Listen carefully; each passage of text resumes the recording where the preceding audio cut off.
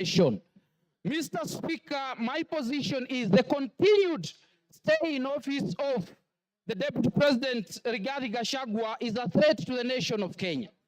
I continue by saying this, Mr. Speaker. Between 1963, when we got independence, we had a vice president in the name of Jaramogi Oginga Odinga.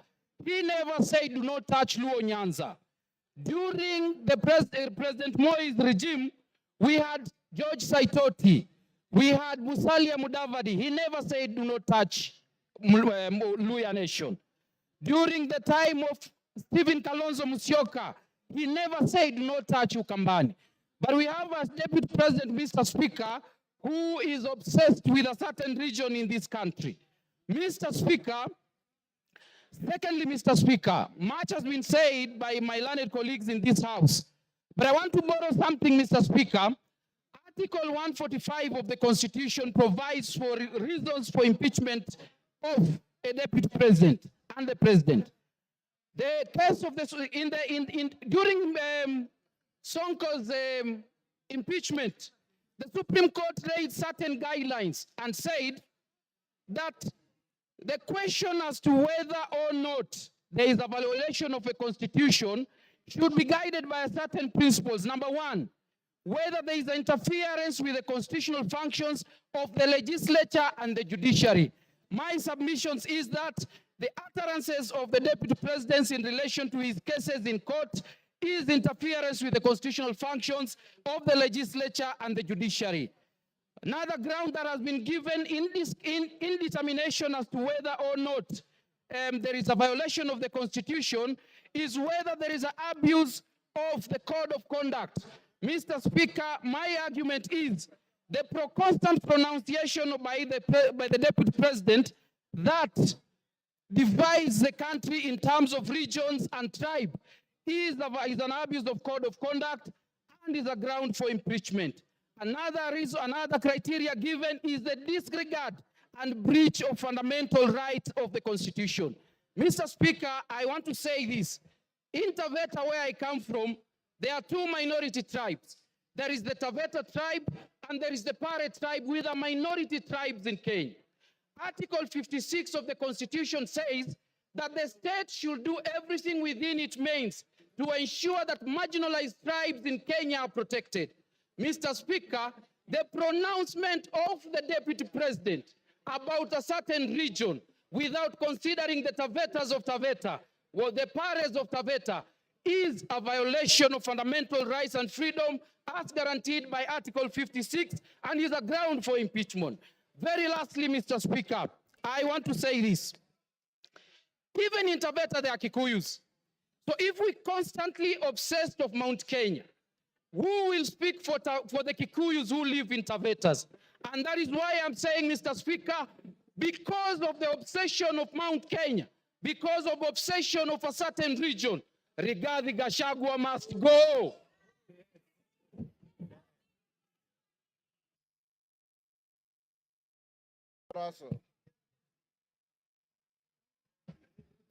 Thank you very much, Honorable Speaker. Honorable Speaker, I want to start with there was a spat between the Pope and Napoleon in 1800. And this is what Napoleon asked the Pope. Pope, how many divisions do you have? Then the Pope replied, I have the Catholic Church. Honorable Speaker, yesterday, during the interview, the Deputy President came up strongly to almost insinuate that this parliament is a bunch of clowns. But this parliament is guarded by so many things. But the very important instrument this parliament wields is this thing called the Constitution. It is the supreme law of the land. Honorable Speaker, one of the reasons why the Deputy President must be impeached is the issue of national unity. He came on public stage to talk about one issue that eventually will discriminate the minorities. 1 man, 1 vote, 1 shilling. That is important in the way he says. But in a sense, the regions that are behind, that are discriminated, that are marginalized, will continue to be behind. Honorable Speaker, Article 56, A1, it talks about minority groups, why they must be in government, why they must be represented. Honorable Speaker, this country must move forward, and it must move as one nation, one people. We are of different nationalities. It is the Deputy President who stood in a public place to say that the problem of this country is the Somalis. The Somalis are part and parcel of this nation. They have done great contribution to this country, and they cannot be excluded for anything. Honorable Speaker, the second issue, why the Deputy President must, and he has to leave that office, is on the matters of national security. He is privy to National Security Council meetings. He attends. Sometimes he could chair. For him to come out and divulge those information to public of need-to-know basis, then it means he has crossed the red line. Honorable Speaker, the third issue is Article 147. The Deputy President is the principal assistant to the President. And sometimes when the President is away, he's delegated to be the President. This happened in the 11th Parliament when Uhuru Kenyatta was attending ICC. And he wrote down that President Ruto will act on his behalf. It can happen even this time. If we have a president who is already determined to discriminate some parts of the country, then how do we trust him with power? Honorable Speaker, lastly, he is not assisting or supporting the president. Finance Bill 2024-25 was thrown out by Parliament, was thrown out by the people. Not that people didn't want it, not Parliament didn't want it, because he never supported it. He kept on campaigning against the finance bill. For those reasons, Honorable Speaker, I think the Deputy President must be impeached. Thank you, Honorable Speaker. Farah Maalim.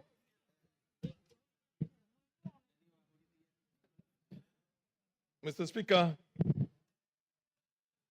I want to weigh on this motion. Mr. Speaker, we are not trying to reinvent the wheel again.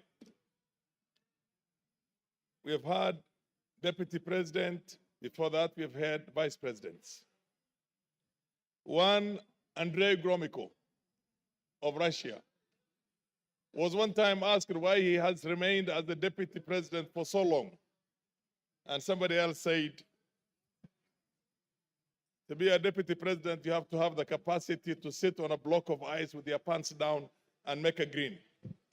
A Deputy President is no more than a personal assistant to the President. And that's how it's provided for in all constitutions, all over. I haven't seen one in which certain executive authority is given to the Deputy President. In the US, if you remember very well, when John F. Kennedy was the president, there was a brother of John F. Kennedy who was Attorney General, who was called Bobby Kennedy. Bobby Kennedy literally did not think Lyndon B. Johnson was anything. But Lyndon B. Johnson kept tight, watched his cool, and later on he became the president of the US. In our own country, Mr. Speaker, can you protect me from our friends? In our own country here, I know many of you are not my age, you're younger than me, but a good number of you are also either my age or slightly older. When Moi was the vice president, which is the number 2, he was so humiliated, so much so that an SSP called Mungai slapped him in the State House in Nakuru when he was going to go and see his boss, who was the president. He did not complain publicly. He did not complain privately. He just went about his business.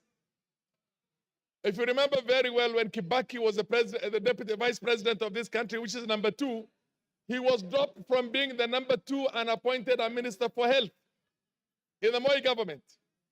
He went to the president, thanked him for giving him the opportunity to be his vice for 11 years. Mr. Speaker, can you protect the house? It's too much sound. Let's go on.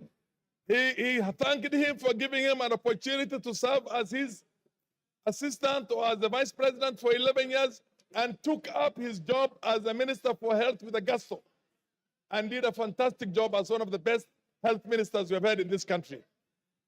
Mr. Speaker, many people have been deputy presidents or vice presidents or number 2 in the executive here. I am glad I have been vindicated because about a year ago, I had said that Rigathi Gachagua is the worst number 2 in the history of this country. And I'm sure now I'm being vindicated. Order. Order, members. Order, member. Is that Masara? Yes. Maintain your silence. Carry on. I said exactly 1 year ago, Rigathi Gachagua is the worst number 2 in the history of this country, whether a vice president or a deputy president. I'm glad I'm vindicated today. I remember when we had almost a collapse of the state and the nation in 2008, and we had the national accord on the floor of this house, and you were also a member of parliament. Raila Odinga was made the prime minister of this country. There was Raila Odinga, and there was also Kalonzo Musyoka, who was the vice president. Technically, in law, Raila was supposed to share 50-50 power with President Kibaki, but he was happy to say that he will support the president. And he supported the president until the term was over. I mean, that is what it's supposed to be.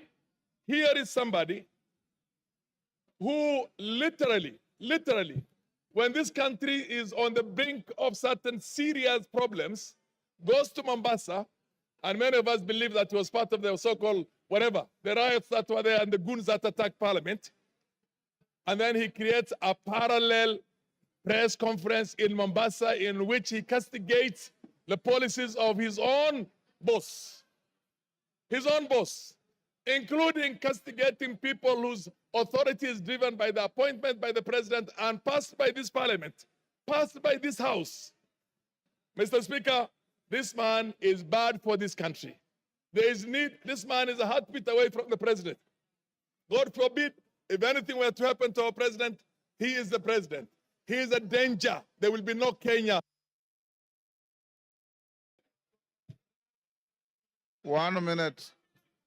If Gachagua has anything to do with, as far as I'm concerned, he did not even give me the benefit of saying that, let's be careful with the Somalis, we don't like Somalis. He called us warrior. You know what I mean? He didn't give me even the respect or the courtesy. I could not say Mau Mau. I would say Kikuyus if I want to talk about Kikuyus, or look for any derogatory name. I will not look for that. He didn't give us even that respect of saying the Somalis of Kenya. He said warrior. They do not have any role. They are not shareholders in this government. And you know what? I come from a region, Wajir County alone is bigger than Central Province, Mountain Region, Western Province, and Nyanza put together. In Nyanza, and you have not gone to Garissa, you have not gone to Mandera, you have not gone to Marsabit, where we share with our Cushitic brothers, you have not gone to Shiloh.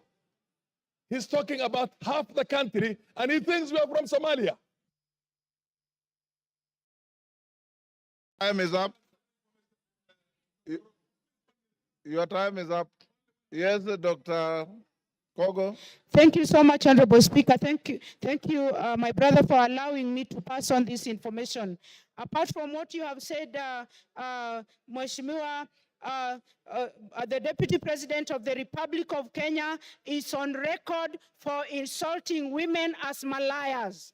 And I want to go on record. He said that the one and only beautiful Honorable Jematia is a Malaya. And somebody can negate that. And I have to say it. I thank you so much, Honorable Speaker. Yes, your time is up. Give him 1 minute. Okay, yeah, 1 minute. Mr. Speaker, Mr. Speaker, Yes. this country belongs to us all. This country belongs to all of us. If you try to marginalize me, and tomorrow I take up arms and decide to fight that, do you think there will be a Kenya? Do you think 100,000 Somalis taking arms, there will be Kenya? Or 50,000 Turkanas? Or Sabaots? Or Pokots? This man is playing with this country. We shall not have stability, Mr. Speaker. We must have a country in which we all feel that we are loved and we are equals. Equals. Mr. Speaker, I support this motion of impeaching Gachagua. Let's do it the fastest possible, and we should never have somebody like him in future in any position of leadership. Mr. Speaker, we are all equals in this country. There's nobody who's more equal. We fought for independence. All of us fought for independence, although some will want to try and hide the... Your time is up. Member for Turkana at the back. That is who? Emade. Emade. Thank you, Honorable Speaker. I want to just give some comments on the same. Honorable Speaker, when the Deputy President was being sworn in at Kasarani, I only knew him as a personal assistant to the former President Uhuru. And after he spoke and he sat down, I was seated close to Honorable Kiborek. I told Honorable Kiborek that this is not going to be a good person. From the analogy that formerly he was a PA to the former president, and the manner in which he spoke to me was in the contrary. I just said that when he was being sworn in, I didn't know him. The only thing I knew about him was he was a PA. Now, the chicken have come home to roast. And Honorable Speaker, I want to say that I support his impeachment the same manner in which over 92% of my constituents in Turkana Central have agreed that we do the impeachment. Honorable Speaker, the impeachment is in two parts. There is the anti-corruption part of it, and there is the ethical or the ethics part of it. I want to speak on the ethics. And Honorable Speaker, here is a man who is full of himself. He is a very proud person, and Honorable Speaker, he doesn't even know what to say. He just speaks in the manner that does not depict him as the Deputy President of this country. Honorable Speaker, the Bible in the book of James brings out the bad part of the tongue. It says the tongue is this part of the body that is a world of evil. It is a fire. Honorable Speaker, the tongue corrupts 56. This is a man who will not be able to speak for the minorities. He is a man who will not speak for the marginalized. Honorable Speaker. Honorable Speaker, again, we are processing a divorce because this is akin to King Nebuchadnezzar, a man who was like everything in the Chaldean, in the city of Babylon. And Honorable Speaker, Kenya wants to unite. Kenya wants to kill the animal called tribalism. This is not the Deputy President that Kenya will require to kill the devil of tribalism. This is not the man who is ready to unite us. This is not the man who does not even know there are El Molos in this country. He does not know that we have the Dasanach or the Merile in this country. Maybe at some point, because he has never been to Turkana, he does not even know the Turkanas exist in this country. And therefore, Honorable Speaker, this is not the man who can unite Kenya in the office of presidency. And therefore, I support his impeachment. Thank you, Honorable Speaker. Edith Nyenze. Edith Nyenze. Thank you, Mr. Speaker, for giving me this time to say what the great people of Getui West have sent me to come and say.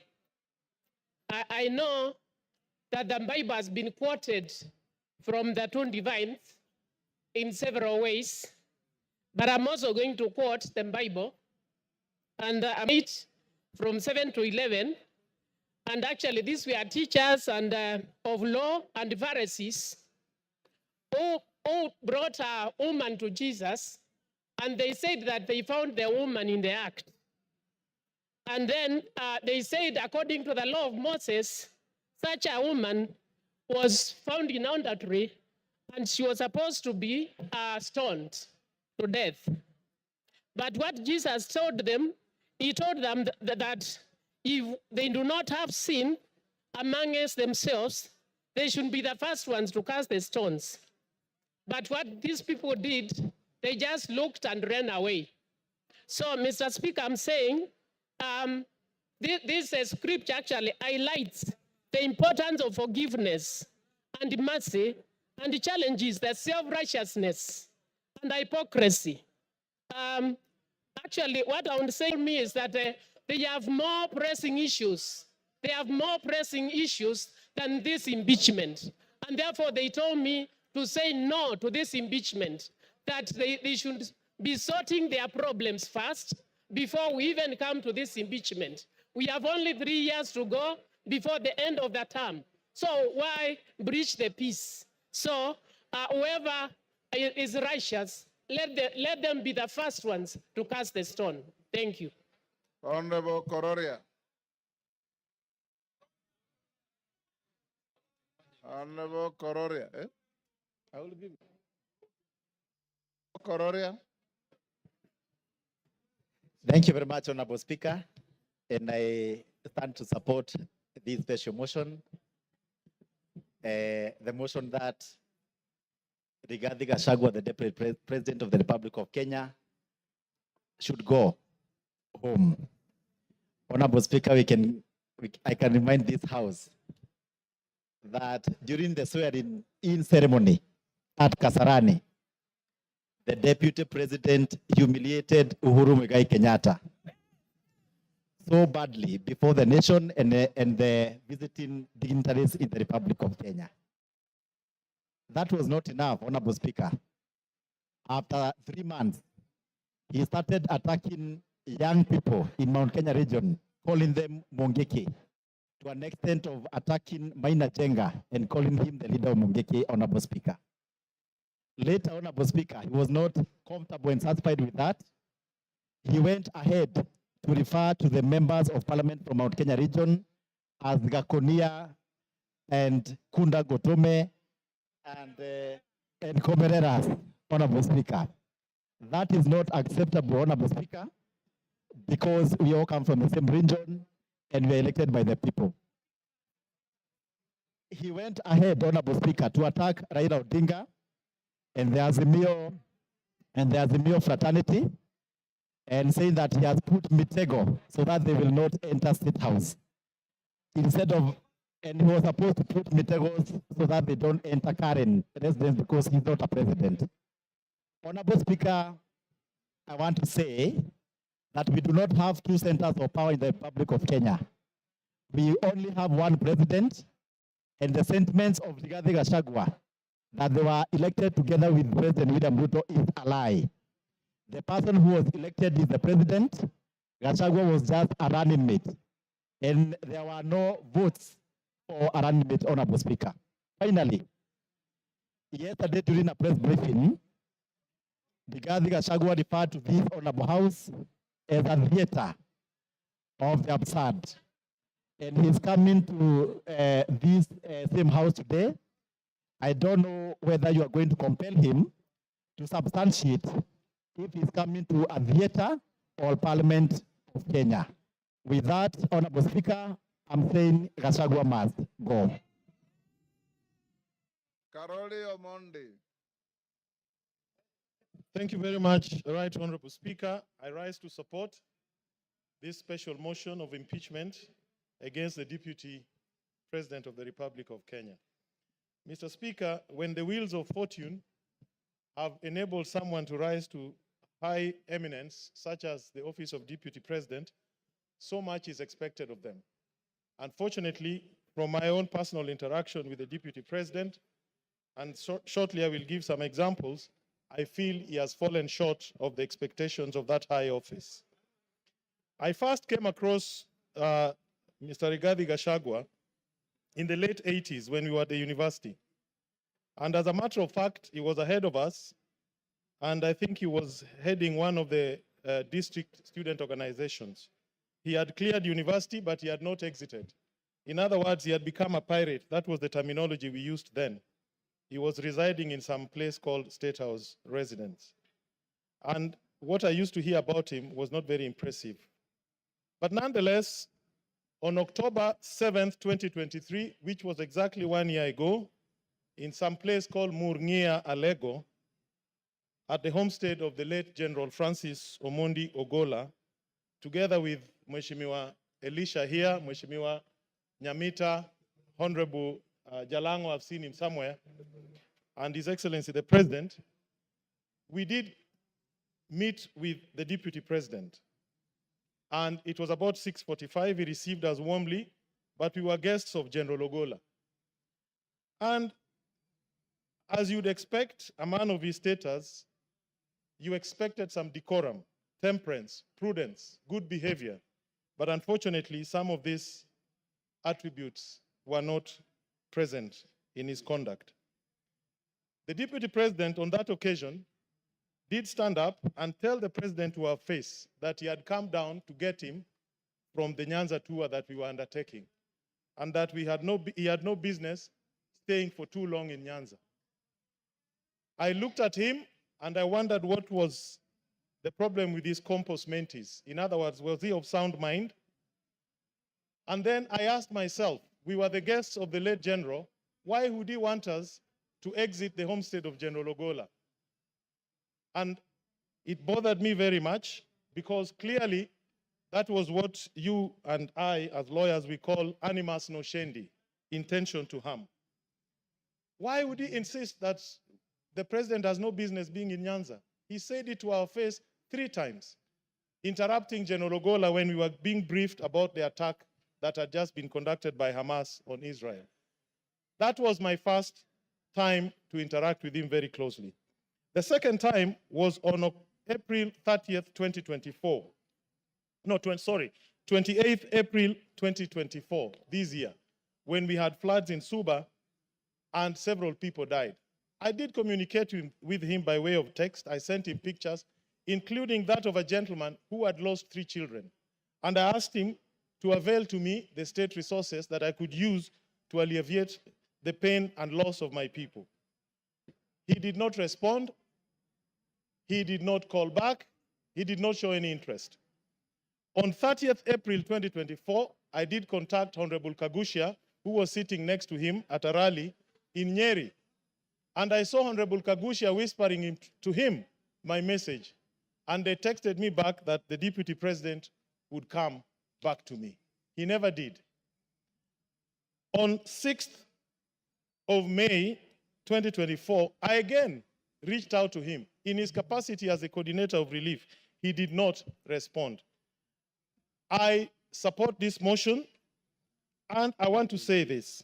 What I found with Honorable Gachagua is lack of education. Obama says, education is not a name of any degree or certificate that can be shown to others as proof. Education is the name of our attitude, actions, language, and behavior with others in real life. I'm on behalf of people of Suba South, I am supporting this motion, and I want to inform the House, our role today as a grand jury is not to establish beyond reasonable doubt any of these charges. Our role is very simple. Our role is to say we have found triable issues, frame the charges, leave that trial to the Senate. And once we do that, we shall have discharged our duty. Mr. Speaker, I fully support. Thank you. Your time is up. Kanjori.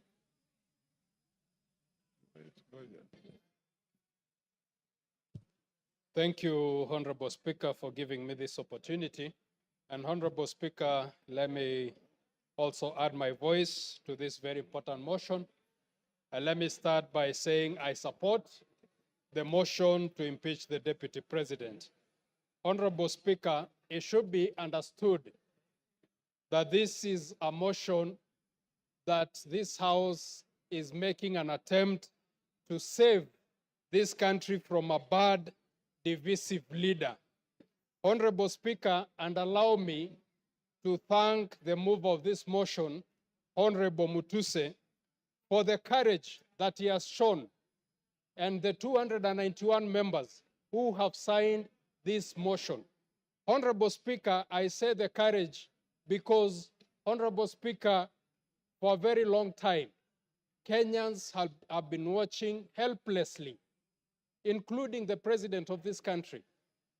They've been watching helplessly the deputy president moving around this country, dividing this country into shares and dividing this country in tribal lines.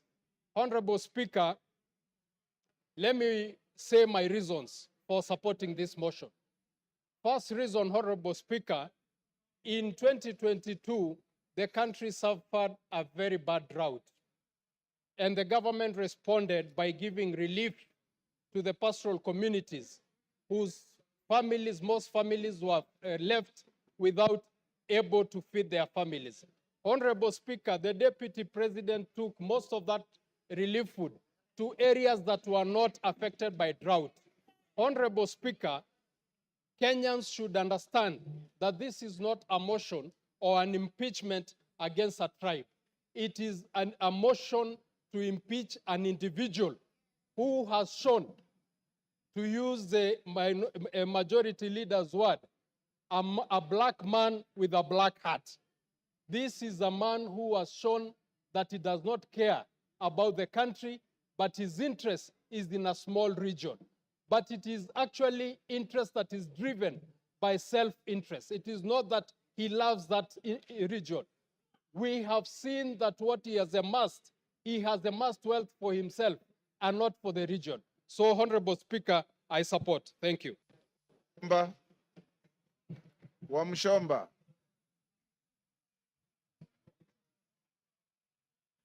I thought you normally sit this side. Thank you. The temperatures there are too high. Mr. Speaker, Go ahead. I rise to defend the Deputy President Rigathi Gachagua against what I am calling mob justice, a process that has not given him the right of reply, a process that has gone on, presented some fact checks to the villages, and disseminated information to the members of public without giving him the opportunity to defend himself. Hold your horses, Wamchomba. I was consulting with KJ. I didn't hear what you said. Can you repeat?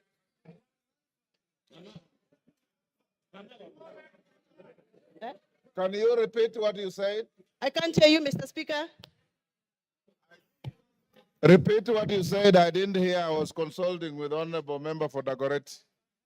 I have said I rise to defend the Deputy President, the Honorable Rigathi Joyfrey Gachagua, against a process that I feel, personally, as my opinion, it is mob justice against the Deputy President because he has not been given the right of reply before we went for public participation. That is what I've said. Honorable Wamchomba. According to the standing order here. Honorable Wamchomba, that is neither factual nor legal because the Deputy President is appearing before this House at 5. So be factual. Mr. Speaker, yes. Please allow me to execute my point, then you can guide. Procedurally, Mr. Speaker, the fact sheets that were distributed in our constituencies had allegations that were read out to members of public as facts. So to me, the fact sheets that were distributed in our constituencies were fact sheets that were communicating facts. But from where I come from, Mr. Speaker, what was typed in those papers was not factual and needed to be interrogated. And I'm glad that the Deputy President is appearing in an hour's time here to come and clear the air. Mr. Speaker, before I defend and I give my submission, I request you to allow me to refer to the Standing Order number 91 on responsibility for statement of facts. A member shall be responsible for accuracy and facts for whatever allegations that comes and disseminates from this house. Mr. Speaker, this morning we were watching video clips on our television in this house. Those video clips that were played in this house were reported speeches that were reported from various media houses in this country. Mr. Speaker, according to the Kenyan Constitution and the Data Protection Act, it is our duty to clarify information before we disseminate and use it for a quasi-judicial process like we are handling today. Mr. Speaker, I would want your guidance whether those media clips that were used this morning in the floor of this house by the mover of this motion, whether those media clips were qualified to be used in this process of impeachment. Mr. Speaker, my other issue is I will be glad that the mover of this motion clarifies that the allegation around the corruption issues on procurement matters have been taken through the right areas of Auditor General so that we can have fact to discuss this afternoon. Otherwise, according to me, the allegations that have been tabled by the mover of these motions are mere mudslinging, they are hearsay, they are gossips, and they must stop. And Mr. Deputy President must continue working for this country with all the energy, with all the labor, and with all the love that he has had. And those that feel that Mr. Deputy President has been biased into Mount Kenya politics, please forgive us, but we must tell you, everybody has their home. The Deputy President comes from Mount Kenya, and every good thing starts from Jerusalem. Even Jesus had to start his good work from Jerusalem. We are the Jerusalem. We shall continue allowing the Deputy President to do the work he's been doing in Mount Kenya, even as he tries and attempts to work in other parts of this country. I have personally escorted the Deputy President in other areas outside Mount Kenya. I know Mr. Deputy President has tried. It is barely 2 years before Mr. Deputy President continues with this work. Please allow him space to work. 2 years are not sufficient. Even for the members in this house know very well. They have also not been able to do what they promised their voters during campaigns. We are all elected members here, and we know we made pledges, and 2 years are not sufficient for anybody to use that as a basis to judge anybody on the performance. I support that the Deputy President be given the opportunity to serve this country, and those that are attacking the Deputy President for working on behalf of the Mount Kenya region, they must also accept that everybody has a village where they come from, everybody has a home where they come from, and every good thing starts from Jerusalem, just like Jesus Christ did. Asanteni sana, and I refuse. The Deputy President is going nowhere. He's going to stay here to serve us as we gave him votes. Thank you very much. Thank you, Speaker. Thank you, Honorable Speaker, for giving me this opportunity to contribute to this very important motion. Mr. Speaker, an English saying goes that a sheep lives its entire life afraid of the wolf, only to be slaughtered and eaten by the shepherd. To the people of Mount Kenya, you know we are farmers.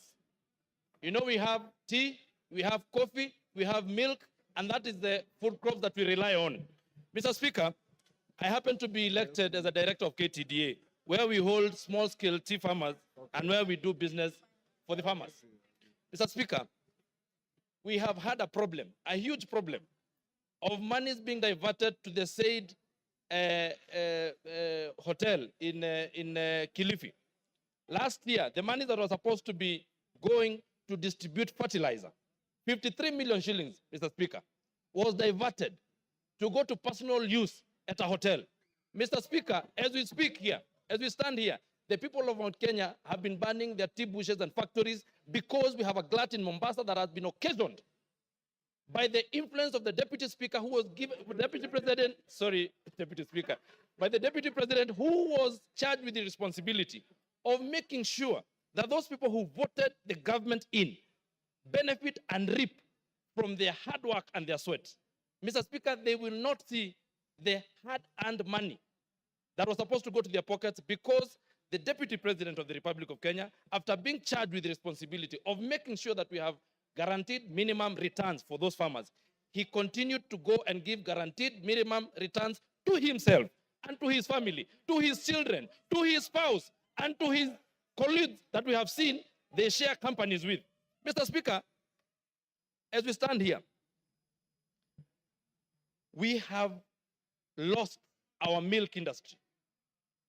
We have lost our coffee industry. You have seen that we have cooperatives where farmers are now stuck with their coffee. Because, again, the person who was charged with the responsibility of making sure that the sheep is safe is the one who went, took a knife, and ate the same sheep. Mr. Speaker, I know there might be some tension and people from the mountain feeling like everybody has been talking about the mountain, but even the mountain people are suffering, even us, because there's someone who just hides under the pretext that he's an honest man, he's he's a truthful man, but he's a truthful liar, Mr. Speaker. Therefore, I want to say this: the seat of the presidency is a symbol of unity in this country. And when the deputy president stands and accuses the NIS, like he did in Mombasa, we live in a community, and even the people who are in the intelligence sector live in a community. There is a community, a world community of intelligence. When you disparage such an office, such a high office that is supposed to make sure that you protect and give us protection in this country, Mr. Speaker, that to me is gross misconduct and it is impeachable. Mr. Speaker, when you go to State House and you say that you have put traps for some people not to access State House, yet they are members of this republic, yet they are people that we respect like Raila Odinga, Honorable Raila Odinga. Mr. Speaker, we say that we cannot continue like that because we had lived a very good life before this campaign started from 2022 when people said that we are going to vote not anymore along the tribal lines. But we have seen that we have someone who has been given position of power and he has decided to use it for his own personal aggrandizement. Mr. Speaker, the people who are watching the interview yesterday, they sat and asked, how is it that the people who are of age and people who've been doing business have not been able to access 600 million shillings in a bank? How many business people here have accessed 600 million shillings and what is their collateral? Mr. Speaker, you have had the deputy president lying in front of the television, saying that he has gotten this wealth from his brother, yet we know his brother has his heirs who are his sons and his widow, and those people are crying in Nyeri. The same way, people who are my members of parliament, my constituents like Uhuru Muigai Kenyatta, he's crying. His goats were eaten the other day in Roiro, and he's the one who sanctioned the eating of his goats. In fact, he then comes and lies to us that he has apologized to the president, to the former president, who is not in the country. Your time is up. Ken Chonga. Ken Chonga. Asante mstahiki Spika kwa kunipatia nafasi hii nichangie mswada huu ambao uko mbele ya bunge. Mstahiki Spika, mimi sijaokoka na nimesikia wenzangu kila wakichangia hapa wanataja sehemu fulani fulani za Biblia ambazo kwamba zinaambatana na matamshi ambayo wanataka huko yazungumza, lakini kwa kwamba kweli kuna mbinguni na kuna hera, nafikiria Rigathi Gachagua atakuwa kuni za kuchoma ambao watachomwa. Na kisa na sababu mstahiki Speaker ni uongo ambao kwamba Deputy President ameujaza katika matamshi yake. Jana jioni nilichukua muda wangu mstahiki Speaker kumsikiza hoja ile ambayo kwamba alikuwa anaizungumzia. Ninashukuru kunipa nafasi hii kwa sababu mmoja kati ambaye aliguswa pale ni mimi. Mimi nikiwa mbunge wa Kilifi South ama Kilifi Kusini, ile hoteli ya Gachagua pale mahali imejengwa iko eneo bunge langu mimi. Na yale aliyozungumza bwana Deputy Governor jana ulikuwa ni uongo mtupu. Sorry, Deputy President. Kitu cha kwanza mstahiki Speaker, wakati King Charles III alipokuja ndio aende atembelee kule chini Kuruwitu, alikuwa amekuja kwa mwaliko wa Kuruwitu Conservancy CBO. Na wakati alipofika kwa Kuruwitu Conservancy CBO, mkutano ule haukuchukua zaidi ya dakika 30, akaenda Vipingo Ridge.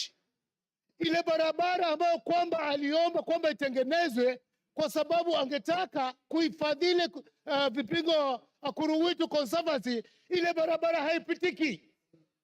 Lakini Deputy President akaona amepata nafasi nzuri sana.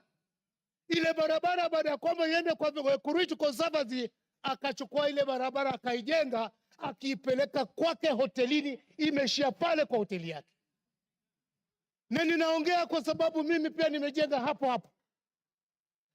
Bwana Deputy President alisema kwamba watu waliomba hiyo barabara ijengwe, kulikuwa na public participation. Ni kweli kabisa tuliomba ya kwamba barabara ile ijengwe, lakini hii kwamba ni uhusiano wake yeye na wenyeji wa Kuruwitu, kwamba ni uhusiano ambao ni mzuri, wanaelewana, na kwamba hata mbunge eneo hilo anajua.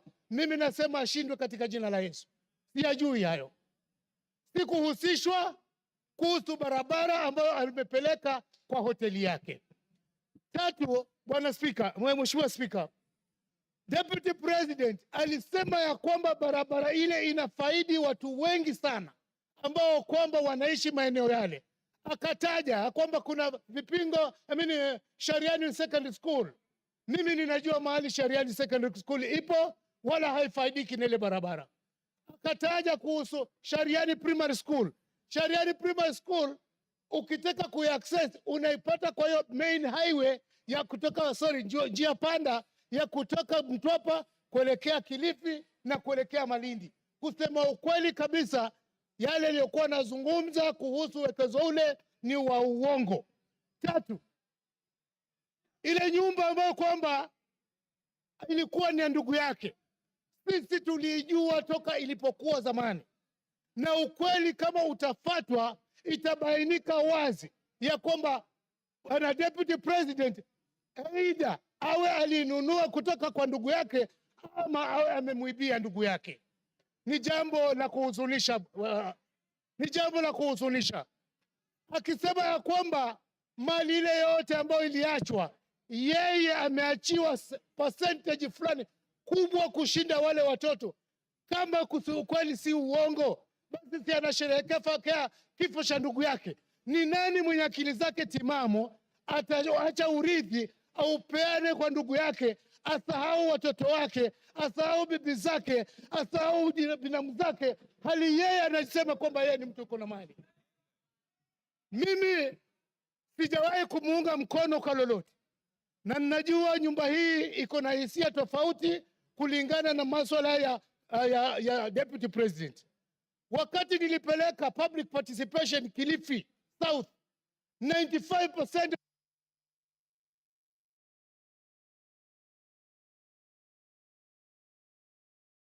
Give him 1 minute. Na asante sana mstahiki Speaker. Na asije akasema ya kwamba yeye alichaguliwa na watu sijui milioni 7 na Ukweli wa mambo ni kwamba sisi ambao tuko hapa kama wabunge, sisi ndio tuna represent wale watu ambao walitualika pale. Kwa hivyo asiseme kwamba sisi hatuna uwezo wa kutoa amri au mamlaka ya kwamba yeye agatuliwe mamlakani. Langu ninasihi, wakati umefika. Unajua Mungu akitaka kukumaliza hukuweka kichaa. Mimi sijasema kwamba deputy president ako na kichaa. Ninasema tu ya kwamba matamshi yake kama hata chunga yataelekeza kwamba tumshuku katika akili zake. Asante Musaiki Speaker. Bashir.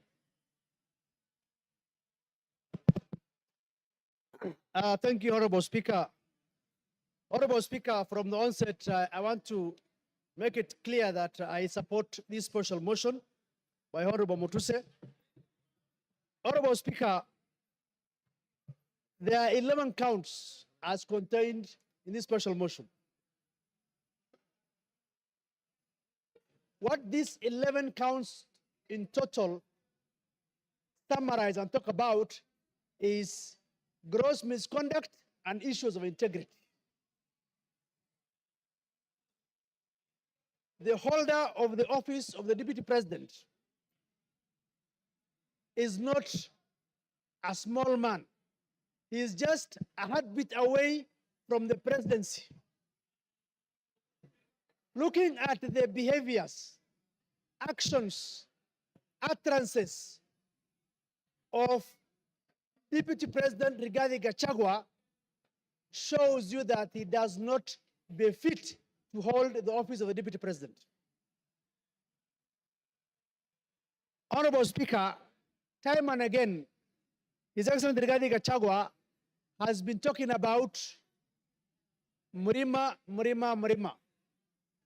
But one thing I want people to know is that the same Murima has people who have been elected by the same representative and who are in this house representing the people of Mount Kenya. Rigathi Gachagua is not the sole representative of Mount Kenya. They have MPs, they have women reps, they have senators, they have governors. He is supposed to represent each and every part of this country called Kenya. Unfortunately, he doesn't understand that bit.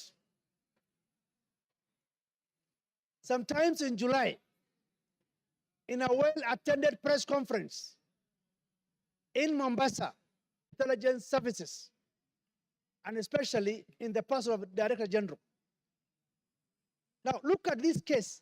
The Deputy President is a member of NSAC, the National Security Advisory Council. He sits in that council. If there are issues that he has with individuals running those institutions, the best place will have been that council. Now, you've been the Deputy President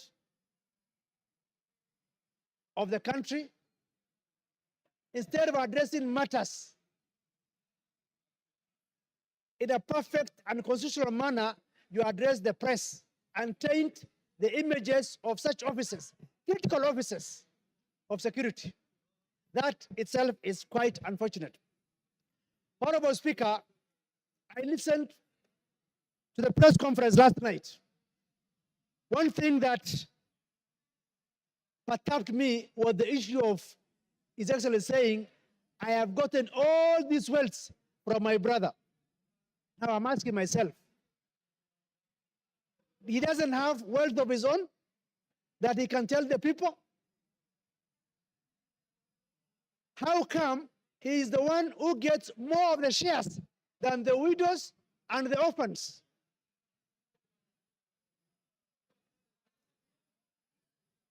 It's also unfortunate that the same Rigathi Gachagua was at one point a district officer in 1997. He was sacked for stealing relief food. What is relief food supposed to go to? To the vulnerable people, vulnerable community of that area. He stole the relief food. We cannot continue to entrust one Rigathi Gachagua with the office of the Deputy President of the Republic of Kenya. We call upon this House to make history for the first time under the new constitution to say that Rigathi Gachagua does not befit to hold the office of the Deputy President of the Republic of Kenya. The President and the Deputy President are supposed to work in harmony. They are not working in harmony. The President sometimes goes out of the country.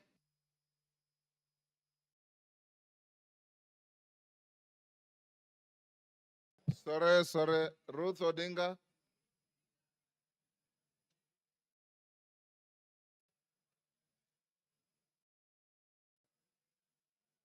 Give her the mic.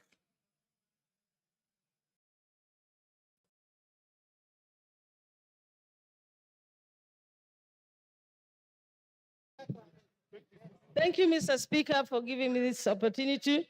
I rise today not just as a member of this esteemed House, but as a daughter, a sister, and a proud descendant of those who fought tirelessly for the freedom we hold dear.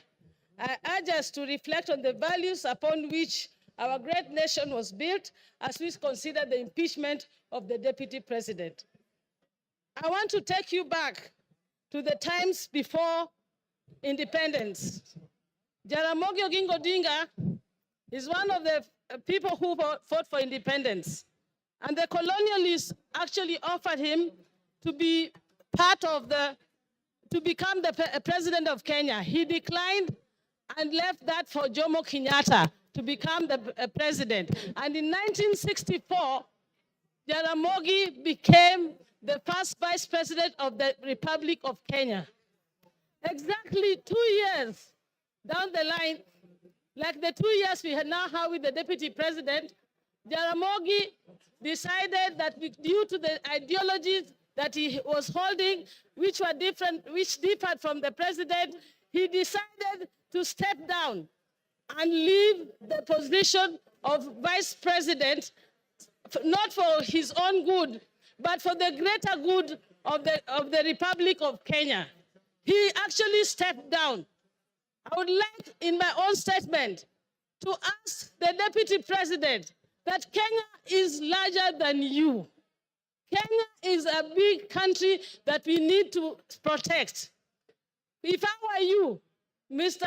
Deputy President, please take the honorable route that some of your predecessors had taken, like Jaramogi, and step down from this position of presidency. Don't take Kenya through the valley of the abyss the dark abyss you want Kenya to go through. Secondly, I would like to say something. I was not one of the people who was actually wanting this impeachment of the deputy president. I felt that the deputy president's impeachment was not the main problems that we were having in Kenya, and that we had other issues. But having heard how the president spoke last night, I am completely convinced from that statement that the deputy president must go, and he must go as soon as possible. One of the reasons why I say that is that we are not here for our personal grandiose and our personal wealth. Kenya, if the deputy president is mourning because his father is going to turn in his grave because of the wealth that is being accused of, I wonder what the people like Bildad Kagia, Jaramogi Oginga Odinga, and all those who fought for us to get through this, to get to where we are, through multi-party. Oginga Odinga and all went through house arrest, detention, to make sure that we get the multi-party that we are enjoying in this country, the democracy that we are enjoying. How are they feeling in their grave when now the deputy president is talking about making Kenya a company? What company are you talking about, and shareholders? When Kenya is a country that we have a sovereign country in Kenya.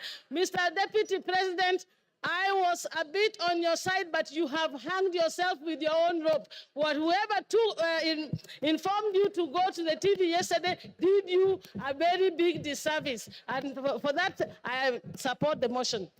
Mbura Aburi.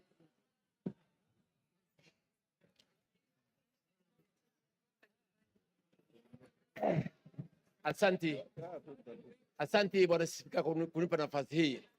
Yangu ni kidogo sana. Nikuseme ya kwamba tunataka naibu wa rais yule ambaye si mkabila, kwa sababu nchi yetu ya Kenya ni kubwa sana kushinda mtu.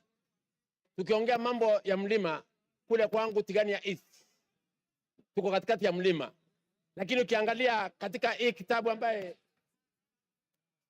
ukiangalia haya mashtaka yaliyo katika kitabu hii, ukiangalia hiyo mashtaka katika kitabu hii, ile zile kampani zote ziko hapa ni za Gachagua, bibi yake na watoto wake.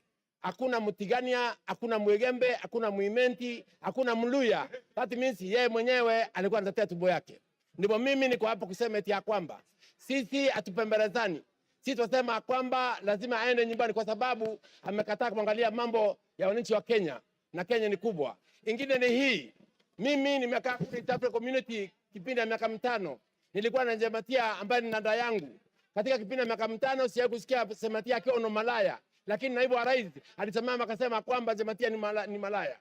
Ya kwamba mimi nikiwa Mporo Mtabori na support naibu wa rais aende nyumbani. Asante sana. Thank you. Women Rep Busia.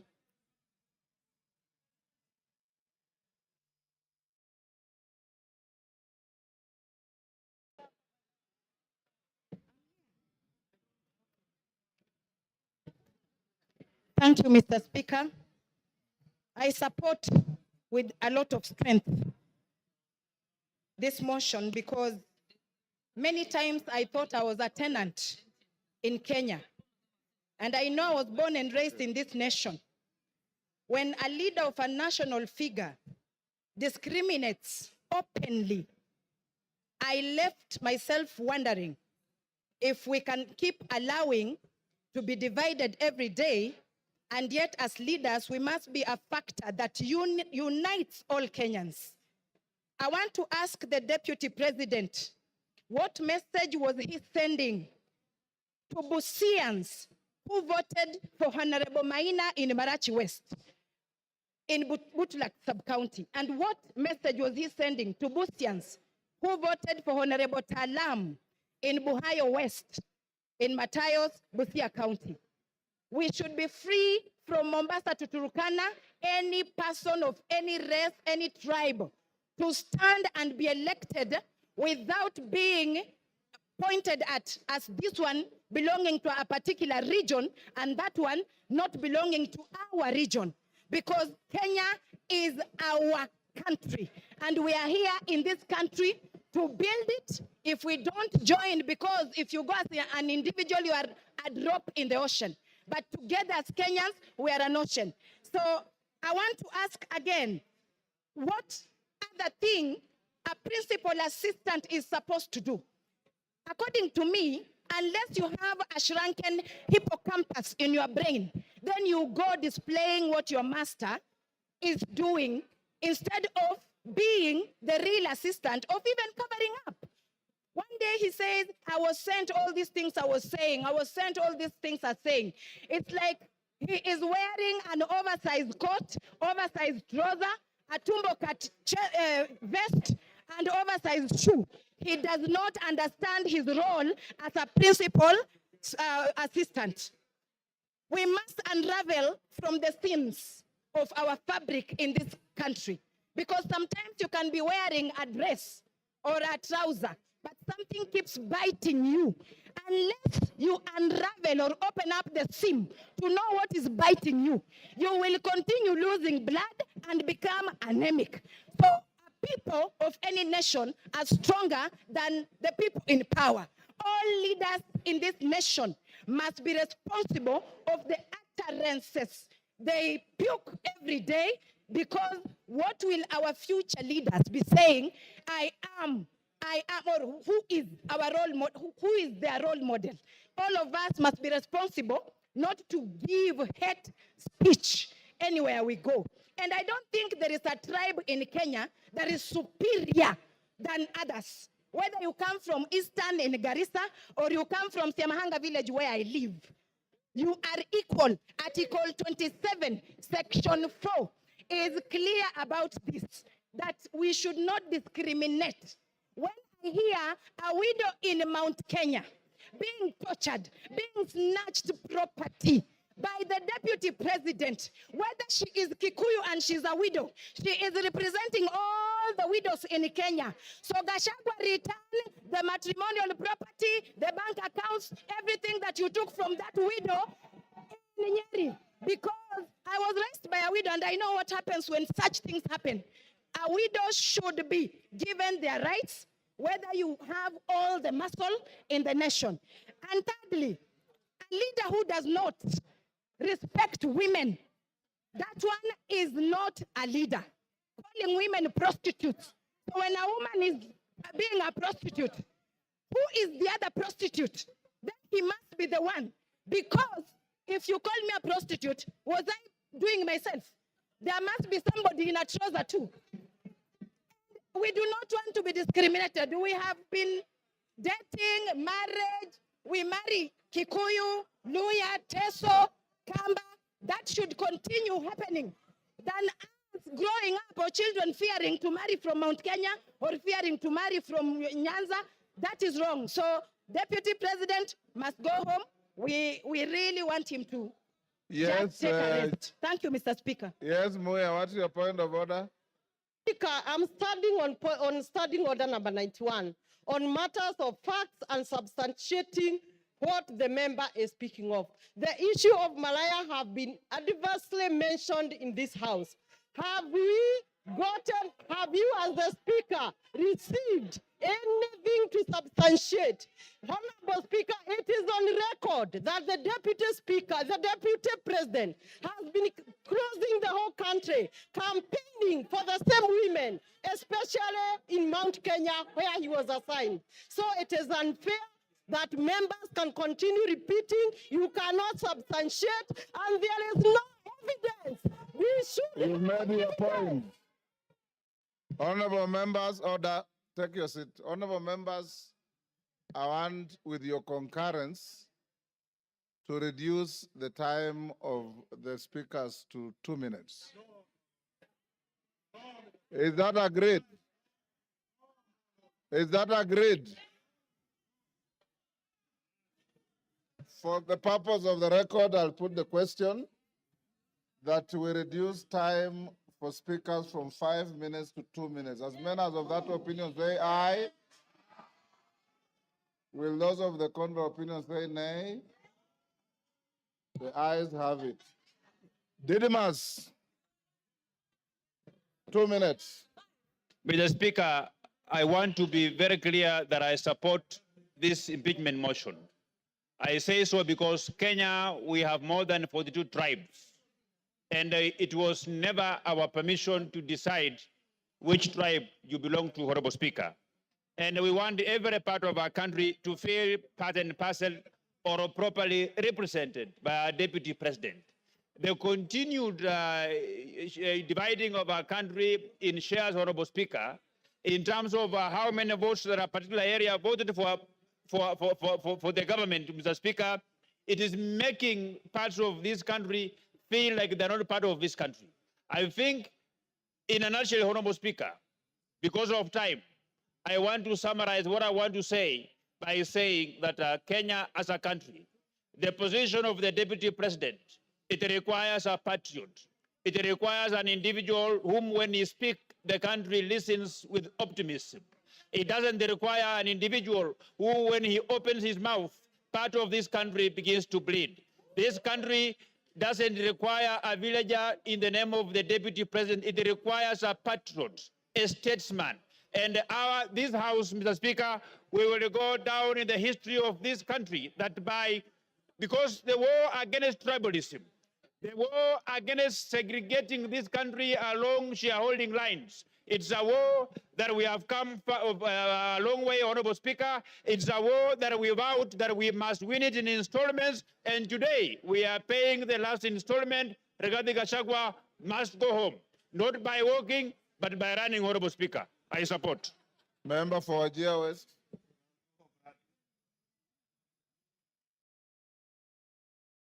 Please, yeah.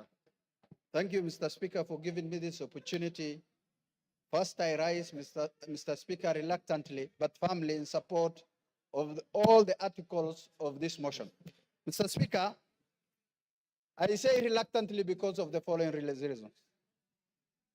Normally, Mr. Speaker, as a Muslim leader, I don't rush to support this grave matter like this to remove the Deputy President of the Republic of Kenya from office after just 2 years of election.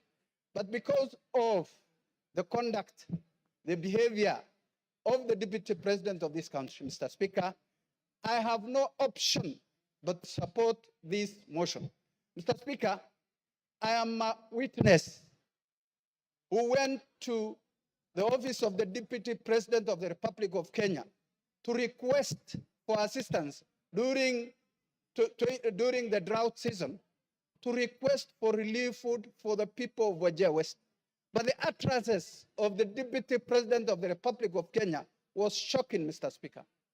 He told me, Mr. Speaker, and I want to confirm to this House, that the Deputy President of the Republic of Kenya told me you have more than your share.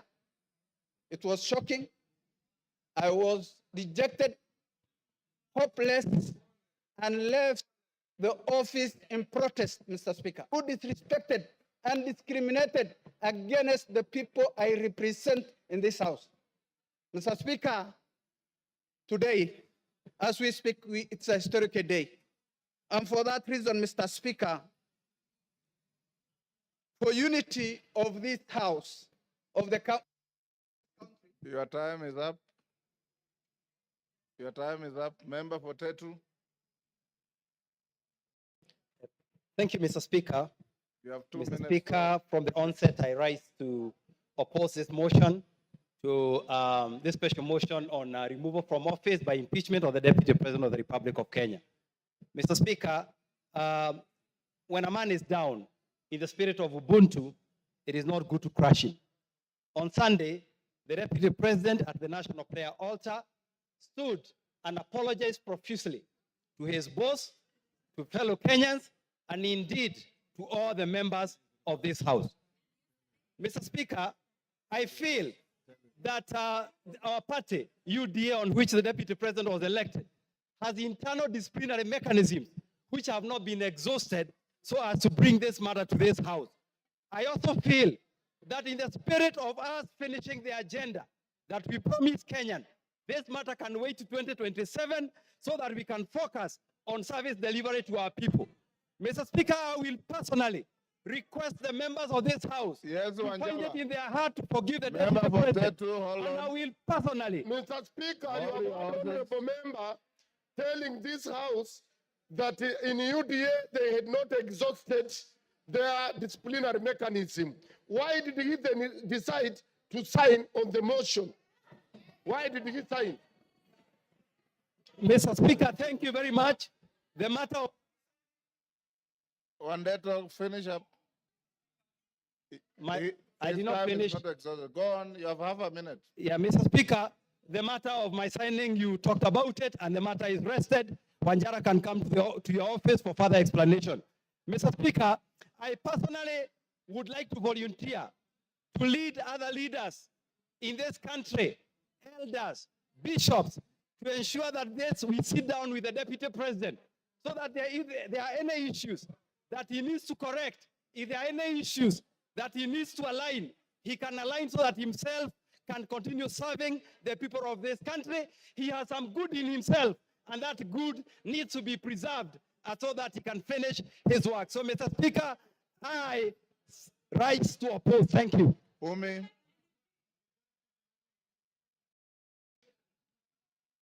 You have 2 minutes. Thank you, Mr. Speaker. I rise to support the motion of impeachment because of many reasons. Mr. Speaker, as a young person and as a representative of the House for the Youth, I wonder how many young people of this country can walk into a bank and access a loan of 600 million shillings without any guarantees of any sort. Mr. Speaker, this is a representation of impunity. The Deputy President stood before the media yesterday as a national leader to defend his children.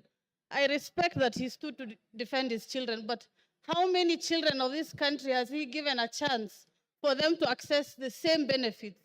Myself included, I cannot access a loan of that amount of money. Mr. Speaker, this impeachment motion is not just an impeachment because of difference of ideology, but it will be a symbol of democracy for our country, that people who abuse their powers can go home, regardless of whatever position they hold. Mr. Speaker, I come from Garissa County. We lost residents from my county at an accident as they were accessing to cross a river because of the flood scandal. Mr. Speaker, out of the 10 billion shillings that he had under his pocket, he only gave us 48 million shillings and disappeared and never showed up again. Mr. Speaker, what can 48 million shillings do for people who are suffering? Mr. Speaker, he did not even step in Wajir and Mandera. This is a deputy president of the whole country. I support the impeachment. He must go home and create a room for other people to get that position. Maybe it's time for other regions to be deputies so that we can get the same benefits. Mr. Speaker, I can even do a good job myself. Mr. Speaker. Your time is up, Jen Kagiri.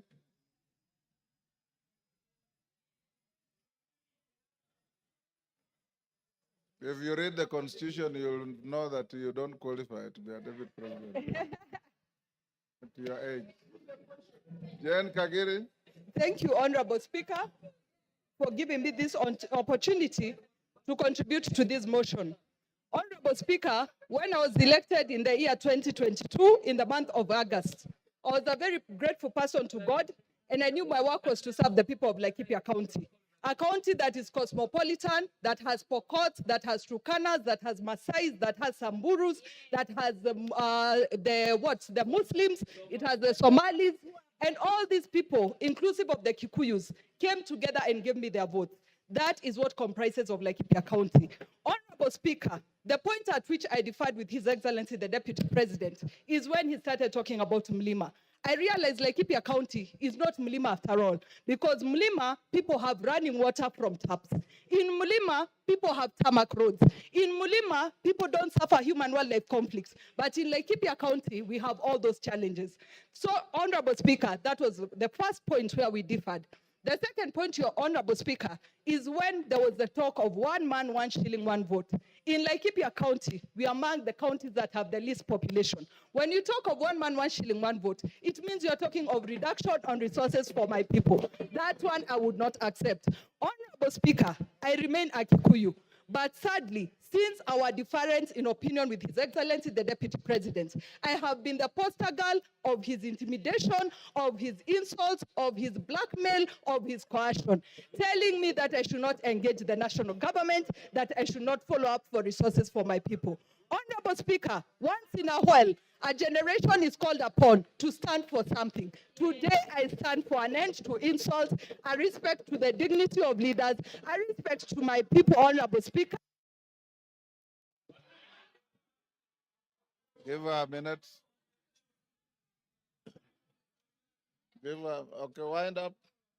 Honorable Speaker, in my conclusion, I must state, many people have called us traitors, have assumed money has been received for this action. But Honorable Speaker, I want to make it very clear. I need no money for the restoration of dignity in this house.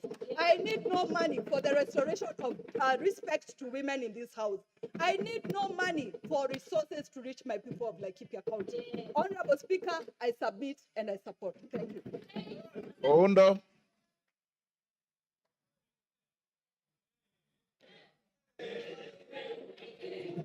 Honorable Speaker, thank you for this opportunity. Honorable Speaker, my attention is drawn to Article 125 of the Constitution. And Article 125 of the Constitution makes reference to the effect that any matter before that the Parliament has got the same powers as High Court. Out of that, Honorable Speaker, then I'm left to look at the evidence presented by my good friend, Honorable Mutuse, and wonder, does it really meet the threshold of any form of evidence as required as required at the High Court?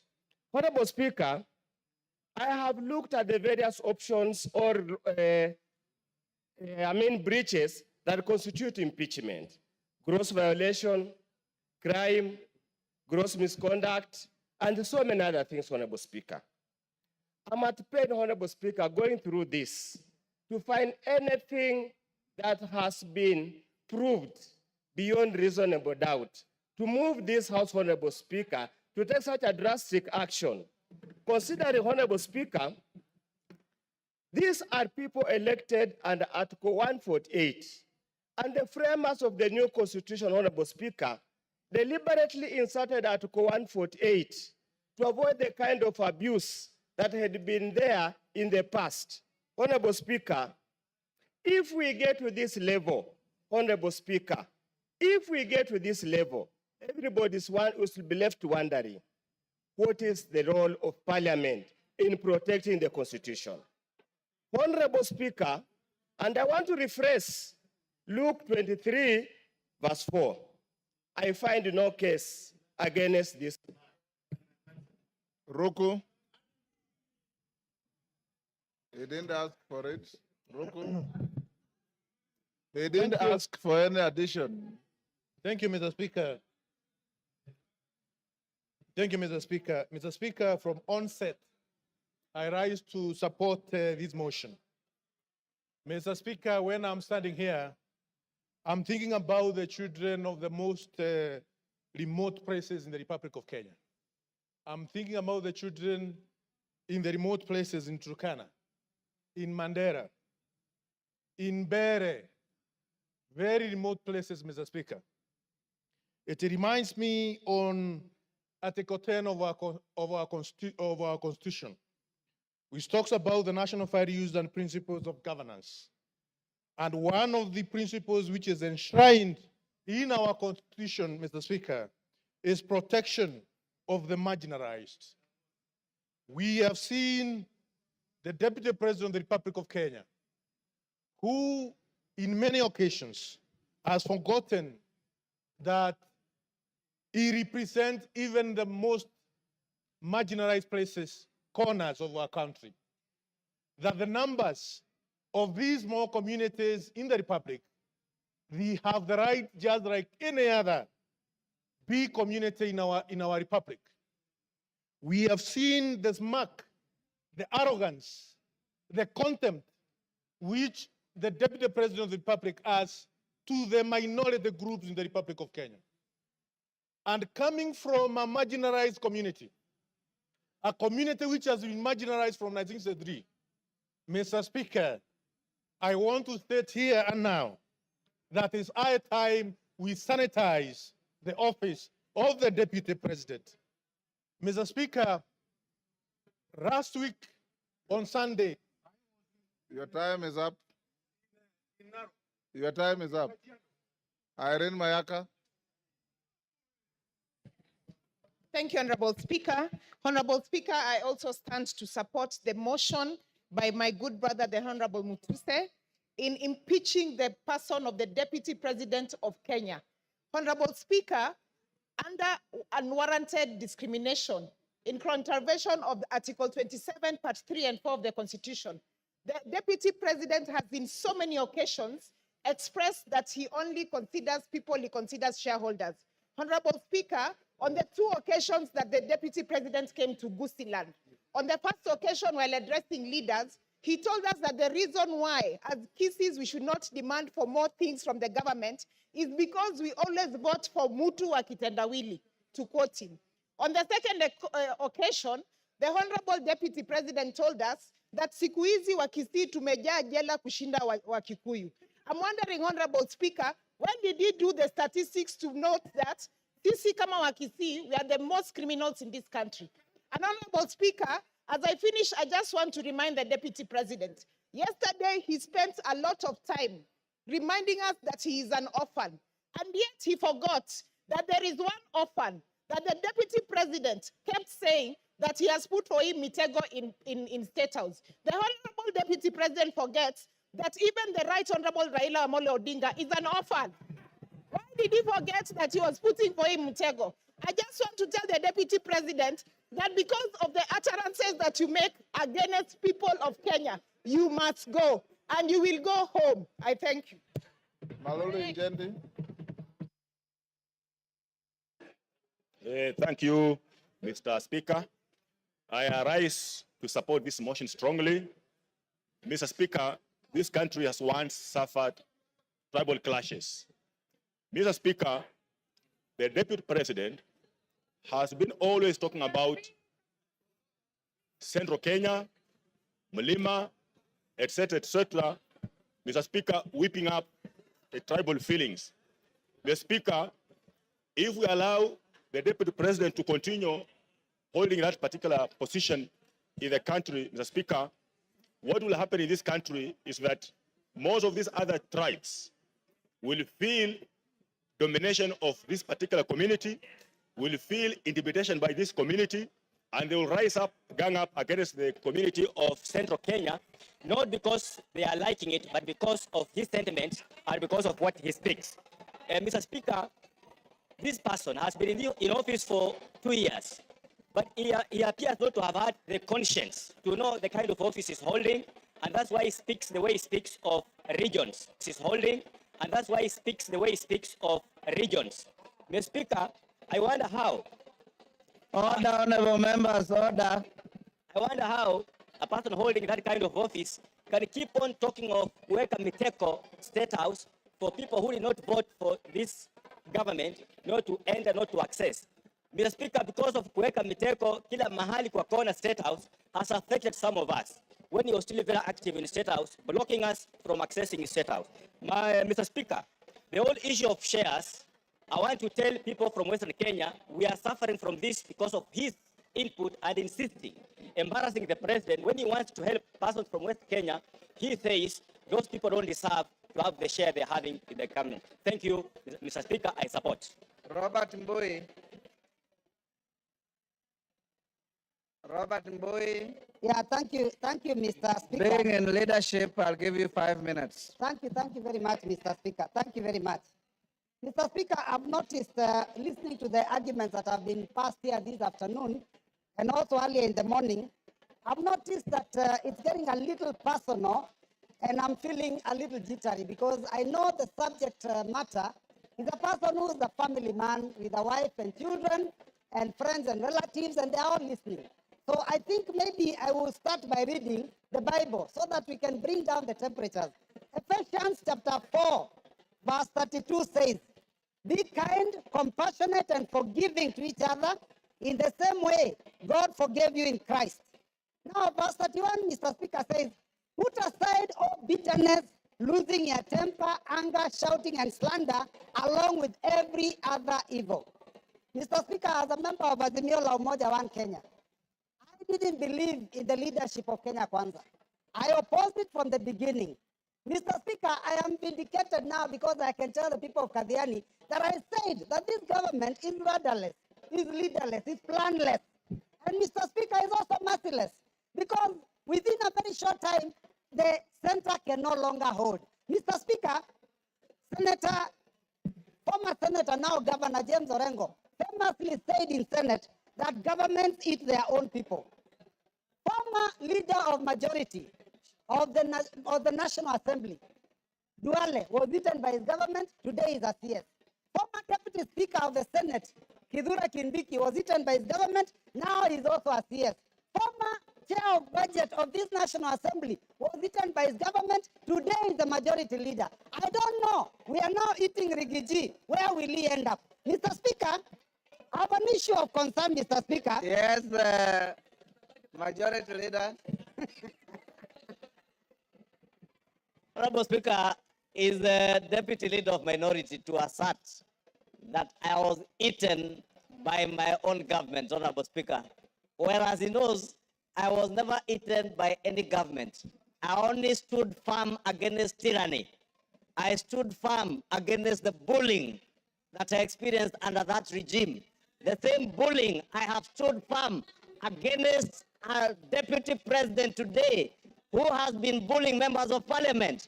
And I have only put my chest forward to defend the rights of all these members, including the Honorable Robert Mbui, who was Honorable Speaker when the Deputy President visited Kathiani.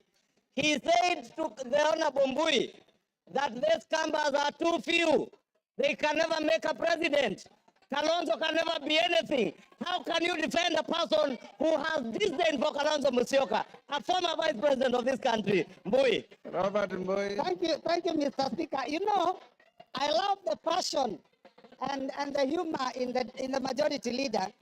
But Mr. Speaker, I'm also impressed by the energy that I've seen in this house, the vigor, the passion from morning. I mean, it is a first bill, or rather it's a first motion, where this house has gone up to public participation in the constituencies.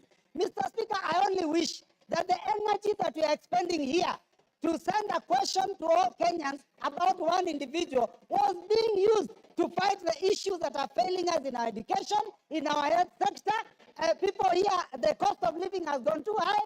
People have no jobs. Mr. Speaker, those are the things that this House should passionately deal with. But Mr. Speaker, for a whole day, and from, I don't know, even the last week or 2 weeks, to deal with one matter, Mr. Speaker, I think that we are losing direction. And it is important, Mr. Speaker, that we deal with the things that are affecting our people. Because, Mr. Speaker, if you look at the education sector, I talked about it here the other day. We don't even have classes for grade 9 going into JSS. Mr. Speaker, the funding model for university has failed. Mr. Speaker, the insurance sector, NHIF, is having a problem, Mr. Speaker. How then do we spend taxpayers' money and time to come and deal with a matter of one single individual, Mr. Speaker? Now we are told that this person, Mr. Speaker, is a tribalist. But Mr. Speaker, those comments that he made, yesterday he made it very clear. And I was shocked. I was very shocked, Mr. Speaker, yesterday, to realize that in fact Kenya Kwanza was actually a company that is limited by shares, and that people negotiated shares for themselves. The mover of the motion is a member of MCCP. MCCP negotiated shares for Lower Eastern. Mr. Speaker, because we had 2 cabinet secretaries in this government. Now, Mr. Speaker, we only have 1. And I'm telling you, Mr. Speaker, actions speak louder than words. The Deputy President may have said that he is a shareholder and there are issues about his community, but if you look at the appointments that are being made in Kenya, then you will realize that the person of the President himself is the one who is the biggest tribalist, Mr. Speaker, because he's appointing people from his own community for every position. Mr. Speaker, if we have to find a situation where a school has failed, you do not fire the deputy principal. You get rid of the principal. Our problem is not the deputy. It is the head. Yes, Farah. Thank you, Mr. Yes, Farah. Mr. Speaker, I was standing. Order. Mr. Speaker. Order. Mr. Speaker. Robert Mbui, you are normally more decent than that. This is a house of. Mr. Speaker, protect me. Mr. Speaker, my point of order is this. This is the House of Rules. This is a law-making body. This is the place where our Constitution itself was passed. You cannot bring, talk about a president or even any other head of state of a friendly country without bringing a substantive motion. So you cannot discuss the conduct of the president. And by the way, I want to correct you. You might point is out of order. Your point of saying that government take your seat is out of order. Kahangara. Yes, yes.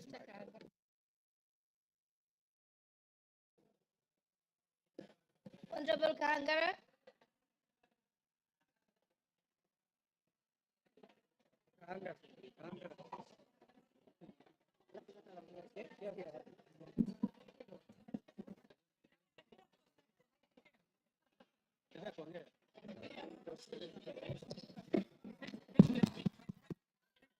Thank you, Madam Speaker.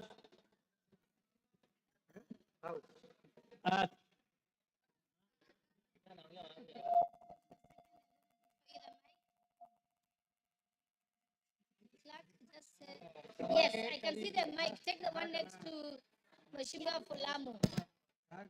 Take that one, yes.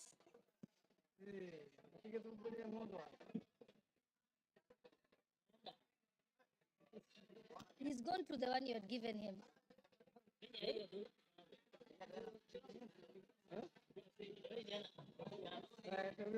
Okay, thank you very much, Madam Speaker, for giving me an opportunity to contribute to this motion.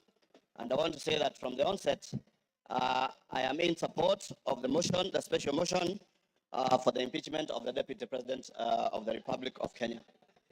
Madam Speaker, let me say that this country, Kenya, is a country that is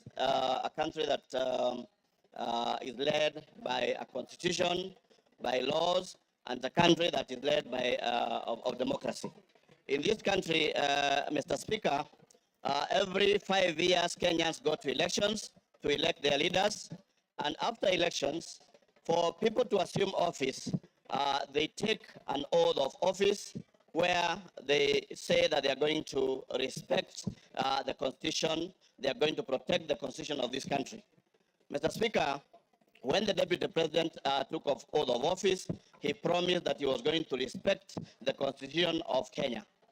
In his responsibilities, we are told that the President is a symbol of national unity. He's the one who is supposed to be uniting this country and also to respect the diversity of the various communities and tribes in this country.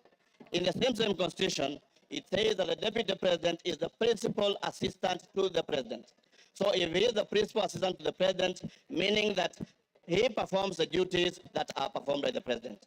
Mr. Speaker, I want to say that the Deputy President has gone around this country talking about chairs, meaning that he has put all the tribes of this country into coalition. And I want to thank the member who brought this particular motion, because we are saving this country from somebody who is, I would call a suicide bomber, somebody who is ready to die, somebody who wants to die with Kenyans, and we want to say that we are ready to fight tribalism, ensure that this country continues in... Your time is up, Kangara Kasheri.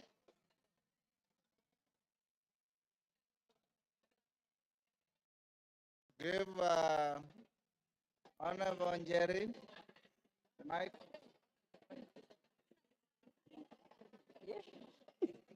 Thank you, Honorable Speaker. I rise to vehemently oppose this motion on behalf of the great people of Kirinyaga. Honorable Speaker, it begs the question, does it not prick our conscience as a House that barely 4 months after passing the grossly unpopular finance bill, which the President himself refused and declined to assent to, that we're here discussing an impeachment motion of the Deputy President of the Republic of Kenya? Honorable Speaker, the young people of this nation unequivocally told us to fix high unemployment levels among the young people, gross corruption at all levels of government, accountability issues in regard to leadership, our ailing healthcare sector, among other things. Honorable Speaker, many young people died on that day, Honorable Speaker. Several others to date are still missing, Honorable Speaker. It begs the question, the priorities we have as a party in Parliament. Honorable Speaker, the motion before us is frivolous, it is baseless, it is lacking in substance. It is nothing but a shambolic political scheme to harm the truthful man for merely being truthful. Honorable Speaker, we must redeem the party in Parliament, Honorable Speaker.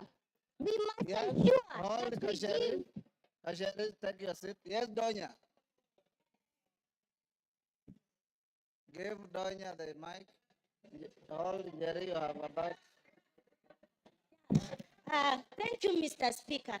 Is the Honorable Gachagua in order to bring things which are passed, like the finance bill, when we are discussing about the impeachment motion? Gachagua is my friend, but this one you are wrong, my dear. We are discussing about the impeachment of Gachagua, not finance bill. Let the forgone be the forgone.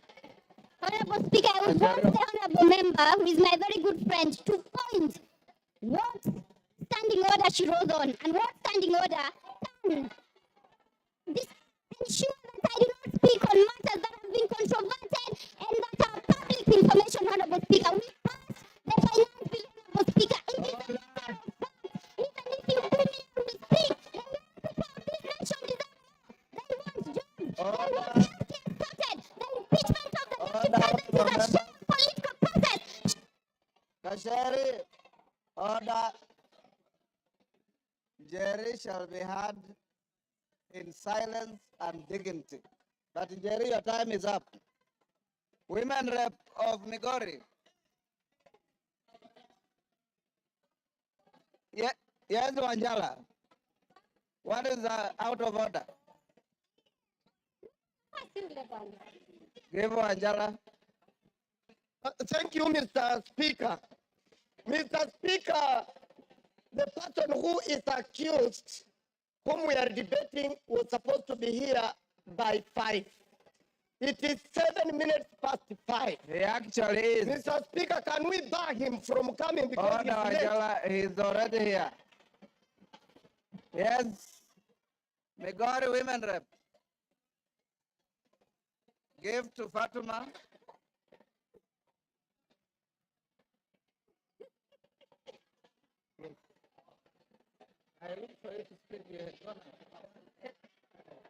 Thank you, Honorable Speaker. Thank you, Honorable Speaker. Kindly protect me, Mr. Speaker. I can't be heard, Mr. Speaker. Order. Order. Order. Excuse me, Honorable Member. Please give me time to speak. Mr. Speaker, thank you for the opportunity you have given me. And as I stand here as a Muslim, I don't know when I'll die. In case I die before the impeachment time, I vote yes, Gachagua must go.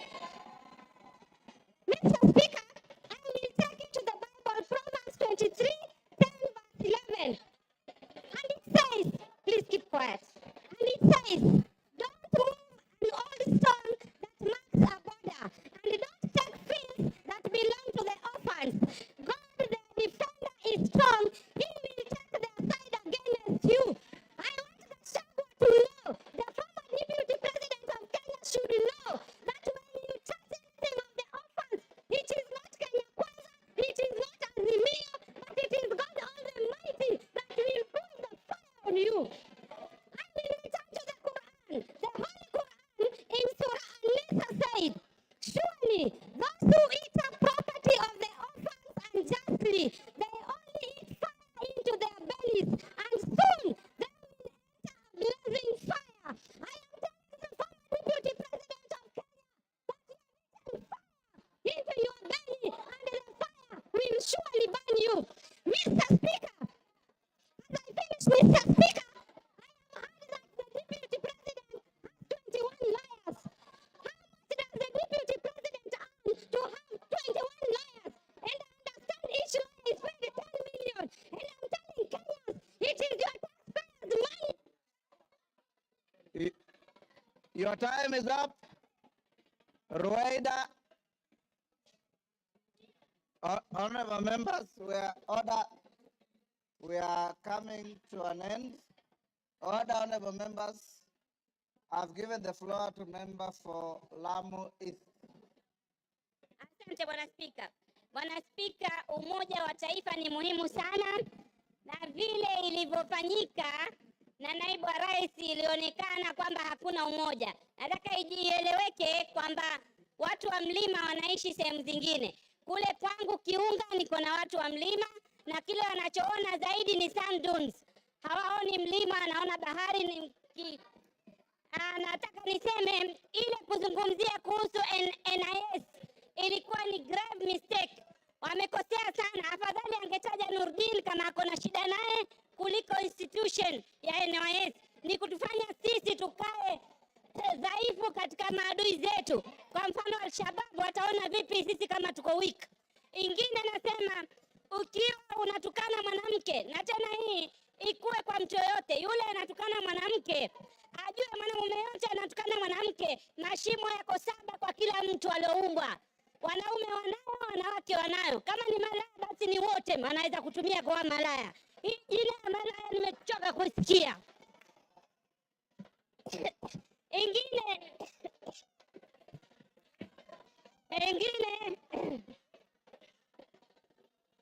naulizwa mashimo ni haya mawili ya pua, ya masikio, ya mdomo na yale mengine mawili. Kila mtu ako nayo. Ingine nataka niseme, sisi tunafundishwa Kiislamu kuheshimu wajane na mayatima. Ikiwa kuna kuheshimu majane na mayatima, basi hairuhusiwi kidini yetu. Asante Bwana Spika. Order. Member for Kipipiri, take your seat.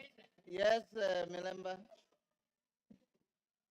Honorable Speaker, thank you for this.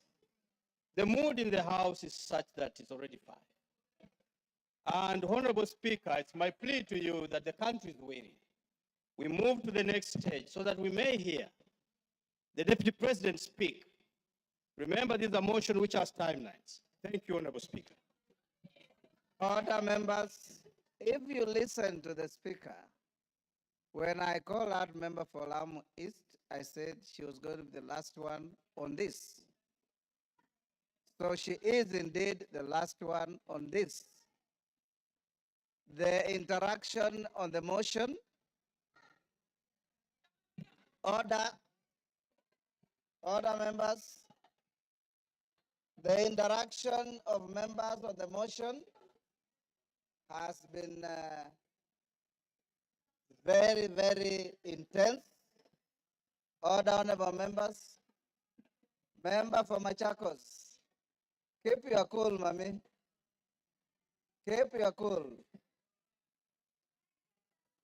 Yes, keep your cool. The members who have spoken are many. It is not possible for each and every one of us to speak on the same motion. For those who have spoken, I appreciate you for your tremendous industry for and against the motion. Now His Excellency the Deputy President is in the chamber and he's accompanied, I believe, by his legal team for assistance. We will now move to the next stage. You remember I had advised to the House, Order Joyce Kamene.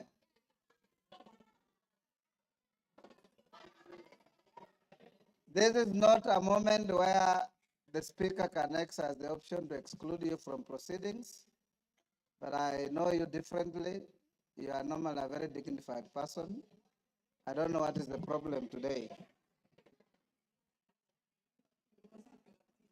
I want to urge the House that as we move to this stage, you remember we said at 5, the Deputy President had been assigned 2 hours in accordance with the standing orders. The standing orders say not more than 2 hours. So he may exercise to spend the 2 hours or less as he wishes. Secondly, once he finishes, then the minority leader, majority leader will take the floor as we had agreed. After that, then the mover will be invited to reply. And after that, you will go into a voting session. Your Excellency, once you finish, you have the option to remain in the House or to leave because you'll have spent your time as allocated by the House. I want to encourage you members to maintain your silence, to maintain your decorum, and to maintain the dignity of both the House and yourselves in listening to the subject to this motion, who is the Deputy President of the country. And I invite you, Your Excellency, you have a choice. You have a choice between speaking yourself or speaking through your legal counsel. Yes, Kamket, what is out of order? Your Excellency, you may take your seat. Let's hear him. Mr. Speaker, while I did not want to interrupt His Excellency the Deputy President, who is my brother-in-law, Mr. Speaker, yesterday the Deputy President on national television referred to this House in unpalatable terms. And Mr. Speaker, while it is his right to say whatever he wants to say. As a former member himself, Mr. Speaker, would I be in order, Mr. Speaker, that the Deputy President, as a precursor to his speech, apologizes to this House? Mr. Speaker, this House, Mr. Speaker, he used the words, he referred to this House as a theater of the absurd. Mr. Speaker, this House is an honorable House of the people of Kenya. These are elected members of Parliament, Mr. Speaker. This House is neither a theater, neither is there absurdity in this House, Mr. Speaker. So I would request, Mr. Speaker, that the Honorable Deputy President exercises,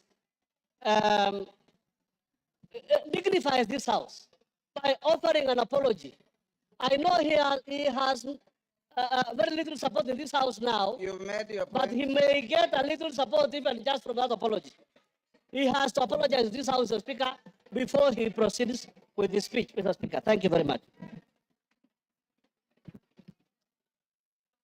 Order. No more points of order. Your Excellency, David President, as you take the floor, this morning, the Speaker made a communication and indicated that we found it abhorrent that some of the contents of your your speech, your statement last evening, in which you described this House in not very good terms. We also indicated that the rules of this House preclude matters pending before the House from being canvassed in other fora, particularly by members of the House, and to an extent of broad interpretation of the standing orders, a person who is subject to the motion going on in the House. It is spilled milk to water under the bridge. You said what you said, but it is only fair that being an immediate former member of this House, that you exercise your conscience to hold as to whether this is a theater of the absurd or is an honorable National Assembly of the Republic of Kenya. You may start by addressing that. Thank you very much, Honorable Speaker. And thank you, the honorable members present, for according me this opportunity to prosecute the matter before us.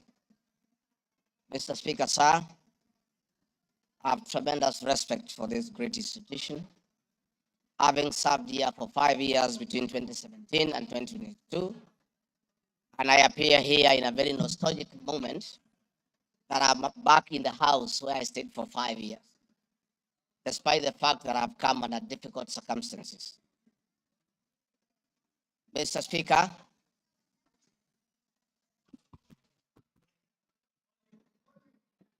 maybe the sound people, is that okay now? Mr. Speaker, sir, and the honorable members, I want to thank you for giving me opportunity. I hope, Your Excellency, you have been advised by your lawyers that you are here to respond to specific issues in the motion. I have my advice. And not to talk generally. I know. Yeah, so rules of relevance will still apply to you as they apply to all members. Mr. Speaker, the motion before this great House alleges that 2 years ago, since assuming office, I have acquired property and wealth whose estimated value of 5.2 billion shillings. A significant number of properties to which this sum of 5.2 billion is erroneously and maliciously attached belongs to my late brother, the late Honorable James Gachagua, and as demonstrated by his will, a copy of which is attached. The fact as follows. Olive Garden, my response. The allegations that I own the Olive Garden Hotel is false. The truth is that Olive Garden Hotel used to belong to my deceased brother, the late Honorable James Rito Gachagua, and therefore has never been my property. This is information that most of you may be aware, as it is in public domain. Upon his demise, my late brother left a will in which, in his recognition that I can take care of his family, he appointed me as one of the executors of his estate. In the said will, my late brother directed that the hotel should be sold, among other properties, and proceeds distributed as per the will. I'm also listed as a beneficiary together with other persons named therein. In accordance with instructions, the hotel was sold by the executors to a third party. Owing to the above, I do not own the hotel and have never owned it, contrary to accusation in the motion. For the benefit of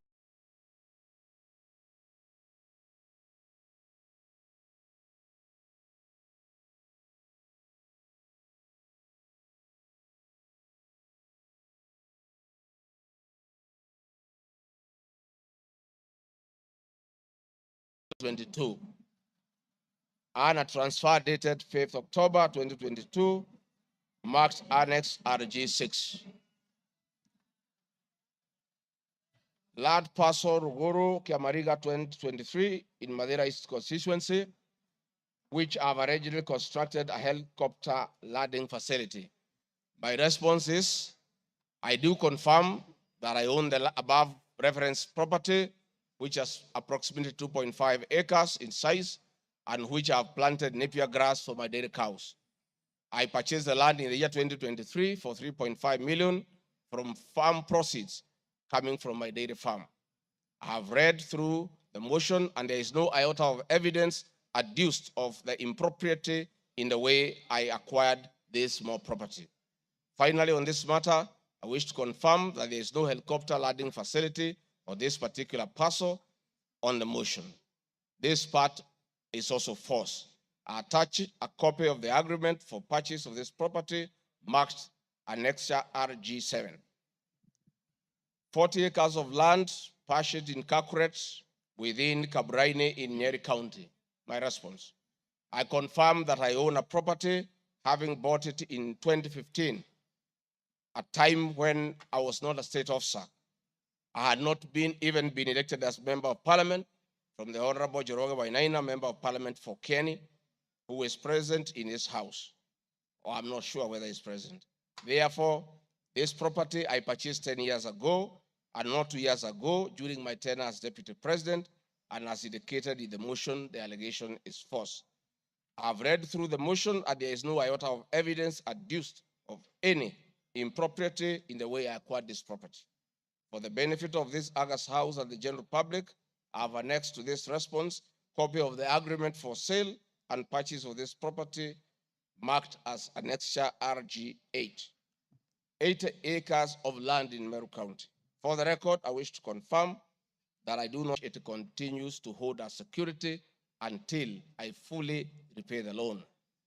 For the benefit of the August House and the general public, I have annexed to this response copies of the agreement of sale marked RG9 and a letter dated 15 July 2024 from Solution Circle Limited, confirming that they financed the purchase of the property marked Annexure RG10. Dairy farm in Nyandarua County. My response is, I do not have a dairy farm in Nyandarua County. Therefore, this allegation is false.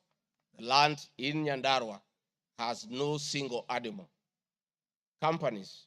The motion alleges there are 22 companies owned by my family members and which have been used to massively launder money and conceal proceeds of crime, corruption, and benefit from influence peddling. My response is, therefore, does not trade. And honorable members, you are aware that by law, a foundation cannot be used to trade.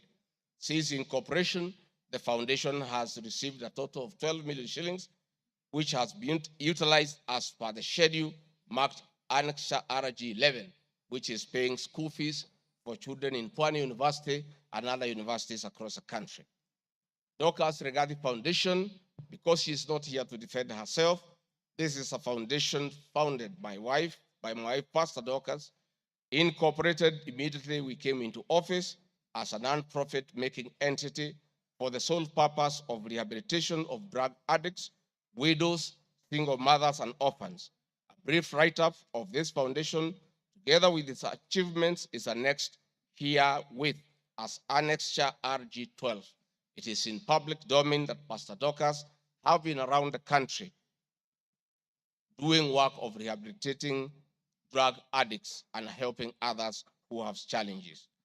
There are many other companies that are here, but I don't, because this is a house of record, I don't want to bother the members of parliament of going through all of them. I want to probably only talk about Wamunyoro Investments Limited, named after my village in Wamunyoro. This company was incorporated 21 years ago before I became deputy president, and it's a company that holds family property.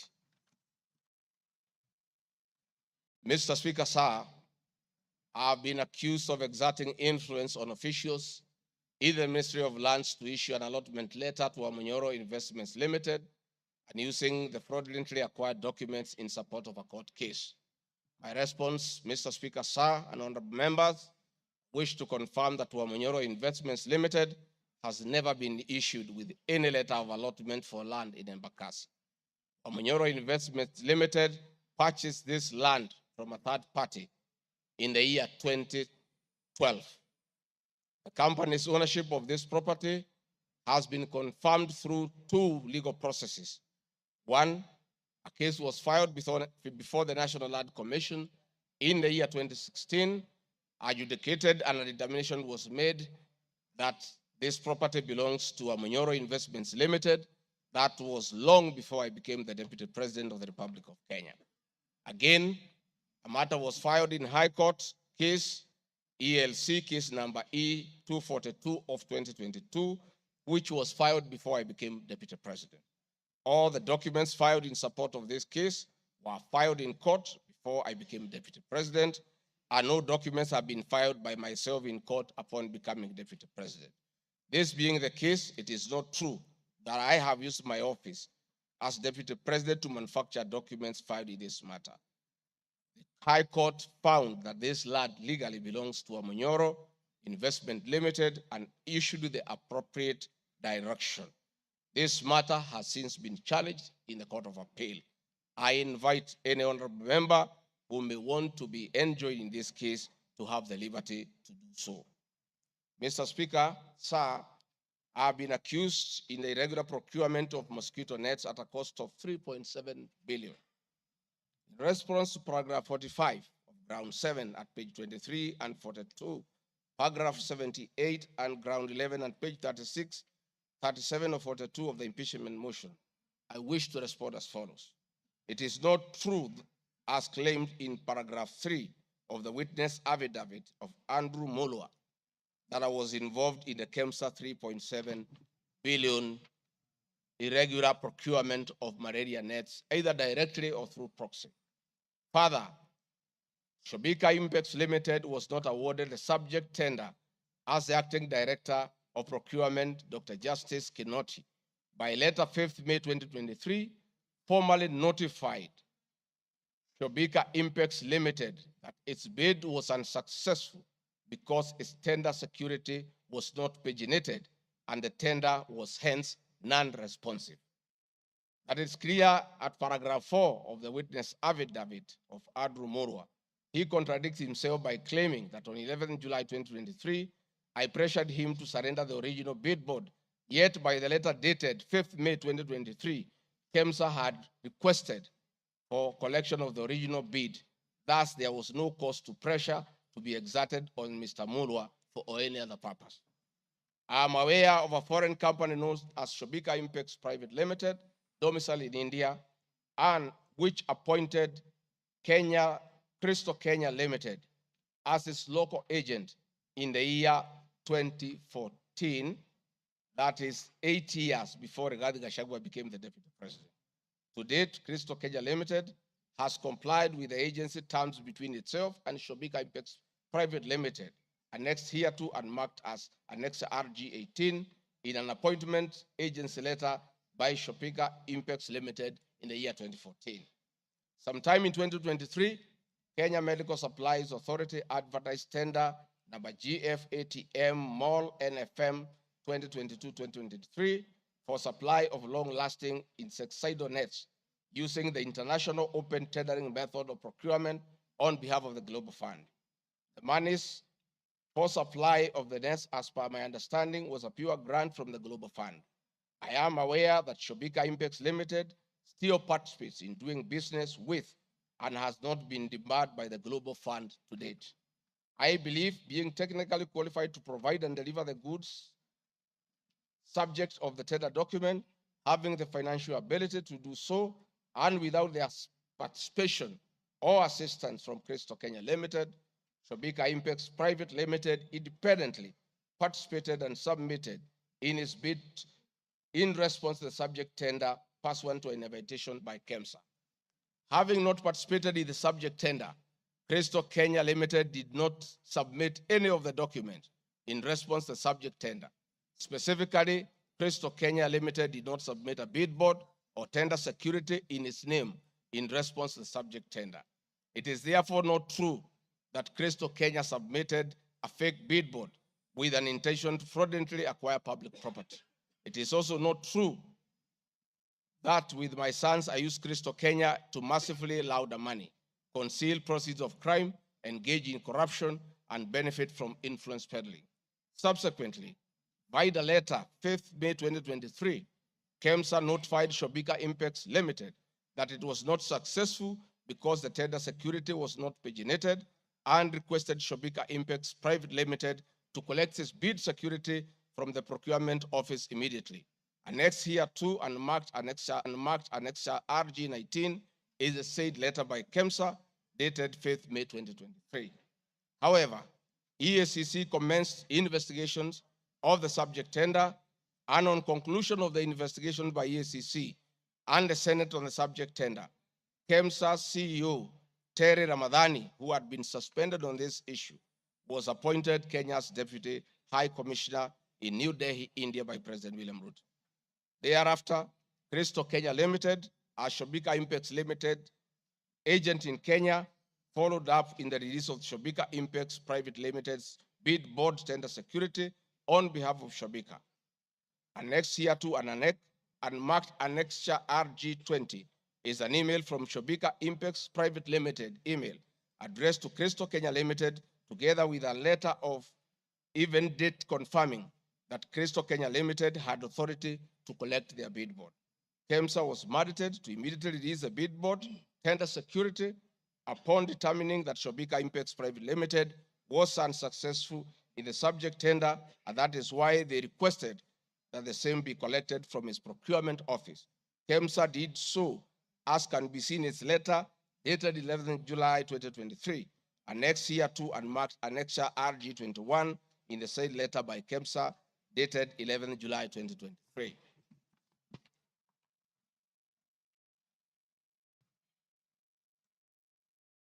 Mr. Speaker, noting that Shobika Impex Private Limited was not successful, it did not supply any goods, and it did not receive any public funds in payment thereof with respect to the subject tender. Accordingly, I have not committed any crime under Section 45(1), 46, 47(a)(3), and 48(1) of the Anti-Corruption and Economic Crimes Act, and Section 2, 3, 4, and 5 of the Proceeds of Crime and Money Laundering Act. Further, I have not breached Section 34 of the Leadership and Integrity Act, for I did not bully any state or public officer with respect to the subject tender, and specifically, no evidence has been tendered to support the allegation at paragraph 78C of ground 11 at page 37 of 42 of the motion, which alleges that I summoned procurement officers in ministries and institutions, instructing them to direct procurement of goods and services in a specific manner.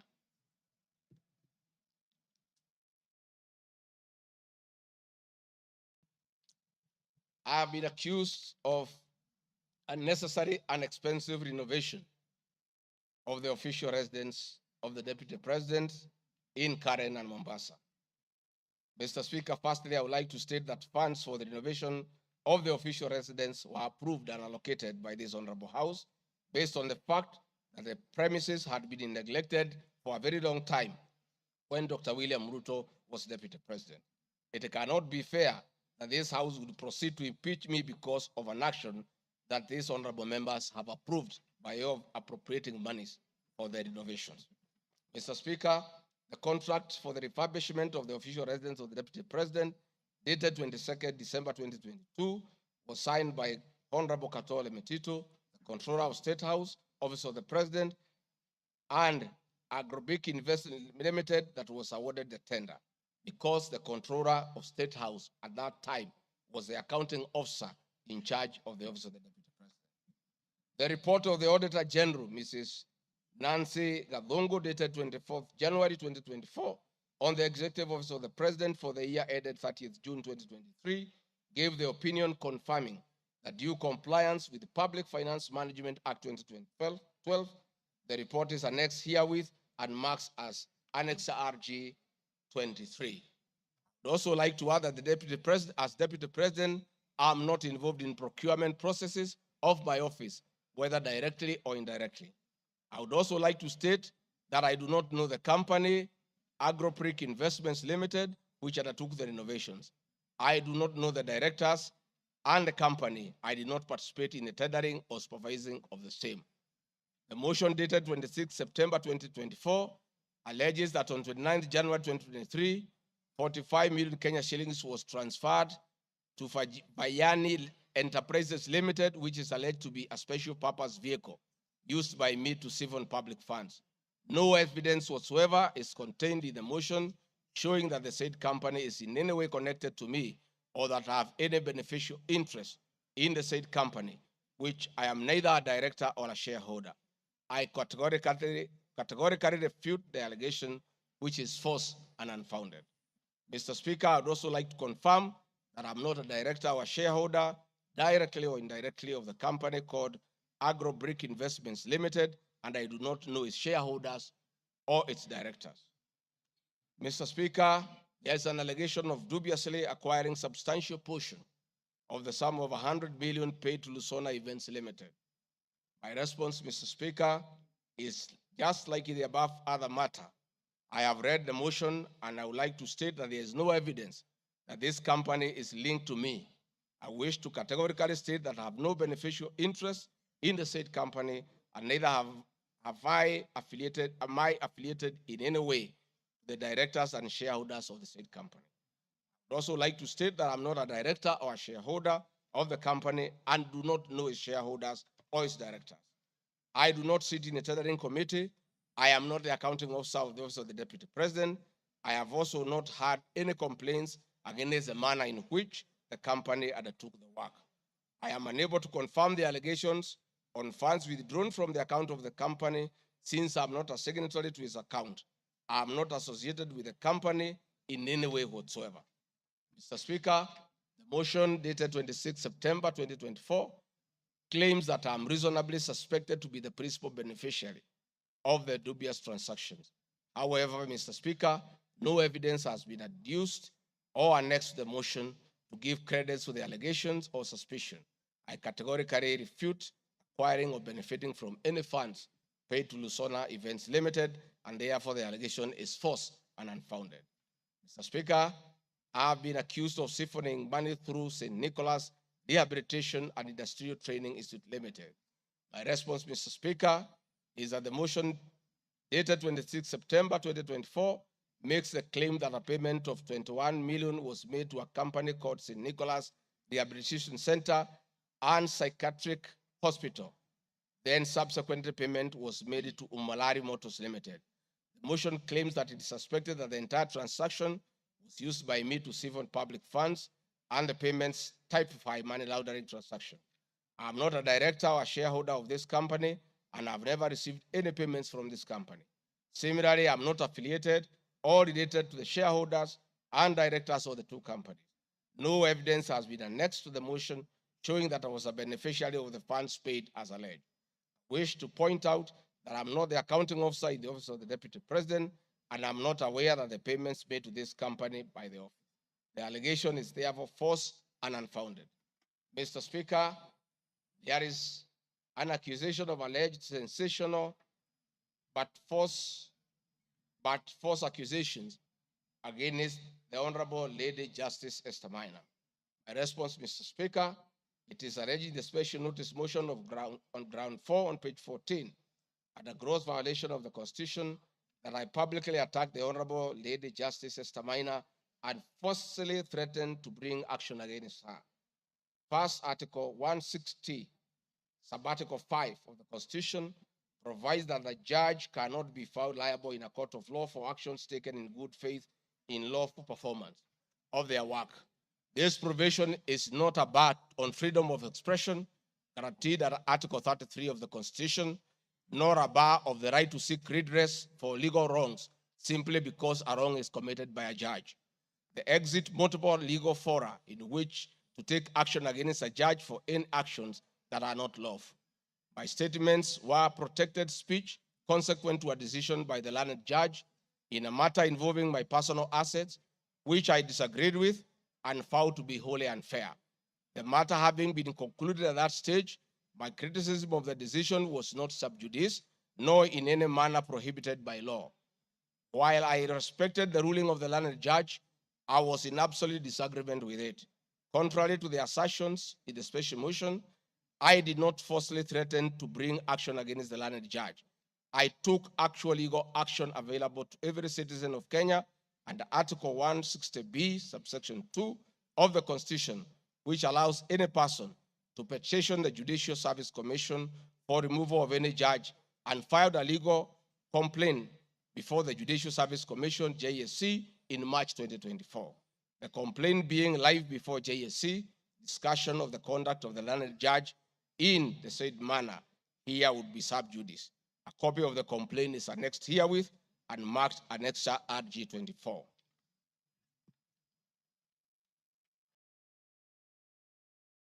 Mr. Speaker, I have been accused of diverting materials meant for construction of Kilifi Malindi Highway to tarmac a private road to Vipingo Beach Resort. My response, Mr. Speaker, I reiterate that Vipingo Beach Resort is registered in the name of the estate of my late brother, Honorable James Gachagua.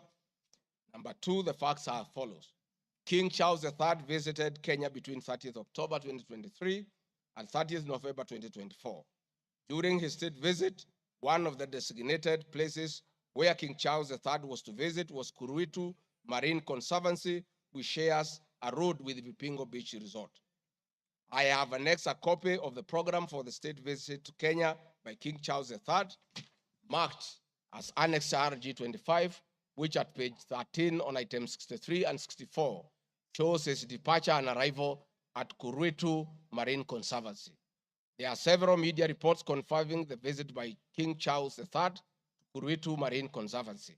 I have annexed extracts of the media reports by the Star newspaper dated 7 November and by African News marked as Annexure RG26. My understanding is that the road to Kuruitu Marine Conservancy was upgraded in respect of this visit, which also to benefit the local community, including amenities like Cheriani Secondary School, Cheriani Primary School, a mosque, and a public market as part of the corporate social responsibility. I wish to point out that the alleged road, that is Takaungu Shariani Vipingo, is a public road and not a private road leading to any property associated with the Deputy President, but a public road. Mr. Speaker, I have been accused of undermining the President and the Cabinet by allegedly making contradictory public statements from the position taken by Cabinet regarding the evacuation of the people residing along the Nairobi River. My response, Mr. Speaker, is that Article 147 of the Constitution provides that the Deputy President shall be the principal assistant of the President and shall deputize the President in execution of the President's function. Article 28, which states that every person has inherent dignity and the right to have the dignity respected and protected. Article 29C, Mr. Speaker, states that every person has the right to freedom and security of the person, which includes the right not to be subjected to any form of violence from either public or private sources. Section 15G1 of the Land Act states that notwithstanding any provision to the contrary in this act or in any other written law, all eviction shall be carried out in a strict accordance with the following procedure. Be preceded by proper identification of this taking part in eviction or demolitions. B, be preceded by the presentation of formal authorizations for action. C, where groups of people are involved, government officials or their representatives be present during an eviction.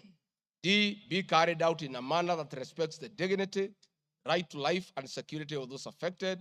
E, include special measures to ensure effective protection to groups of people who are vulnerable, such as women, children, the elderly, and persons with disabilities, including special measures to ensure that there is no arbitrary deprivation of property or to respect, uphold, and defend this Constitution in performing any of my functions. This, the national values and principles of governance contained in Article 10 of the Constitution, by those state organs, public officers, and all persons, including myself as Deputy President, wherever we make or implement public policy decisions. In addition to this matter, Mr. Speaker, these national values and procedures include the rule of law, democracy and participation of the people, human dignity, equity, social justice, inclusiveness, equality, human rights, non-discrimination, and protection of the marginalized. Adherence to these principles become extremely important when we as state officers are contemplating legal evacuation of citizens with a duty to avoid inhuman forced eviction that will be contrary to our Constitution and international law. While campaigning with President William Ruto, and subsequently when I was sworn in as Deputy President, the President and I promised as a key pillar of the Kenya Kwanza government that there will be no forced or unlawful evictions and that all evictions will be human and entail legal compensation. Mr. Speaker, the Office of the Deputy President has undertaken extensive engagement with all parties in regard to cabinet decisions on eviction, which I fully support, including the Nairobi River, which is an entity under the Office of the Deputy President and the County Government of Nairobi. Adherence to these principles become extremely important when we, as state officers, are contemplating legal evacuation of citizens with a duty to avoid inhuman forced evictions that will be contrary to our Constitution and international law. Guideline number 6 of the United Nations General Assembly guidelines for the implementation of the rights to adequate housing prohibits forced evictions, and that the state should ensure that any eviction under domestic law are fully compliant with international law. The guidelines further require meaningful engagement with communities to ensure that the rights of residents are implemented cooperatively without the need for eviction procedures or police enforcement.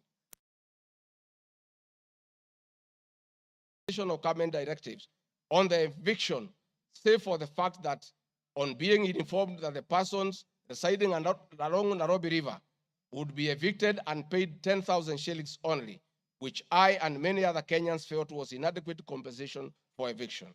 I insisted that the government should abide by the constitutional dictates and international norms while implementing any cabinet decisions, including eviction, and maintain the dignity of the citizens of Kenyans facing eviction.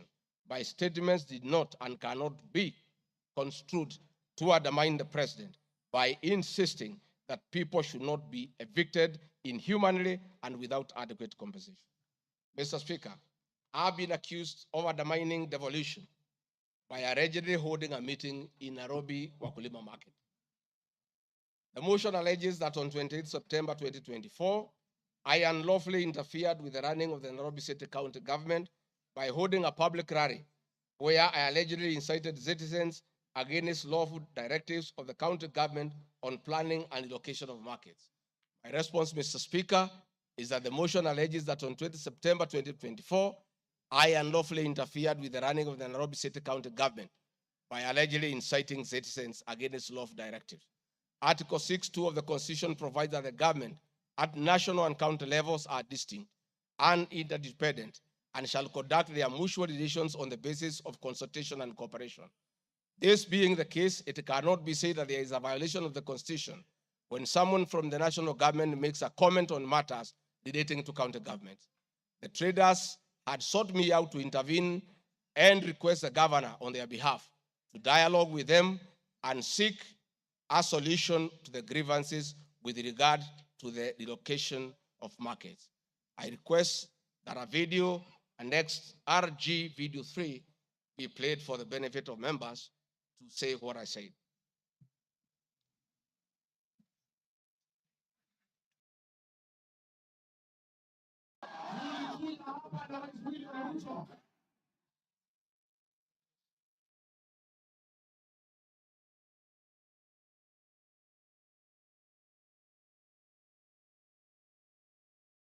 Please play the video for us.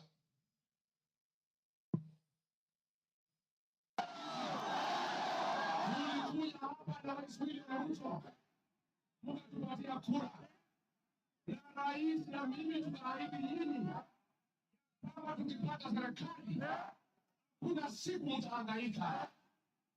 Kwa hivyo mimi nafikika sana nikisikia serikali ya kaunti hapa nyinyi.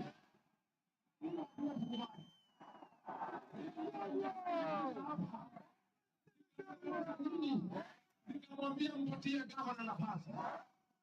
Gavana wetu Sakaja tukakubaliana kwamba akiwa gavana wa Nairobi, William Ruto akiweko, roho wake, wafanyabiashara wetu watapata nafasi ya kufanya kazi.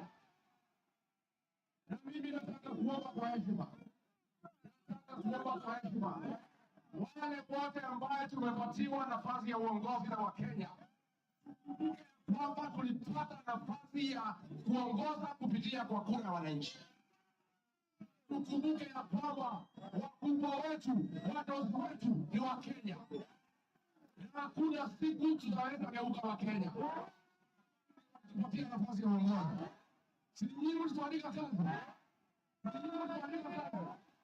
Kwa hivyo mimi niseme, niliuliza gavana mketi chini, tuwe na mazungumzo, tuwe na maelewano. Watu ni wananchi, na wananchi ni watu ya kusikizwa. Mimi niko hapa kumhakikishia ya kwamba nimemuuliza gavana kwa heshima, na mimi sina kiburi. Mimi namuomba akiwa kiongozi wetu hapa Nairobi, asikuwe mtu ya kugeuka watu walimchagua.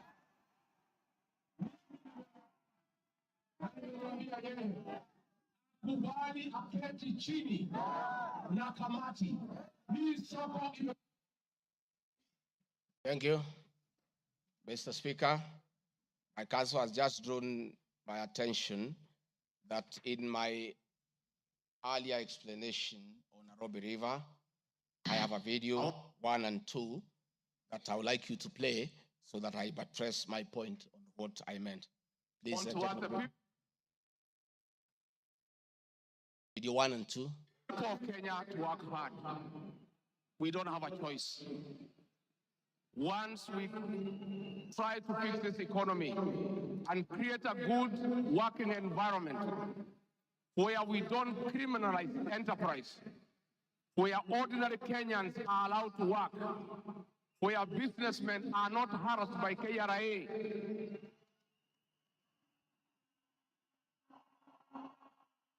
where food belonging to the people of Kenya will never again be touched by overzealous public servants. Where again poor people will never again be evicted in brutal evictions by state agencies. And I say, freedom is here. Now, the number of fatalities from the ongoing forcible eviction by the government has risen to 3, with another tragic loss in Mathare on Monday.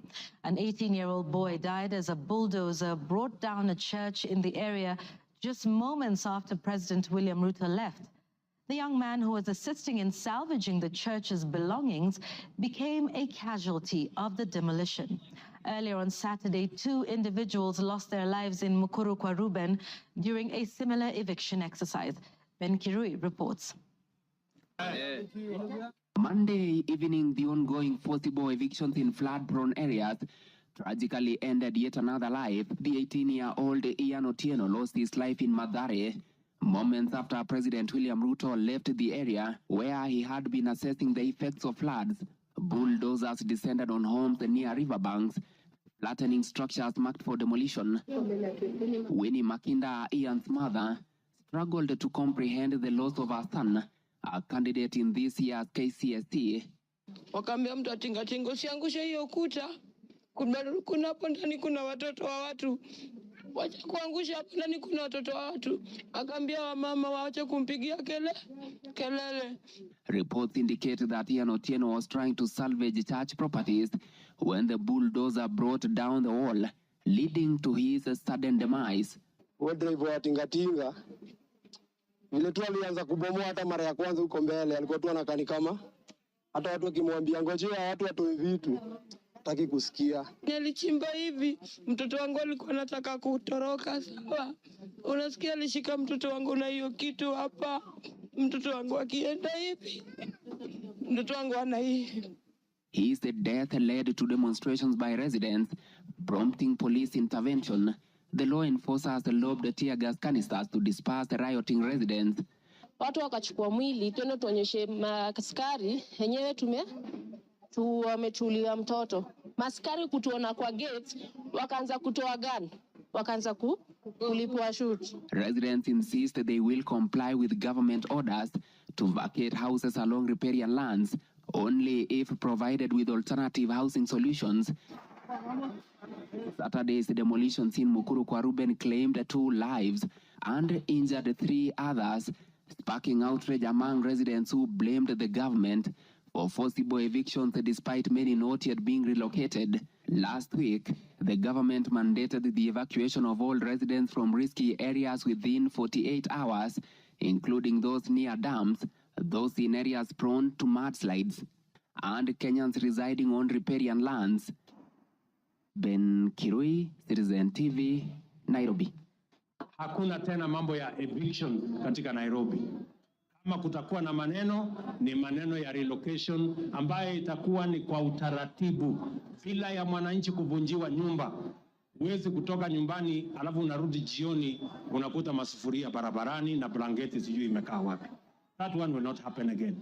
We want to make sure that we are an orderly, humane society that respects the right of everybody, irrespective of who they are or irrespective of their financial status. We are all equal before the Constitution. Tumekubaliana watu wa Nairobi? Vijana tumekubaliana? Thank you, Mr. Speaker. That was President William Ruto talking the same language as his deputy, that brutal and forceful evictions have no place under this administration. We have seen a video of brutal eviction.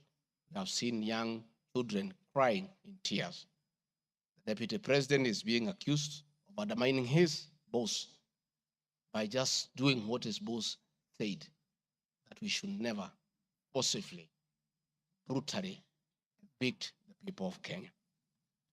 Mr. Speaker, the leadership of Nairobi business traders approached me sometime in March 2024 at the official residence to discuss multiple issues affecting business and requested engagement in the solution and intervention on this issue.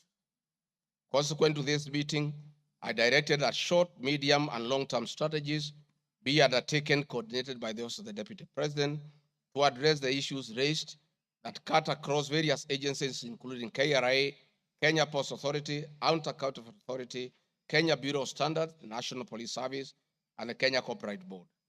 On 11th April 2024, the Small Traders and Government Agencies Technical Committee, coordinated by my office, held a meeting to discuss issues raised by the small traders, including Muthurwa Market, attended by the Office of the Deputy President's staff, in a supportive role in keeping with the draft framework of cooperation and engagement between the government, the Nairobi City County Government, and Nairobi business traders.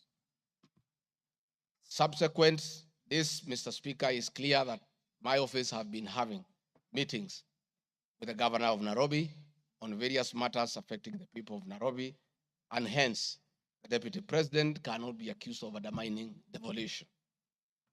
Mr. Speaker, I've been accused of undermining devolution by allegedly holding meetings to fight alcohol.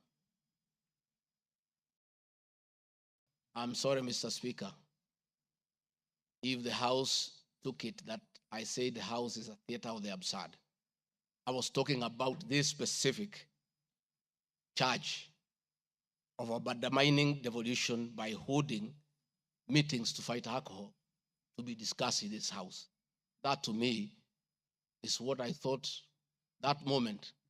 It's 5 minutes or 10 minutes, that would be the theater of the absurd. I did not attribute in any way by trying to demean this House that I sat for 5 years, by calling it the theater of the absurd. But this particular charge, Mr. Speaker, drug and alcohol problem in Kenya has been on the increase, and many of our youth have become addicted to alcohol and their lives destroyed because it causes them to drop out of school and start engaging in petty crime to look for money to buy alcohol.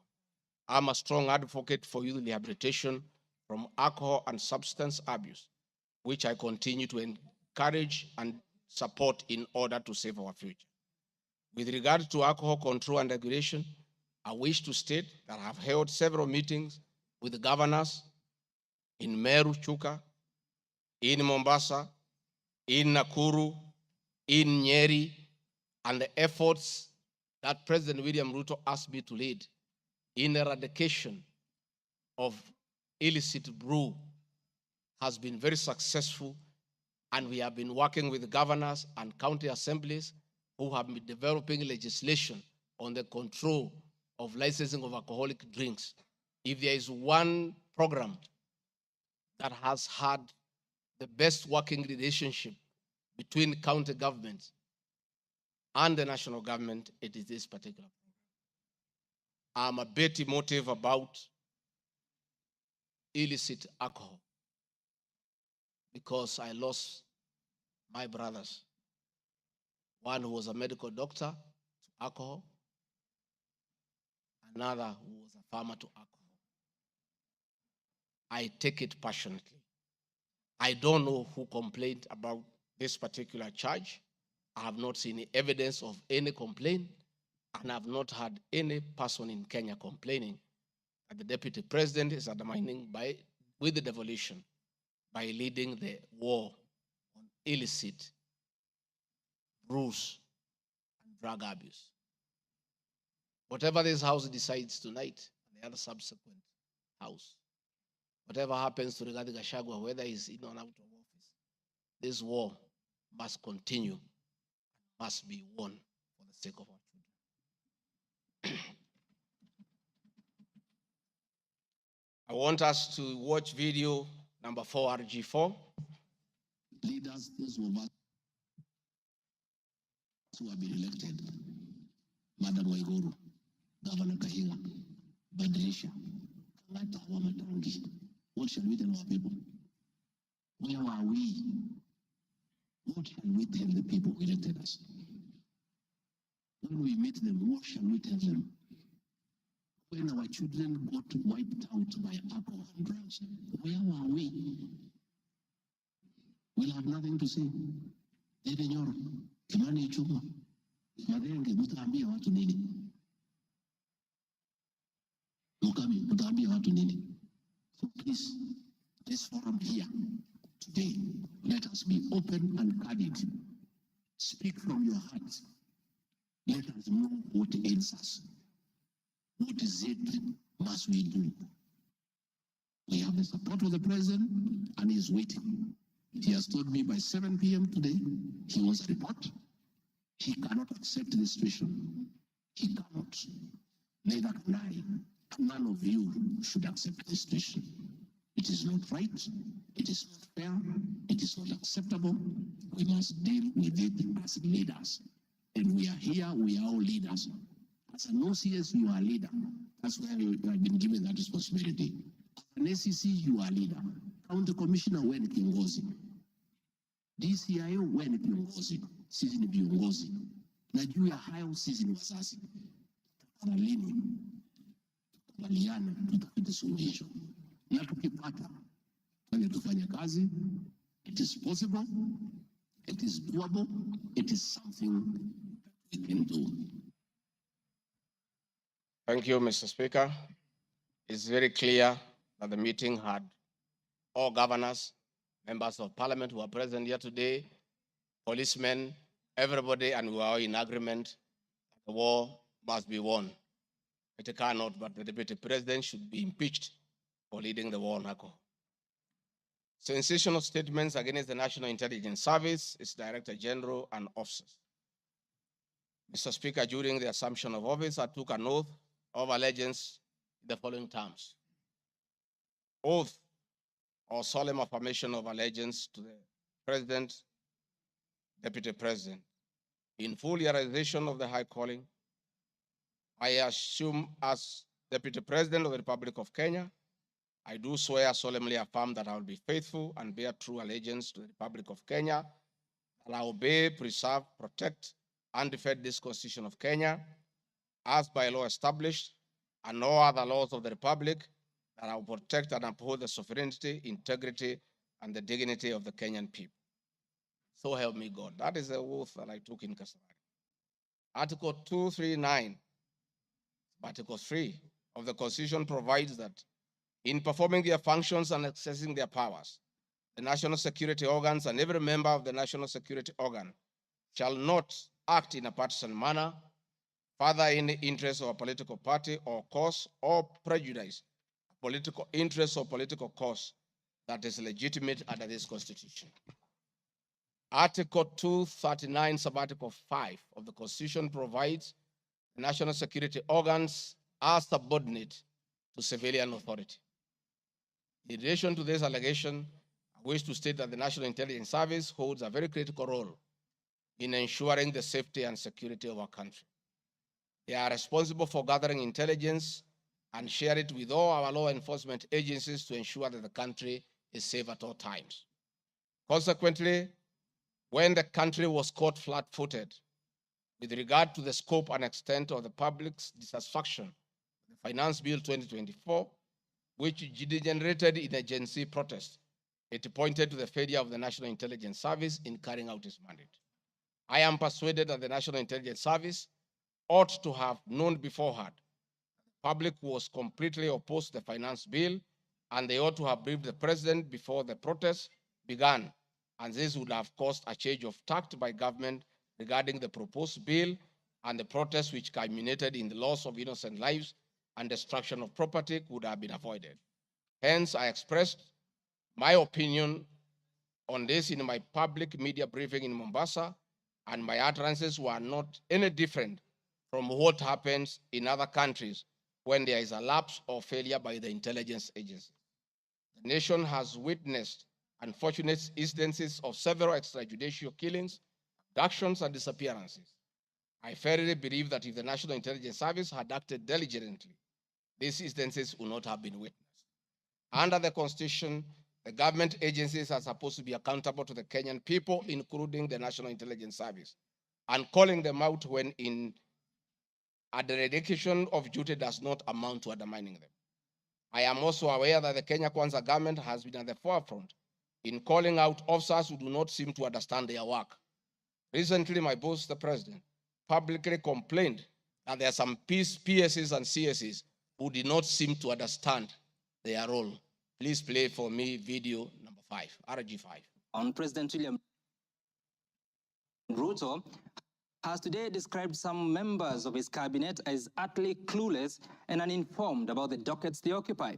And in a sign of trouble for cabinet secretaries, the State House gates were shut for those who arrived late, with both President Ruto and his deputy Rigathi Gachagua giving a sharp tongue lashing to the latecomers. And our Citizen TV's Timothai Goin reports the atmosphere at the State House, Nairobi, left little doubt on President Ruto's disappointment with a vast section of his 22-member cabinet.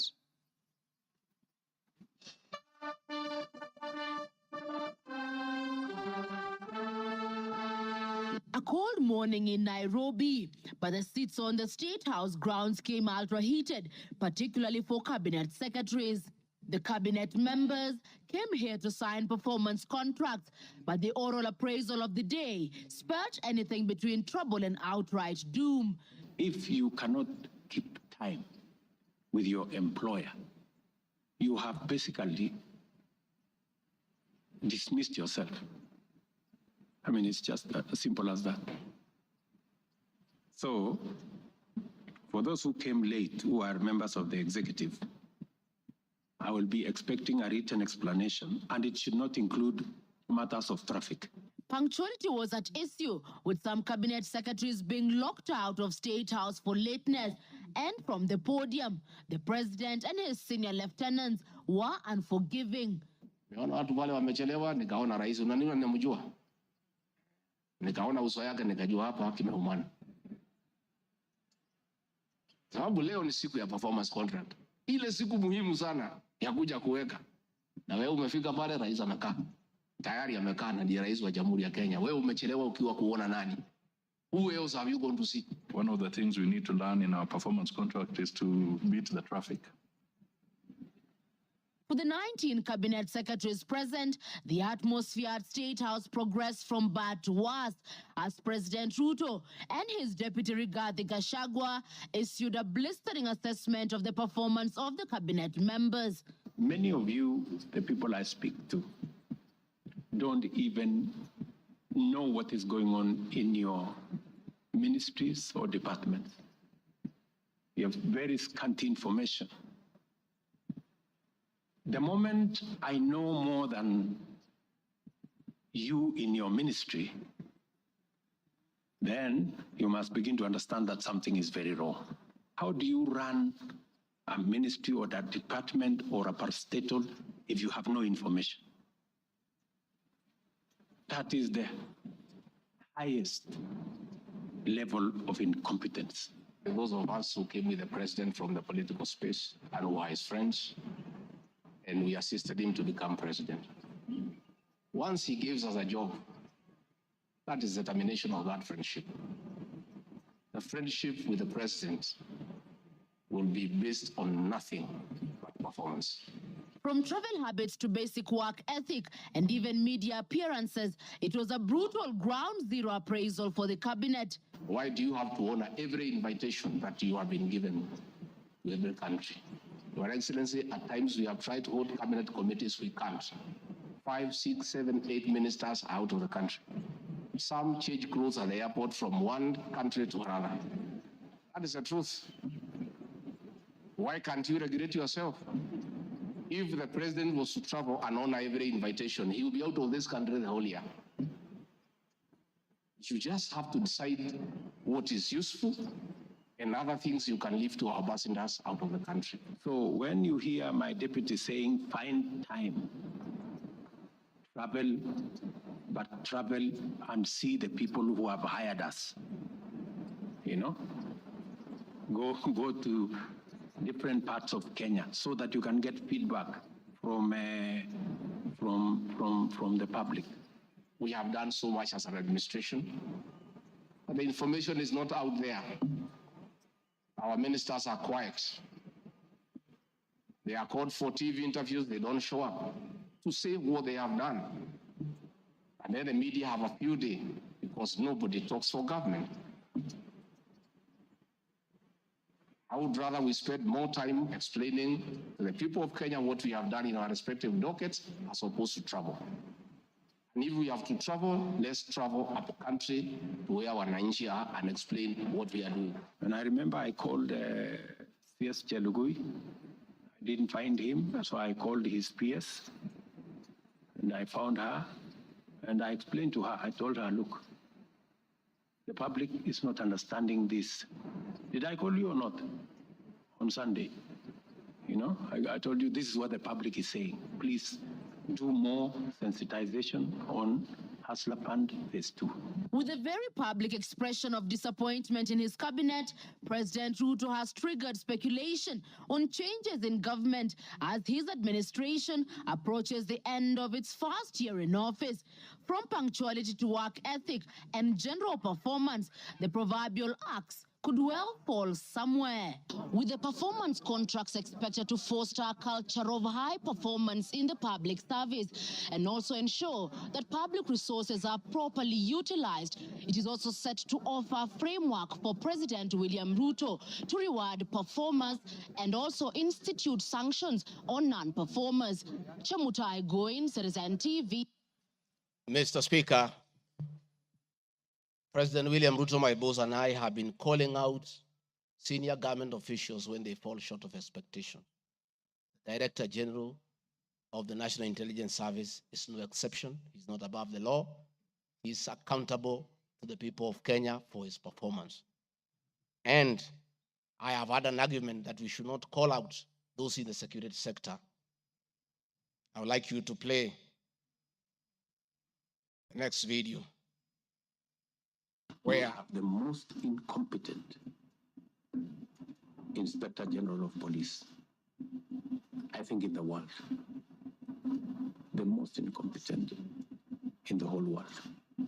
His incompetence may not necessarily play out when things are working, but when things get to a head and you need some decisions to be made, I can tell you for sure, the gentleman we have as an IG cannot make any decision. Nataka tumwambie ule mtu wa sinema mingi anaitwa nani ule mtu? Ule sijui anaitwa DCI, ule anaitwa nini? Ule mtu anaitwa Kinoti. Awache ujinga. Huyo bwana Kiboti awache ujinga. Sio kama tunaelewana. Huyo Kinoti hakuna kitu amefanya kwa hii Kenya ya kisiasa. Yeye ni mtu ya sinema. Anaendesha makesi kwa magazeti. Anatuandikia barua, sijui barua ya kilomita ngapi. Mr. Kinoti, please save your time. Stop writing to us long letters. Leave matters of elections to IEBC. You have no business in IEBC. You have failed as DCI. We don't want you to fail our elections. Tunaelewana? Huyo bwana Kinoti awache hiyo ujinga yake anaendesha pale, kwa sababu anatukathirisha. Huyo bwana Kinoti tunataka tumwambie awachane na watu wa IEBC wafanye hiyo uchaguzi. Alipatiwa kazi ya kufanya criminal investigation. He has never done anything. Ile kesi yote anafanya kesi kwa magazeti. Akiambiwa apeleke evidence kule kotini ameshindwa. So, bwana Kinoti, wacha sinema. You have failed and wait for August so that you can... Honorable members, that was President William Ruto as Deputy President, criticizing IG Mutiabai, DCI Kinoti. Regarding Gachagua has learned his job from his boss, that public officers must be called to order when they fell short of expectation. And I never saw anybody bring William Ruto here for impeachment or criticizing the IG or the DCI. This is a very unfair allegation. Mr. Speaker, it is also reported by media that the IMF has already warned about impending unrest during the people's dissatisfaction with the 2023 and 24 finance bill. Many of you will recall, Mr. Speaker, after the September 11th terrorist attack in the US intelligence agencies were massively criticized, and an inquiry was even opened to investigate why their intelligence agency was not able to detect and thwart the attack. All we are saying is that our National Intelligence Service is accountable to the people of Kenya for its performance. Mr. Speaker, conniving with cartels in the tea sector to block KTDA from implementing guaranteed minimum return, Mr. Speaker, I am yet to see a shred of evidence to that effect, and I have nothing to say. I have seen an allegation that we have not been able to do coffee reforms. Mr. Speaker, out of my work, coordinating coffee reforms, the Cooperative Bill 2023 and the Coffee Bill 2023 is before this House. I request this House, after these impeachment proceedings, to embark on those two bills so that the coffee farmers can realize the full benefit of the coffee reforms that we have initiated. There is another allegation that I have taken control of a local cooperative society in Madeira constituency. I don't know the name of that constituency, of that cooperative. It is false. I am here to see any evidence. I have nothing to say because there is nothing to be said. On the issue of shareholding, which I think members are interested in listening to, I listened to you this morning, and it was quite emotive. By virtue of provisions of the third schedule of the Political Parties Act, the constituent parties of the Kenya Kwanza coalition entered into various agreements, which were deposited with the Speaker of the National Assembly and the Speaker of the Senate for purposes of Article 108 of the Constitution of Kenya. The following were members: UDA, ANC, Ford Kenya, PA, Farmers Party, Chama cha Kazi, Communist Party, Economic Freedom Party, Service Party, Tujibebe wa Kenya Party, Umoja na Maendeleo Party of Kenya, and the Democratic Party of Kenya. In accordance with the provision of Clause 3, Schedule 3, a power sharing agreement and development agenda for the certain regions of Kenya, I attach copies of these agreements, RG32. All those agreements talked about specific regions.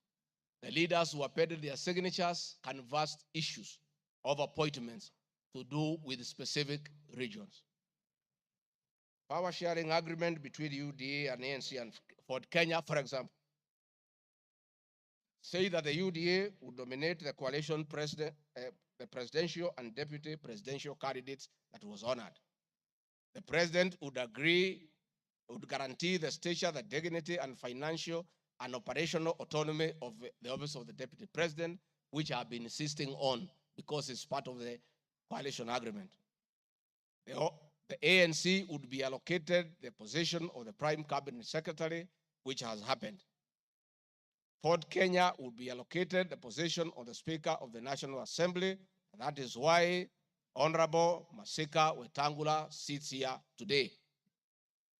In accordance with Article 2 of the Power Sharing Agreement, ANC and Ford Kenya would have a 30% share is a word, of the national government positions. This drives my utterances about shareholding. It is embedded in all these agreements that are attached here for you to read.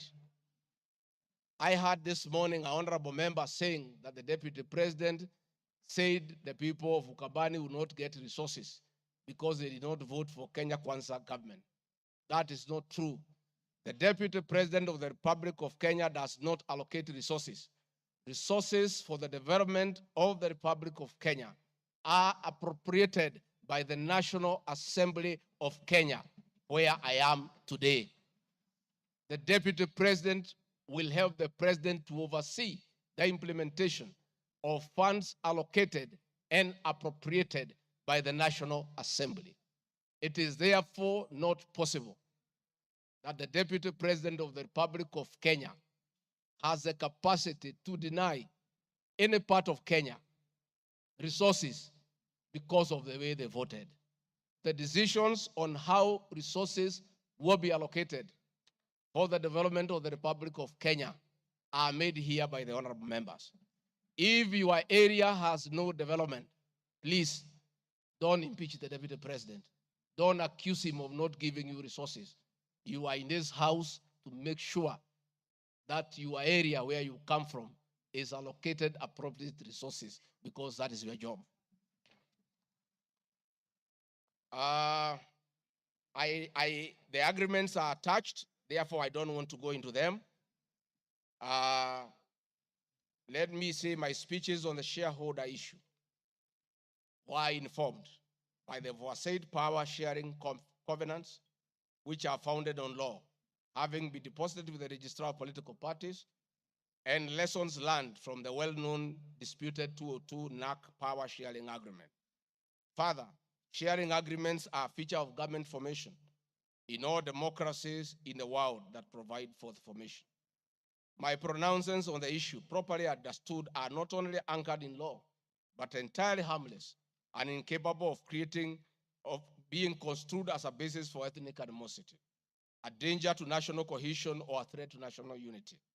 On the contrary, coalition building has been one of the most important innovations since the disputed 2007 elections in ensuring stability, equitable sharing of political power, national cohesion, and fostering of national unity.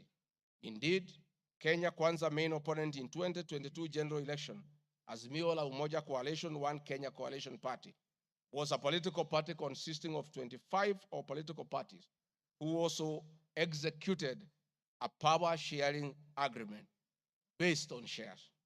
I'm also aware that the Jubilee Coalition that executed a 50-50 power-sharing agreement between TNA Party and URP Party for 2013 general election. I have thus not violated Section 13(1)(a) and 62 of the National Cohesion Integration, nor has this commission summoned me to explain any of my comments and how it can affect cohesion. However, notwithstanding the said power share agreement, upon election as Deputy President, I went out of my way, as required by the Constitution of Kenya, to serve all Kenyans regardless of their political preferences during the election or ethnic origin. I now produce the following video showing some of my speeches all over the country as marked RG Video 7.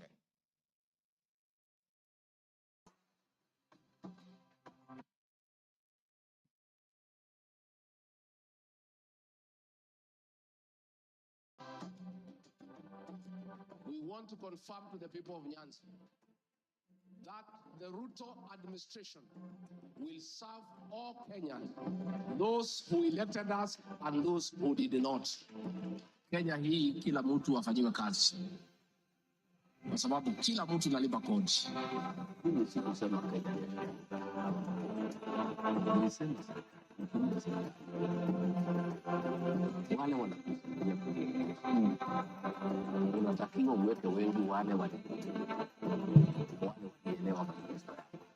Mimi nimetembea Kenya. Mnasema nilikuwa Mombasa, hii hapa mlima. Mimi nilikuwa Wajir, hii hapa mlima. Nilikuwa Garissa, hii hapa mlima. Nilikuwa Mount Elgon. Nandi nimekuja karibu mara 10. Eldoret nimekuja karibu mara 6. Kericho nimekuja mara 4. Hii conference ya chai ilikuwa na nyinyi niliopa Kericho. For now, hati yetu ni maendeleo. Tutafanya kazi na viongozi wote, kuwa wa chama ile, kuwa wa chama hii, we don't care. This is the time to serve the people of Kenya. We shall work with all elected leaders, irrespective of their political affiliation. Mr. Speaker, copies of documents demonstrating my efforts within the mandate allocated me by the President to address security issues and economic equalization programs and policy in historically marginalized areas is Annex RG33. The decision to embrace the broad-based government following the dissolution of cabinet after the Gen Z protest. I attached my video during the launch of the Honorable Raila Odinga's quest for EU chairmanship at State House, again as a demonstration of my embracing the broad-based government.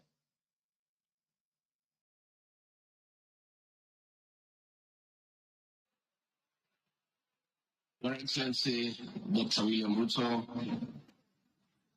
President of the Republic of Kenya and Commander-in-Chief of the Defense Forces, Your Excellencies, Heads of States and Government Present, Your Excellencies, Ambassadors and High Commissioners and members of the Diplomatic Corps, Heads of Delegations, Members of Parliament, and all dignitaries present, good morning. Your Excellency, let me say this is a great moment for our country.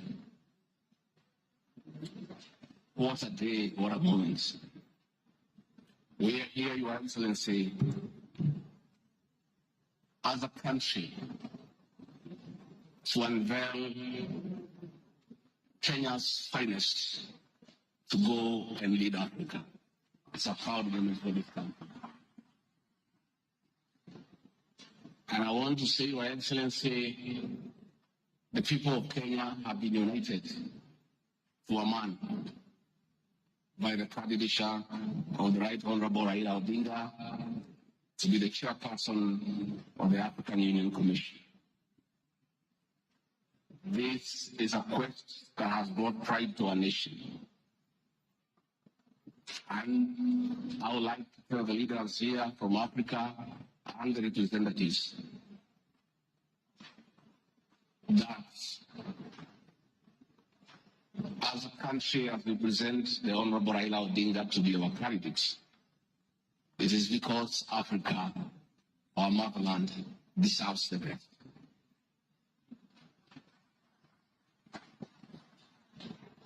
The passion and zeal of the Right Honorable Raila Odinga in Pan-Africanism is well documented. Passion knows no age, knows no limit. In the person of the Right Honorable Raila Odinga, he'll join the ranks of Jomo Kenyatta and Kwame Nkrumah in pushing the agenda for Africa. I therefore want to say, Your Excellency, the lessons of today are that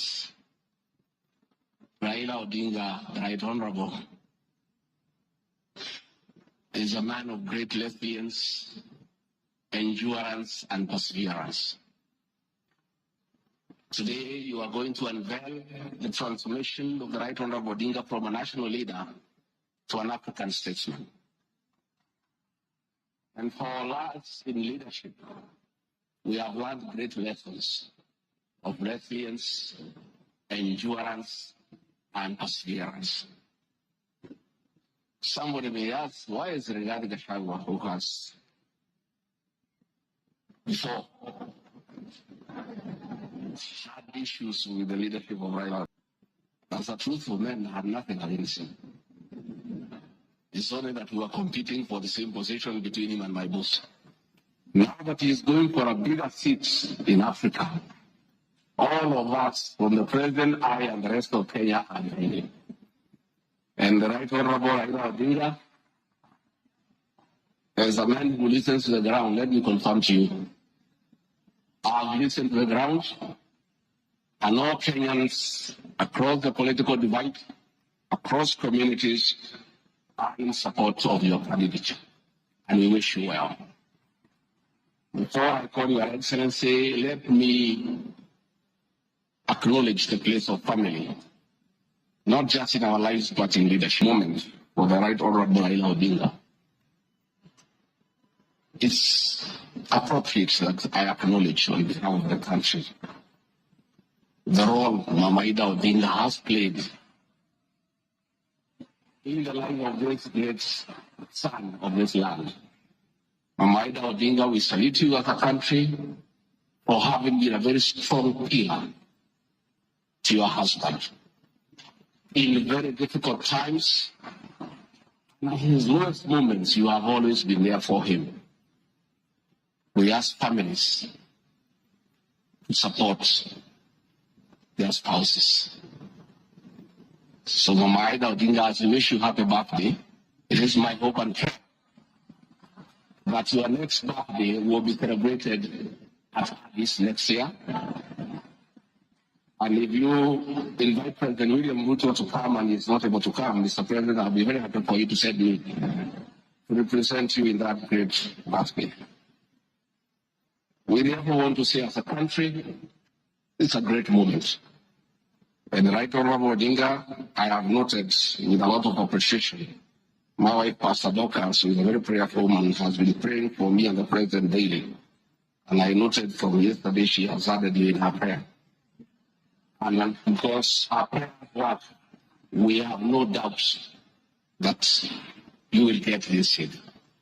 Mr. President, it is now my honor to request you to come and anchor Kenya's finest and embark on the journey of transformation of the Right Honorable Raila Odinga from a national leader to a great African statesman. Thank you, Mr. Speaker.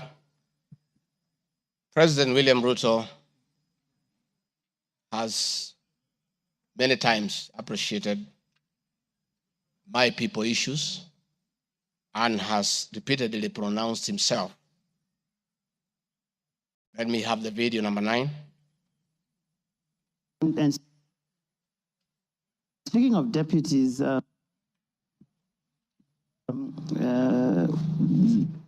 you have in the last few weeks named Mr. Rigathi Gachagua as your deputy. There's been quite a debate, and I'm sure you know that, around running mates in this country. Perhaps this would be a great time to shed light on why you settled on this gentleman. Rigathi Gachagua is somebody I have known.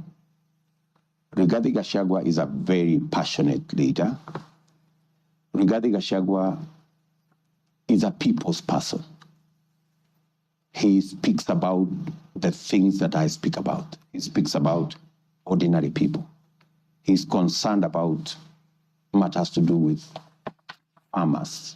He's concerned about the things that are dear to ordinary Kenyans. And the nexus between me and Rigathi Gachagua is the people. He believes in bottom-up I do. And thank you very much. Speaking of deputies, Thank you very much, Mr. Speaker. In addition, and almost in conclusion, I am not the only leader at the national level who has encouraged unity among Kenyans based on shared regional, geographical, and economic and other factors. I have attached several articles. Luya unit is not optional, Moses Wetangula. Ruto puts case for Gema College in unity. Mijikenda unity in the offing. Masai leaders in unity talks ahead of next year's general election. I have attached those articles so that you understand that regions uniting does not mean they unite against other regions. They unite for common issues, common values, and to strengthen them to join other regions for national unity. Mr. Speaker, the motion dated 26 September 2024, tabled before the National Assembly, makes the generalized claims that have committed crimes under national laws, Proceeds of Crime and Anti-Money Laundering Act, Penal Code, National Cohesion and Integration Act as anti-corruption and economic crimes. It is on the basis of the claim that it is say that the threshold of impeachment has been met. I'm not aware of any active investigations by any state agency, offenses under the said laws, neither have I been called upon to record any step pertaining to any investigation. Just like any other Kenyan, the Constitution accords me the presumption of innocence in relation to criminal offenses until the contrary is proved in a court of law on a specific standard of evidence. Therefore, in the absence of any active investigations by any investigative agency in Kenya, I do not believe that there can be any serious reason to believe that I've committed any offense. Otherwise, that will be an indictment of the intelligence agencies as well as investigative agencies. Therefore, it is inconceivable the threshold of the impeachment motion as defined in Article 145 of the Constitution can solely be based on the perception of the mover of the motion in the absence of any other evidence. I heard the mover this morning saying that all we need to do is to believe in him. I believe that cannot be the position. We need actual evidence. It is the net effect of the impeachment of this basis of allegations of criminal offenses. Evidence has not been tried and tested in court of law or by bodies mandated to investigate would be to disqualify me from the possibility of holding public office in relation to Article 99(3) without the benefit of due process of law and exhaustion of the systems of appeal as provided in the Penal Code. Mr. Speaker, I do not wish to respond to the issues I had this morning that are outside the motion. I want to confirm that I have tremendous respect for Kenyan women, and I have never disrespected them. What has happened is that as politicians, there is always propaganda to undermine somebody. I call upon anybody with evidence that I've ever disrespected that person to come out and provide that evidence. I had my very great friend, the Honorable Faith Gitau, say that I disrespect women. Many times I've been to Nyandarua. I've referred to Honorable Faith Getau as Ngatha. Ngatha is a Kikuyu name for a woman of great respect. That I have done countless times is on video.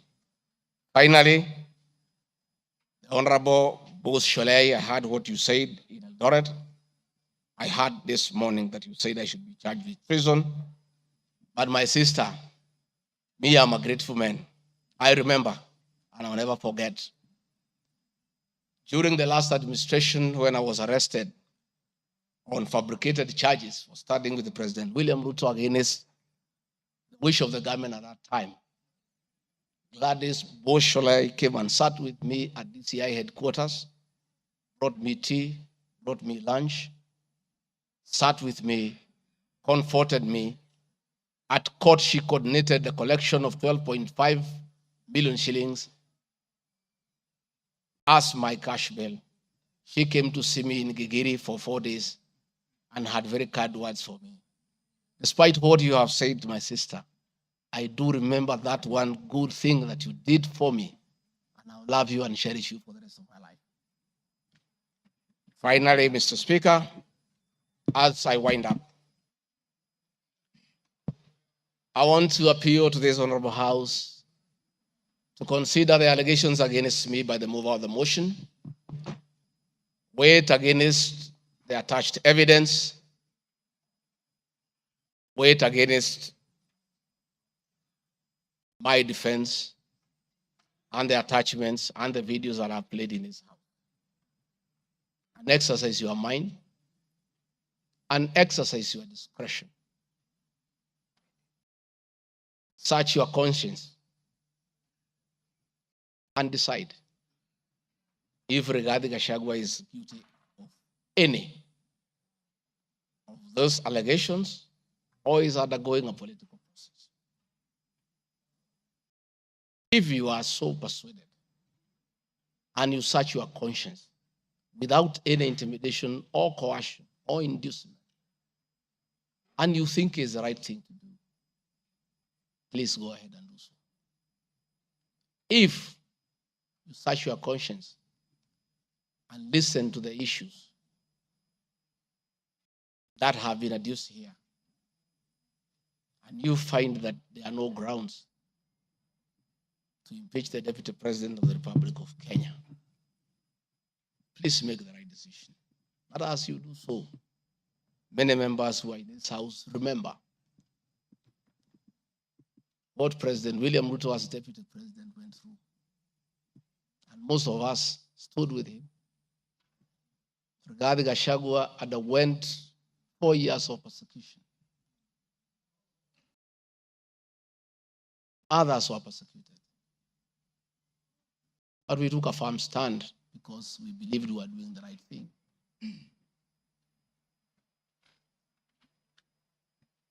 His family underwent humiliation. His friends underwent humiliation.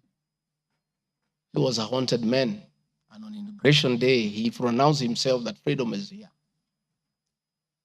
Again, under the new administration, the same Rigathi Gachagua, who underwent humiliation and persecution, finds himself in the same space under that administration that he fought for. Try, look, reflect, and apply your conscience and make the right decision. Mr. Speaker of the House, I want to thank you for granting me this opportunity. And my address last night was not in any way meant to disrespect the House.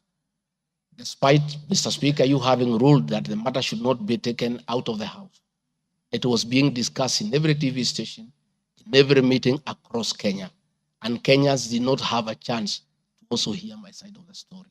So I decided, since the accusations against me were everywhere in the country, the people of Kenya, and more so those who voted for me and President William Ruto, deserved also to hear my side of the story. I have tremendous respect for the National Assembly and your ability and capacity to make the right decision. Mr. Speaker, I want to thank you. Asanteni sana. Thank you very much, David President. Thank you very much, David President. I'm sure your fears that you'll not be heard fairly have been allayed. You've been heard in absolute silence. You've been heard with total decorum from the House. And members, I salute you for the display of your legislative maturity in giving an opportunity to a subject to a motion in the person of the Deputy President to be heard. What is it, Rosa? The proceedings are still going on. Who is praying? Yes, Senior Counsel. These Thank you. proceedings are still going on. Yes, indeed. Mr. Speaker, this is a House of Record, and I had wanted to rise under Standing Order 65, 67A, and 67B. Two of those points you've already covered, Mr. Speaker. It is important that the record reflects that although the standing orders do not require that we listen to the witness in silence, indeed we did. Yes, secondly, that there was compliance with the Standing Order 67B2 in giving the witness a maximum of 2 hours. But there's a third one, Mr. Speaker, which I think should go on record. Standing Order 67A also requires that the witness be entitled to appear in person or with counsel. I see that the witness has appeared with at least 3 counsel, all of whose names should come on record, so that the record shows that counsel were actually allowed to the chamber. I see my friend Advocate Ongoya, my friend Advocate Njiru, so that there is no incompleteness of the record. I beg, Mr. Speaker. That is a fair comment. Counsel for the Deputy President, without making any unhelpful speeches, just put your names on record. I'm sure you have a team leader. The team leader will introduce himself and introduce his accompanying colleagues. Ongaya. Thank you so much, Mr. Speaker, sir, and thank you so much, honorable members. The team representing the Honorable Rigathi Gachagua, the Deputy President in these proceedings, is as follows.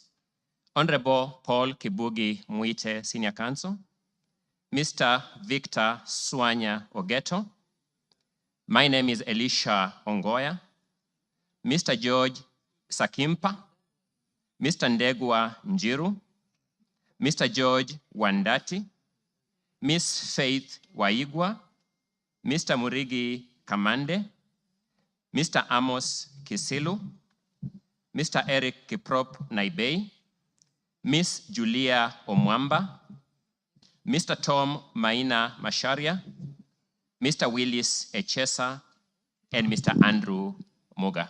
And that is all. Thank you. And apart from the 3 of you, the rest are within the precincts of Parliament? Are within the precincts of Parliament, save for Senior Counsel Paul Kibugi Mwite, who sought to be excused from attending today, but is part of this team, and we are under his supervision and guidance. Thank you. From here, we'll proceed as follows. Deputy President, if you wish to leave, you are at liberty to do so with your team.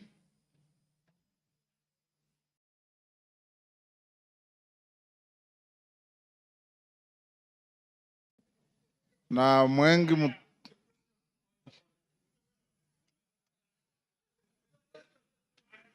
Yes, Kaluma. I thank you, Honorable Speaker. Honorable Speaker, our prayer at the end says that we always be fair to those who are committed to our church. And Honorable Speaker, in his address to the House this afternoon, the Deputy President appears to have referred to some documents. I know we are moving towards the end of this particular session in considering this matter.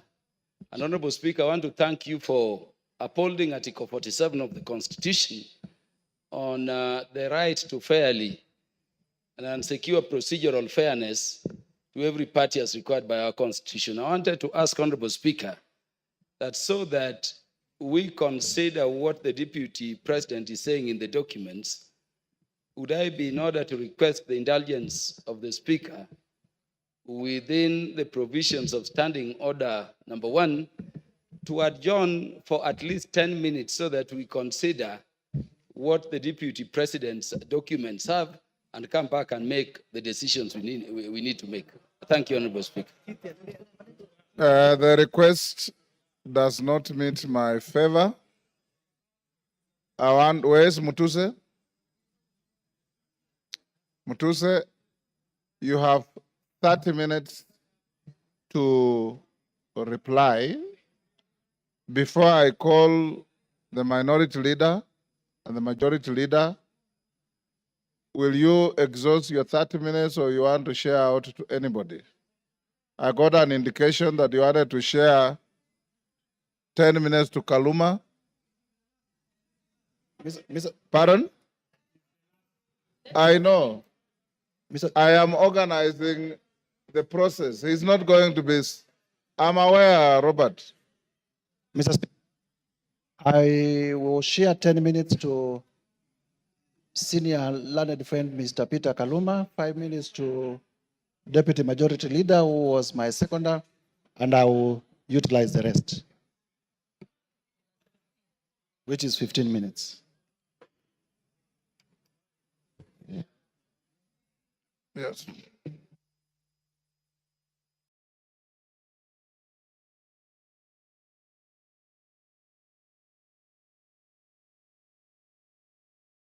Honorable Mutuse,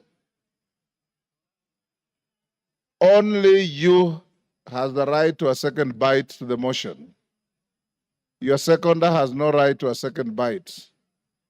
So if you have extra minutes, as I call the minority and majority leader, Kaluma will have 10 minutes if you want to donate to anybody else, but not Owen Bayer.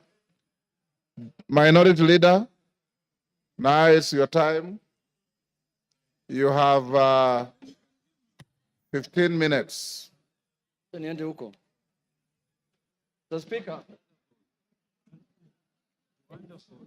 Mr. Speaker, thank you for according me this opportunity. From the onset, Honorable Speaker, the minority supports the motion on removal from office by impeachment of Honorable Rigathi Gachagua because, Mr. Speaker, he is unfit to hold office. In Kenya, and yesterday it was clear to all Kenyans to see for themselves the danger this country is in, Mr. Speaker. Mr. Speaker, the impeachment of the Deputy President is not merely a procedural step. Rather, it's a reflection of our commitment to accountability and the rule of law in this country, Mr. Speaker. Honorable Speaker, the integrity of government and the stability of our nation is at stake, Mr. Speaker, as we speak this afternoon in this house, this evening, Mr. Speaker. Honorable Speaker, national security is at stake. Honorable Speaker, the economy is at stake. Honorable Speaker, the DP, since he assumed office, we have witnessed nothing but abuse of power, discrimination against communities, insubordination, disregard for the two levels of government, corruption, bullying, and many other actions that undermine the rule of law, Mr. Speaker, as well as actions that are unethical, illegal, and that severely breach public trust as contained in the motion by Honorable Mwenge Mutuse, Mr. Speaker. Honorable Speaker, in supporting the removal of the Deputy President from office, we are rejecting the invitation by Honorable Rigathi Gachagua to accept tribal bigotry, Mr. Speaker, skewed resource allocation, and the exploitation and domination of minorities as fait accompli in Kenya, Mr. Speaker. Mr. Speaker, before I move forward, or before I go on with what I wanted to say on the motion, Mr. Speaker, I would like to take this chance first to respond to some of the issues that he has raised in the House a few minutes ago, or his responses, Mr. Speaker. In the first place, his response came very late in the day to the House, Mr. Speaker. He tabled his response at 4 p.m. in the evening today, Mr. Speaker. And he should have done it either yesterday evening or this morning, Mr. Speaker, so that the House can get enough time to peruse what he has said, Mr. Speaker. Mr. Speaker, one of the grounds that is being accused of Mr. Rigathi Gachagua for impeachment, Mr. Speaker, is the issue of what he calls shareholding, Mr. Speaker. He has said Kenya is a company with shareholding. But in his response, he comes here and tells the House that he did not mean that. What he meant is that he was talking about political parties, Mr. Speaker, and listed the political parties that have formed coalitions within Kenya Kwanza, Mr. Speaker, including Ford Kenya, ANC, PA, and all other parties that have formed what is called the Kenya Kwanza coalition, Mr. Speaker. Mr. Speaker, I want to contradict what he said by saying that political parties are national in nature. Ford Kenya is a national party. ANC is a national party. All the political parties that formed a coalition with Kenya Kwanza are political parties that are of national, Mr. Speaker. Mr. Speaker, in this country, under the Constitution, you are not allowed to form a tribal party. You're not allowed to form a religious political party, Mr. Speaker. You are not allowed to form a Mulima political party, Mr. Speaker. That is very clear in the Constitution, Mr. Speaker. And if the Deputy President is not aware of that, I can read out for him, Mr. Speaker. Under Article, Mr. Speaker, 91, every party shall have a national character as prescribed by an act of Parliament, have democratically elected governing body, Mr. Speaker. And it also says in Part 2, a political party shall not be founded on a religious, linguistic, racial, ethnic, gender, or regional basis, Mr. Speaker, or seek to engage in advocacy of hatred, like what he does sometimes, on any such basis, Mr. Speaker. Mr. Speaker, you cannot equate political parties to what the Deputy President has been propagating for the last 2 years in this country, Mr. Speaker. The Deputy President has told Kenyans in no uncertain terms that Kenya is a shareholding company. Honorable members. And if you did not vote, for Kenya Kwanza, you do not have any shares, Mr. Speaker. Order Yegon and your team. Ngong. Mr. Speaker, members now are excited because they are not happy with the response the Deputy President has given them. Now they want to vote and go home. I know what they are doing. I know, but let's prosecute the matter. We have to respond to the issues he has brought to the House, Mr. Speaker. Mr. Speaker, political parties are not equal to regional and ethnic, conglomerations that the Deputy President has been advocating for the last 2 years, Mr. Speaker. Mr. Speaker, I want to give him a good example like ODM. ODM has sent the other day 6 experts under the broad-based government, Mr. Speaker. 6 experts. Where are those experts coming from? One is from the coast. Beatrice School is from Turkana. Oparanya is from Western.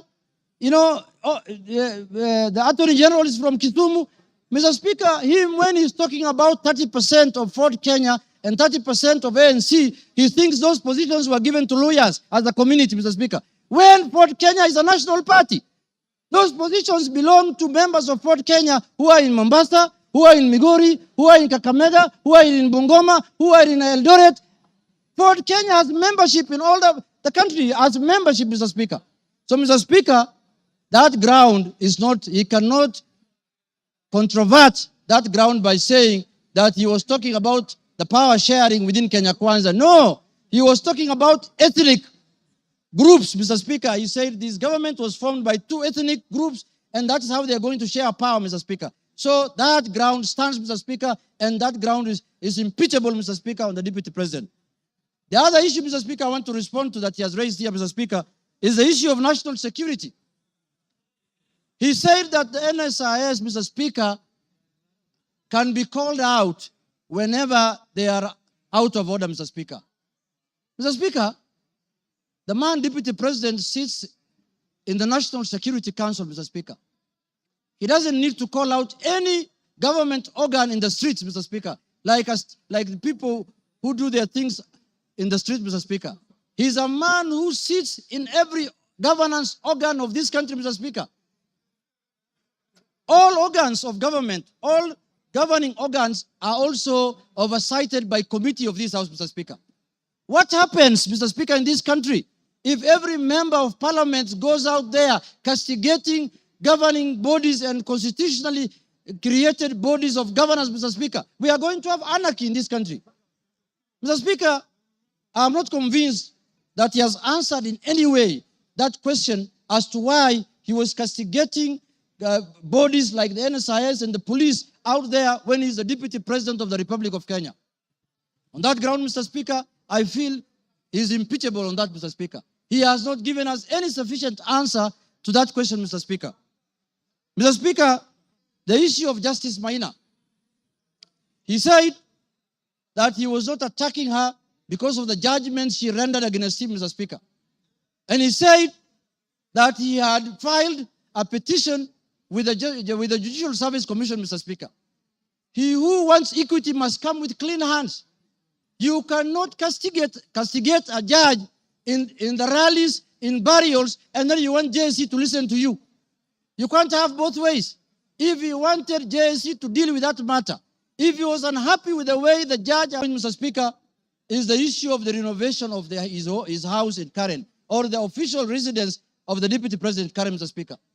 You remember the Deputy President, when he was assuming office, when he was taking oath of office at Kasarani, Mr. Speaker, the way he lectured us, the way he told us that they have inherited empty coffers, Mr. Speaker.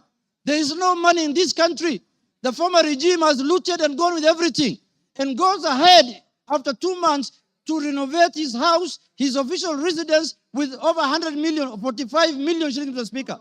Imetoka wapi, Mr. Speaker? Where has that money come from? Where has that money come from? He has not convinced us in any way how that money was spent, how those companies were paid, and on that account, Mr. Speaker, because of misuse of public resources, he is impeachable on that account also, Mr. Speaker. Mr. Speaker, I want to say this. When we gave ourselves the new constitution in 2010, we knew very well that we were coming from an era where we cannot impeach the president, we cannot impeach ministers, we cannot impeach the deputy president. Kenyans gave themselves the new constitution, and they put in there Article 150, knowing very well that one day they will hold their leaders, the president, the deputy president, accountable, Mr. Speaker. And they gave that mandate to this House, Mr. Speaker, and the Senate, Parliament in general, Mr. Speaker. Mr. Speaker, I was shocked under the public participation, people saying that Kufa Makanga, Kufa driver, Mr. Speaker. We cannot allow the driver to die because it is an issue. We are witnessing a situation where the Makanga wants to take the steering by force. And what happens after that? The driver is carrying 55 million Kenyans, Mr. Speaker. We cannot allow the driver to die because 55 million Kenyans are going to die with him. But the Makanga, who is just hanging at the door there of the matatu, can go, Mr. Speaker. If he misbehaves, Mr. Speaker, and if he's not doing his work properly, Mr. Speaker, the easier one to go first is the Makanga, because the Makanga is the one who should be telling the driver what to do. And they're telling us here, Kufa Makanga, Kufa driver. The petition of the driver is not with us in this parliament. The petition we have, the motion we have before us today is the motion of the Makanga. And we are going to deal with him perpendicularly and thoroughly, Mr. Speaker, this afternoon. Mr. Speaker, I want to tell the House that us, the people of the minority, the Azimio people, Mr. Speaker, we have lived like orphans in this country for the last 2 years. Why do I say so? Mr. Speaker, we are taxpayers. Some of the places that contribute to the highest taxes in this country are areas that are dominated by Azimio people. And then somebody comes here and tells me, you are not a shareholder, you're not going to get services, you're not going to get development. What the hell is that? What the hell is that? Does the taxes that are paid by the Azimio people count for nothing, Mr. Speaker? And it is coming from the high office of the Deputy President of the Republic of Kenya, Mr. Speaker. Mr. Speaker, this is the time we are going to correct this thing so that it never happens again. So that we don't have another deputy president who comes later. Because when we impeach this one, another one is going to be appointed. This is a lesson to the next one. That if you misbehave, we will just take you through this Goleta, Mr. Speaker. Mr. Speaker, I want to conclude by saying this. Let us not personalize offices. We don't have any ill will. We don't have any bad faith. We don't have anything that we are holding against the persona of Geoffrey Rigathi Gachagua, Mr. Speaker. We are dealing with the office of the Deputy President currently occupied by one Geoffrey Rigathi Gachagua, Mr. Speaker. The office holder. And let us not personalize. The office does not belong to him, does not belong to anybody. This is a constitutional office, and the Constitution has prescribed how to deal with you when you misbehave in that office, Mr. Speaker. So, Mr. Speaker, for Kenya to become cohesive, Rigathi must do what? Rigathi must? For Kenya to become cohesive.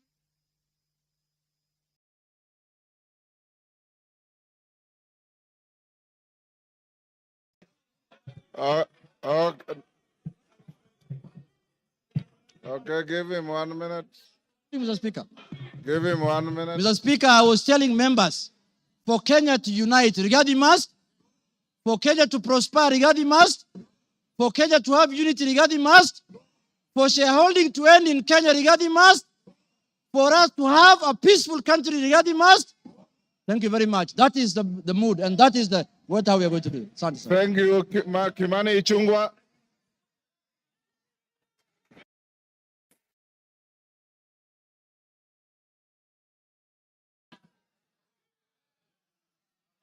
Honorable Speaker, thank you for this opportunity.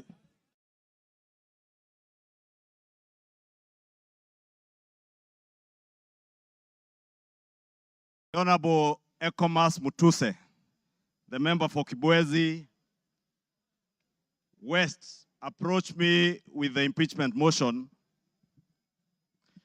Honorable Speaker, I took some time not just to go through the grounds that he had stipulated for the impeachment of the Deputy President, but also to reflect on what Honorable Mutuse was asking me, not just as a member of parliament for Kikuyu and leader of majority party in this house to do, but also took time to reflect and ask the Almighty God to guide me and give me wisdom to do the right thing. Honorable Speaker, I pray to God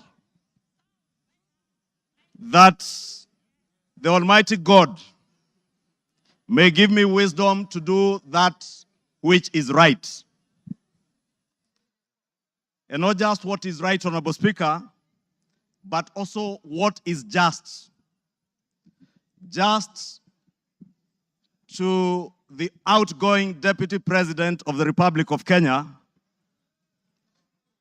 but also just, more importantly, just to the people of Kenya who turned out in their numbers in 2022 to vote in a government that they believed would create cohesion and unity and offer them opportunities to excel and prosper as a people. Honorable Speaker, as I prayed for wisdom, I was also conscious that what is right is not always easy. And what is right is not always popular. And being a son of the mountain, representing people of the Mount Kenya region, Honorable Speaker, it was clear to me that what may be popular today may not be right. And that is why I ask God to give me the wisdom to do that what is right, Honorable Speaker. And I am here today to do what is right for the people of Kenya. I am here to do what is right, not just for the people of Mount Kenya. I am here to do what is right for the greater good of the Republic of Kenya, Honorable Speaker. And that is why I rise to support this impeachment motion, Honorable Speaker. Honorable Speaker, having listened to Honorable Mutuse and all the grounds, and having looked at the Constitution, Honorable Speaker, and I would beg for us to look at Article 150 on the removal of a deputy president, the reasons as to why you may remove a deputy president from office. The first one is on the ground of physical or mental incapacity to perform the functions of that office. We have no capacity to determine the physical and mental capacity of the deputy president, Rigathi Gachagua. But on impeachment as a second ground, the first ground is on the ground of a gross violation of a provision of this Constitution or any other law. The question that begs is whether one Rigathi Geoffrey Gachagua has contravened or has grossly violated one provision of our Constitution. And I think the Honorable Ekomas Mutuse was able to demonstrate this morning that Rigathi Gachagua has violated not one, but over 8 provisions of our Constitution, which I agree with the Honorable Mutuse. And for that reason, Rigathi Gachagua ought and must be impeached today. The second ground, Honorable Speaker, is where there are serious reasons. And Senior Counsel Otiende Amolo went to great length this morning to explain what serious, when you believe there are serious reasons that the Deputy President has committed a crime under national or international law. Honorable Speaker, behind the veneer of humility that you have seen here this evening, behind the veneer of humility that Kenyans saw on national TVs on Sunday, pretending to apologize, is a dark face of violence. Is a dark face, Honorable Speaker, that is a great danger to our nationhood, a great danger to the unity of our republic, Honorable Speaker, a danger to the cohesive existence of our nation as we see it today, Honorable Speaker. On the first ground, Honorable Speaker, on the remark of Serikali ni kampuni, it pains me, Honorable Speaker, as I say, not just as leader of majority, but as a member of parliament of Kikuyu constituency, and also as a son of the mountain, where I come from. That, Honorable Speaker, today, the community I come from is being depicted as a community that is entitled and privileged. We are a community, Honorable Speaker, that has love for other Kenyans and other communities in our republic. We are a community that is known for our hard work and resilience, not for entitlement. We are a community that is peace-loving and that believes in the unity of one indivisible nation and Republic of Kenya. Rigathi Gachagua does not believe in an indivisible country. He believes in parochial, selfish, regional, and sectarian interests. And for that reason, Honorable Speaker, we ought and we should impeach the Honorable Rigathi Gachagua. Honorable Speaker, we need to ask ourselves as Honorable Members of Parliament, who took an oath of office, Honorable Speaker, and we swore in the name of the Almighty God that we would of the country, who watched in disbelief as the Honorable Rigathi Gachagua went to great length. And the Honorable Otiende Amolo told us this morning, if you have to spend 2 hours on national TV to defend corruption and tell the world how you are not corrupt, you are definitely corrupt. Honorable Speaker, the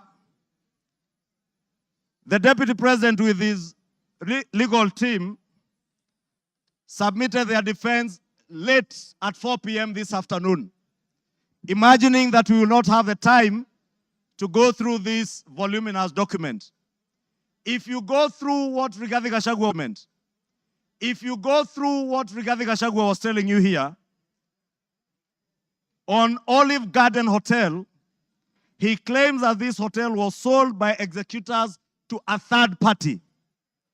Honorable Speaker, if you peruse through the documents, the third party that is said to have bought this hotel, Honorable Speaker, and allow me, Honorable Speaker, first to tell you that the joint executors of the will of the late Governor Nderitu Gachagua were Rigathi Gachagua, Advocate Njoroge Regeru, and one Mr. Mwai, who was said to have been his great friend, Mwai Madhenge. And Honorable Speaker, if you read the report filed in court by the joint will executors, filed on the 27th of June this year, it says in the report that the joint will executors will make decisions independently of the beneficiaries and without influence from any beneficiary, except for one who is both a beneficiary and an executor. The joint will executors does not have the same attributes and mandates as for trustees, where beneficiaries would play a part assisting in decision making. What this is saying, Honorable Speaker, a document filed in court, is that Rigathi Gachagua, as a joint will executor, was also a beneficiary of the estate of his late brother. He was not only a joint will executor, he was also a beneficiary, and he was also a purchaser for value of the estate of his late brother. Olive Gardens is said to have been sold to one gentleman that many of us know, the Honorable Gishimu Githinji, the member for Gishugu, will tell you that the gentleman who is listed here as a purchaser for value for Olive Gardens, one Peterson Jomo Mushira, was a candidate in Gishugu constituency. He is a direct proxy of one Rigathi Geoffrey Gachagua. And Honorable Speaker, I must confess, and I am sorry to my friend Peterson because I know him. I just called him this afternoon when I saw this document. And I asked him whether TM Civil Engineering Limited is his company, and he confirmed to me it is indeed his company. I therefore want to tell you Olive Gardens was purchased through the proxy of Peterson Jomo Mushira with 0 shares and TM Civil Engineering Limited with 6,000 shares. Those who have visited the Annex House, the office of the Deputy President, know this Jomo is a permanent fixture in the office of the Deputy President, and therefore his direct proxy. Honorable Speaker, we are also told, Honorable Speaker, that these very hardworking young Kenyans, in the names of Keith Ikino Rigathi and Kevin Gachagua Rigathi, who are listed on the CR12 of the documents that were tabled this afternoon by Rigathi, are shareholders of Vipingo Beach Resort that owns the Vipingo property in Kilifi County, the one the Honorable Chonga was speaking about. Rigathi Gachagua told Kenyans on national TV that this property is still owned by the family and therefore is still part of the estate. Keith Ikino and Kevin Gachagua, his sons, were not joint will executors of the estate of Nderitu Gachagua. And the owners who are listed on this CR12 is Keith Ikino Rigathi, Kevin Gachagua Rigathi, and the estate of the deceased James Nderitu Gachagua. It is a rather ingenious way of trying to hide behind the estate of his late brother. And how shameful, Honorable Speaker, that the Deputy President of the Republic of Kenya would hide behind the veil of the estate of his late brother to disguise what is outright proceeds of crime, because he is a purchaser of this property, and that is why his two sons are listed as directors and shareholders of Vipingo Beach Resort. But he was on national TV telling Kenyans, this is a property that belongs to the family, and we have decided to keep it.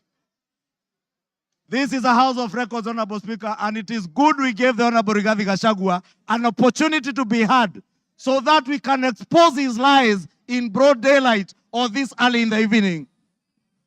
And I want to tell Kenyans and all of you members, save this country from this dark face, Honorable Speaker, honorable members. Save this country, Honorable Speaker. Honorable Speaker, because of time,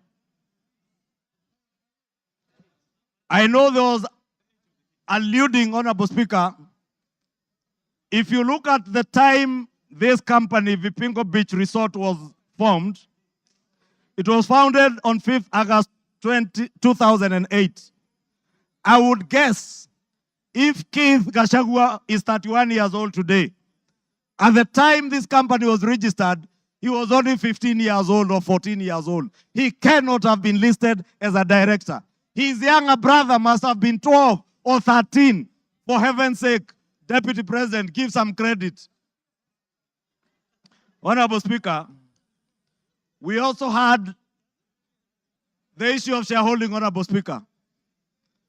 And we were told that in our coalition agreement, Honorable Speaker, and you are then the leader of Ford Kenya, and you know you never subscribed to shareholding in our coalition agreements within Kenya Kwanza.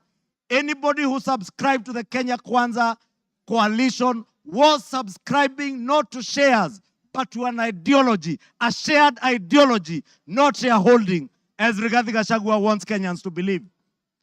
Honorable Speaker, let me finish by saying, Honorable Speaker, that the mountain is intact. The mountain is intact. The mountain is intact. The mountain is intact. The mountain is named after Kenya because it belongs to all the people of Kenya. We must end ethnic balkanization.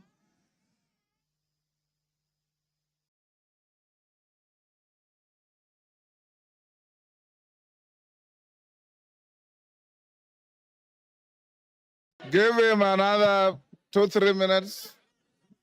Honorable Speaker, I was saying to conclude, to end the balkanization of our country into ethnic fiefdoms under the control of warlords, we must send Rigathi Gachagua home today.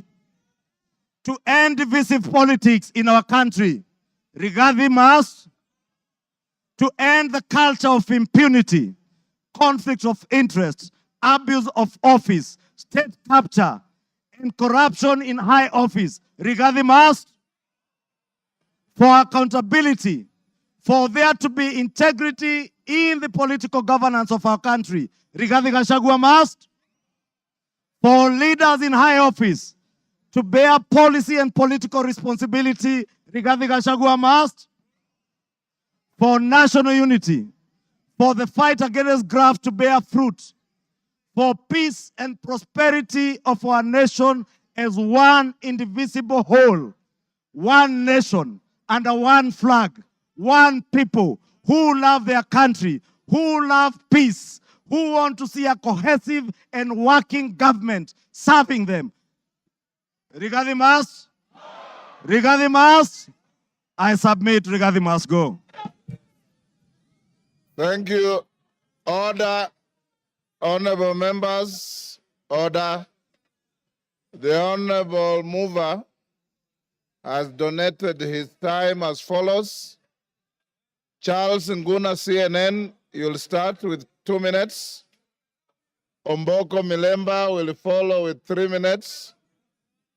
Peter Kaluma will follow with 10 minutes, and then he himself 15 minutes.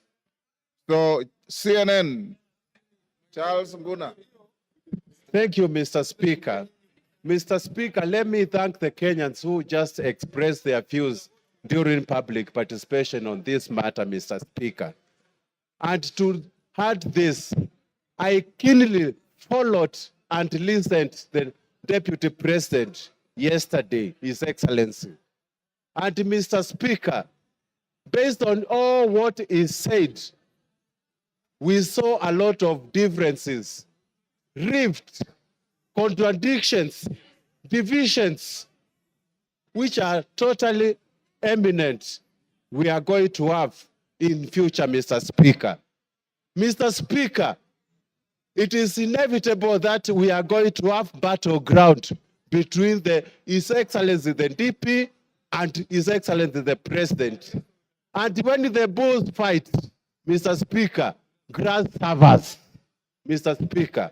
And it's that's why I'm saying that if we continue keeping one of them in the office, Mr. Speaker, Kenyans are going to suffer most, Mr. Speaker. And based on my wisdom for prosperity and also for development, for what we call prosperity and patriotism, and for us to live in a amicable manner and peaceful manner, Mr. Speaker, we have to separate the two bulls, Mr. Speaker. And the motion today, it is for Rigathi to go, not for William Samoei Ruto. With those few remarks, Mr. Speaker, I support. Omboko Milemba. Honorable Speaker, there's a question which makes me stand to speak on. And I want Kenyans and possibly the members who can listen to me to realize that one issue that has not been answered consistently is the question of chairs. Yesterday, I listened to the Deputy President and today also. Whenever he's asked about chairs, Honorable Speaker, can we reduce our levels of conversation? Thank you, Honorable Speaker. Whenever he's asked about the issue of chairs, he picks ANC party agreement and Ford Kenya party agreement. And instead of answering that question, he hides in it. Finally, Honorable Speaker, I'm now holding the reply by Honorable Gachagua, and on page 333, the agreement is annexed. And I want to demonstrate to this parliament that what you have been told was wrong. Because that agreement does not talk about just power sharing for a region. He has avoided intentionally to read the entire paragraph, which says that the sharing of the political parties will also depending further on the need to achieve an inclusive government that reflects the face of Kenya, including the need to accommodate the representation of any future member party and all regions of Kenya. He avoided to read that and therefore gives an impression that there was a power sharing agreement which only confined ANC party to Western only, when ANC party is a national party. Look at this, Honorable Speaker. The only member of the ANC party we nominated was Honorable Dena Hamisi, who comes from Kwale and not Western. So this is an issue which has not been tackled. Two, he is unable to deal with Senior Counsel Tienda Molo's assertion in the morning that how would you elevate the agreement of a political party beyond the Constitution of Kenya? It's very important that as you make your decision, you get that this was a false lie. Finally, Honorable Speaker, in all this we have seen all the techniques of card stacking, of propaganda, which include card stacking, emotional appeal, branding, and that's why we have seen the name of the president being dragged in this matter today. I think the motion on the floor is for the makanga, it's not for the driver. Thank you, Honorable Speaker. I support. I have been advised by the mover that Lillian Kogo will take 2 minutes and Kaluma 8 minutes instead of 10. Lillian Kogo. I thank you so much, Honorable Speaker, and I want to thank all the members who have contributed to this motion. I rise to support. I had not given my voice to it, but Honorable Speaker, as you were speaking earlier, Honorable Speaker, I believe the Honorable Deputy President of the Republic of Kenya was following the proceedings of this House. And one of the matters, Honorable Speaker, that came out so clearly, Honorable Speaker, was the insult on women, Honorable Speaker. Women form a substantive position in this country's national development, Honorable Speaker. And Honorable Speaker, I expected that when the Deputy President came to this House, he was going to address this matter on a special way, Honorable Speaker. But I did not listen. I did not hear him. I did not hear the Deputy Speaker say when, where, how. The Deputy President, sorry. I did not hear the Deputy President, one Honorable Rigathi Gachagua, answer to the question of saying that one noble member of this House, the Honorable Chemachia, is a Malaya, Honorable Speaker. It concerns me, and I wanted the Honorable Rigathi Gachagua to tell this House where, how, when, who witnessed him sleep with one Chemachia and how he felt. We wanted to know, because we are not going to allow women to be used with derogatory language moving forward, Honorable Speaker. It is nobody's choice to be a Malaya. These are mothers. It is nobody's choice to be a Malaya. These are our sisters. It is not. Time up. Peter Kaluma. Peter Kaluma.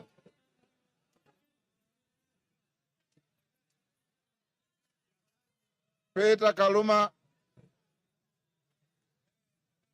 Honorable members. I thank you.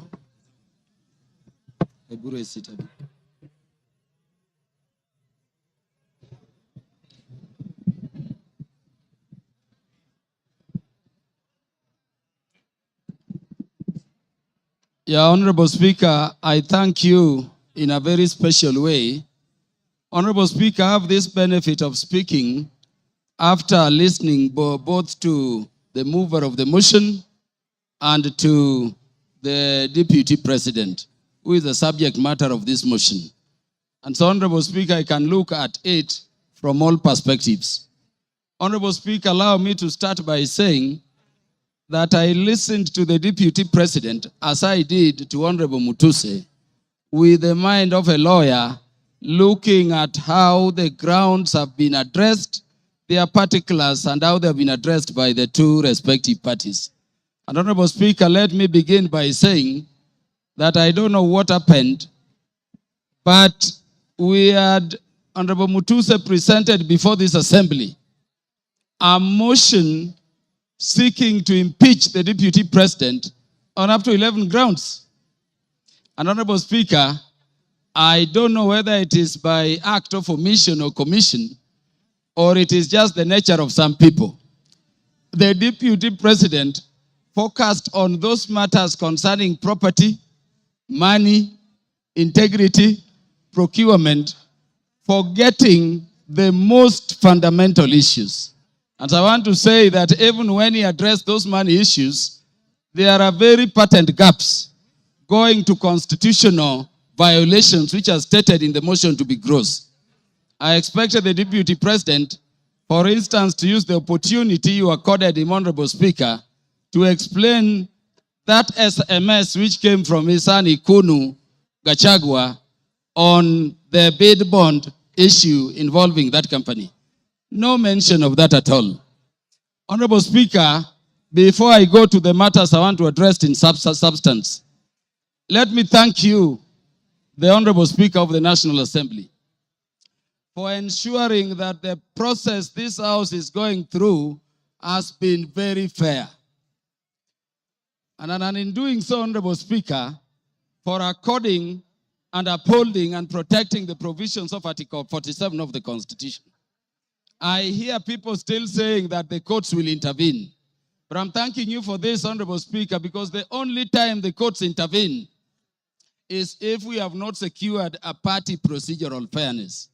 This motion was advertised across the country for the participation of Kenyans. And Honorable Speaker, allow me to reiterate this short data in 1 minute. 146,429 Kenyans said that the deputy president should be impeached. And that, Honorable Speaker, constitutes 65.11% of the people of Kenyans. 76,026 of Kenyans said the deputy president should not be impeached, coming to 33.8% of those Kenyans. Honorable Speaker, 2,452 Kenyans said Kufa Makanga, Kufa Dereva, and those other things. And there are the others. And Honorable Speaker, in terms of our constituency, which is Homa Bay Town constituency, 1,080 Kenyans whom I represent said the deputy president should be impeached. And Honorable Speaker, that constitutes 89.81% of the population of the people of Homa Bay who are duly notified. 54 Kenyans in Homa Bay Town constituency, constituting 5%, said the deputy president should not be impeached. And then 56, which is another percentage there, said other things, including Kufa driver, Kufa Makanga. Honorable Speaker, let me clarify this other issue also. That the courts have persistently and consistently said that public participation must be meaningful. If public participation should be meaningful, and Honorable Speaker, you made it so open at the county headquarters involving all constituencies, and then all constituency offices remained open on that day, and you notified it to the public, Honorable Speaker, following that order of court, then really, there is nothing much for us to continue debating here. If public participation is to be meaningful, then the Kenyans have spoken. And as their representatives, we can only give meaning to what they say during public participation by securing what they have said, which is that the deputy president should be impeached. Honorable Speaker, because I'm running fast, let me say that this constitution has been termed a living document. And Honorable Speaker, if you look at ground one, people take it lightly. But Honorable Speaker, the idea of the unity of our nation has been the one thing which has been disturbing the people of Kenya in terms of being a nation for very long. Honorable Speaker, allow me to read the preamble of the Constitution. And this is what it says. We, the people of Kenya, proud of our ethnic, cultural, and religious diversity, and determined to live in peace and unity as one indivisible sovereign nation. When the Kenyans were making this constitution, they identified the need for unity as one people, as one thing they had to deal with. Honorable Speaker, I request the members to look at Article 4, Sub-Article 2 of the Constitution. It says Kenya is a multi-party democratic state founded on the national values and principles of governance under Article 10 of the Constitution. And Honorable Speaker, people have said so many things about this Constitution. But let me say today, before this House, Honorable Speaker, that Article 10 of the Constitution, if this spirit has a soul, if this Constitution has a spirit, then you can only find it in Article 10 of the Constitution. At Article 10, Sub-Article 2, those national values which were identified by the people of Kenya during constitution making as the things which Kenya needs to address are the following, Honorable Speaker. Patriotism, national unity, sharing and devolution of power, the rule of law, democracy and participation of the people, human dignity, equity, social justice, inclusiveness, equality, human rights, non-discrimination, and protection of the marginalized. Honorable Speaker, at the very heart of a nation is equal ownership and equal sharing in the resources of the nation. It cannot be, therefore, Honorable Speaker, that a state officer at the level of the Deputy President is singing to other Kenyans how they are shareholders and they don't belong to this country. And Honorable Speaker, it saddens me that having given him the opportunity, the Deputy President did not proffer a defense. The Deputy President did not offer an apology, but the Deputy President said other people are also doing it. Honorable Speaker, let me say an impeachment motion proceeds in personam. It proceeds against a specific person. You may say Kufa Dereva, Kufa Makanga. Give him 1 minute to wind up. Wind up, Kaluma. Thank you. Honorable Speaker, it does not matter. This motion we have is against a person. You cannot have a motion for impeachment against Kaluma and somebody. Those who are saying Kufa driver, Kufa Makamba, bring the driver and we will also consider it on the merit. And on account of that, Honorable Speaker, this person must go. Honorable Speaker, in the few seconds remaining, let me say that when Westgate came under attack, I lost a cousin in the name of Jackton Port. He was the first one to be shot there. When Garissa University came under attack, Honorable Speaker, I lost Solomon Oludo from Marindi, a son of our land I educated at Ubiero Primary School. Honorable Speaker, we have no problem holding the security apparatus of the nation, to account. But Honorable Speaker, we cannot have a situation where you talk that recklessly in public about our national intelligence service being dysfunctional. For a state which is permanently under terror, target, and attack. And by the way, in the Security Committee, each minute, we are fighting terrorists. You cannot speak that way and come back and say it is normal. Honorable Speaker, how can you be a principal assistant to the president when each time the president leaves the country, you are organizing rallies to incite ethnic animosity against your own government? Honorable Speaker, how can you be a principal assistant to His Excellency the President when the President is having a press conference in Nairobi and you are having a separate one instead of standing with him to calm the nation from Mombasa to say that the President, in fact, there is a problem and is a dysfunction in government? Time up, Mutuse. You have 15 minutes. Very good. Thank you, Mr. Speaker. Thank you, Mr. Speaker. Before I begin my reply to the motion, please allow me to table additional documents, being a newspaper advert that was placed by His Excellency the Deputy President in today's newspapers, and also the video recording of his speech yesterday, because they are material to these proceedings. Go ahead. Request granted.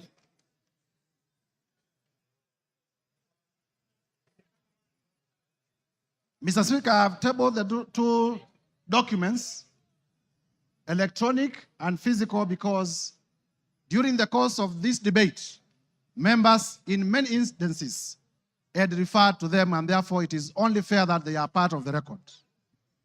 Number two, Mr. Speaker, allow me to thank... The documents were available to me earlier, and I ruled that they are admitted. Thank you, Mr. Speaker.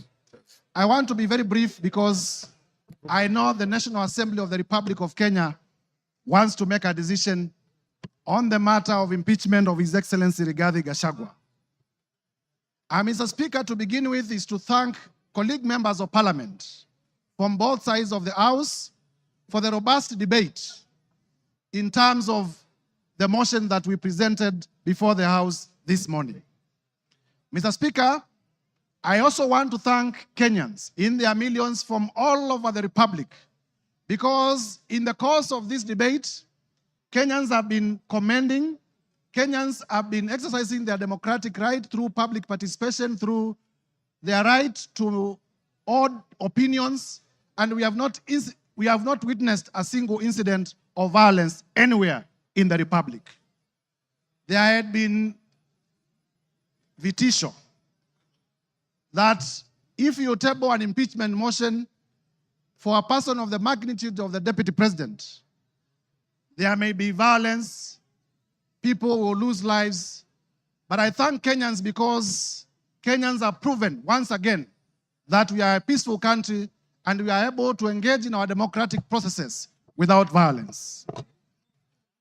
Mr. Speaker, allow me to re-examine some of the few issues that have come through the response.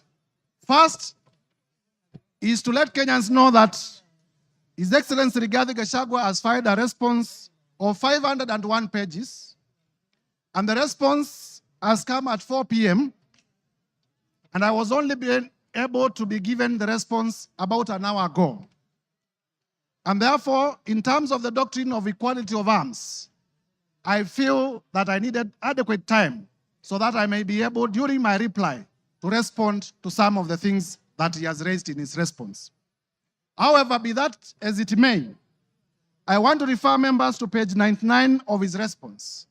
In the morning, I did tell members that His Excellency Rigathi Gachagua has acquired properties through corruption and through money laundering. And when he has come before this house, he has told you that the hotel that he acquired in Nyeri was acquired through a loan. However, the only document exhibited as evidence of that loan is a letter of offer from Credit Bank Limited. There is no evidence exhibited by Mr. Rigathi Gachagua, the current deputy president, to the effect that the loan was actually finalized, to the effect that he actually got the loan. Mr. Speaker, as a term of the letter of offer, in terms of lien and set-off, and I read, a lien and set-off of a fixed deposits of LN Crystal Kenya Limited for an aggregate amount of 300 million Kenya shillings. Interest accrued shall be credited to your deposit settlement account. Mr. Speaker, in simple terms, what this means is that Mr. Rigathi Gachagua had a fixed amount in cash of 300 million in his account, which was going to be used as a security. I asked Mr. Rigathi Gachagua to tell us where he had gotten this 300 million if my allegations that he's laundering money are not true. And therefore, by virtue of his response, it confirms my assertions that he has monies, he has wealth, he has cash that is suspect. If you may give me my phone. In terms of whether Kenya is a company or not. Do you want information from member for West Mugirango? Yes, you may. Go ahead.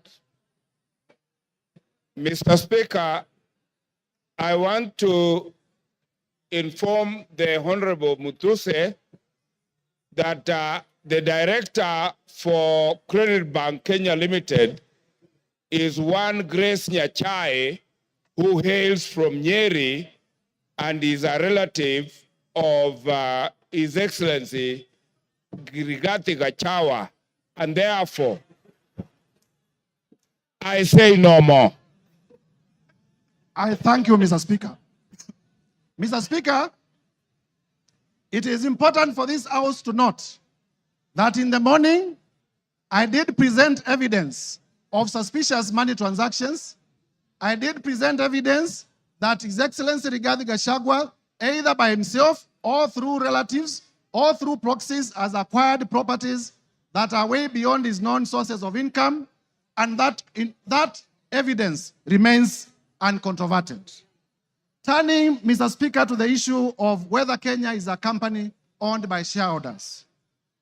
Mr. Rigathi Gachagua is playing with the intelligence of members of parliament and with the intelligence of Kenyans by attempting to twist facts.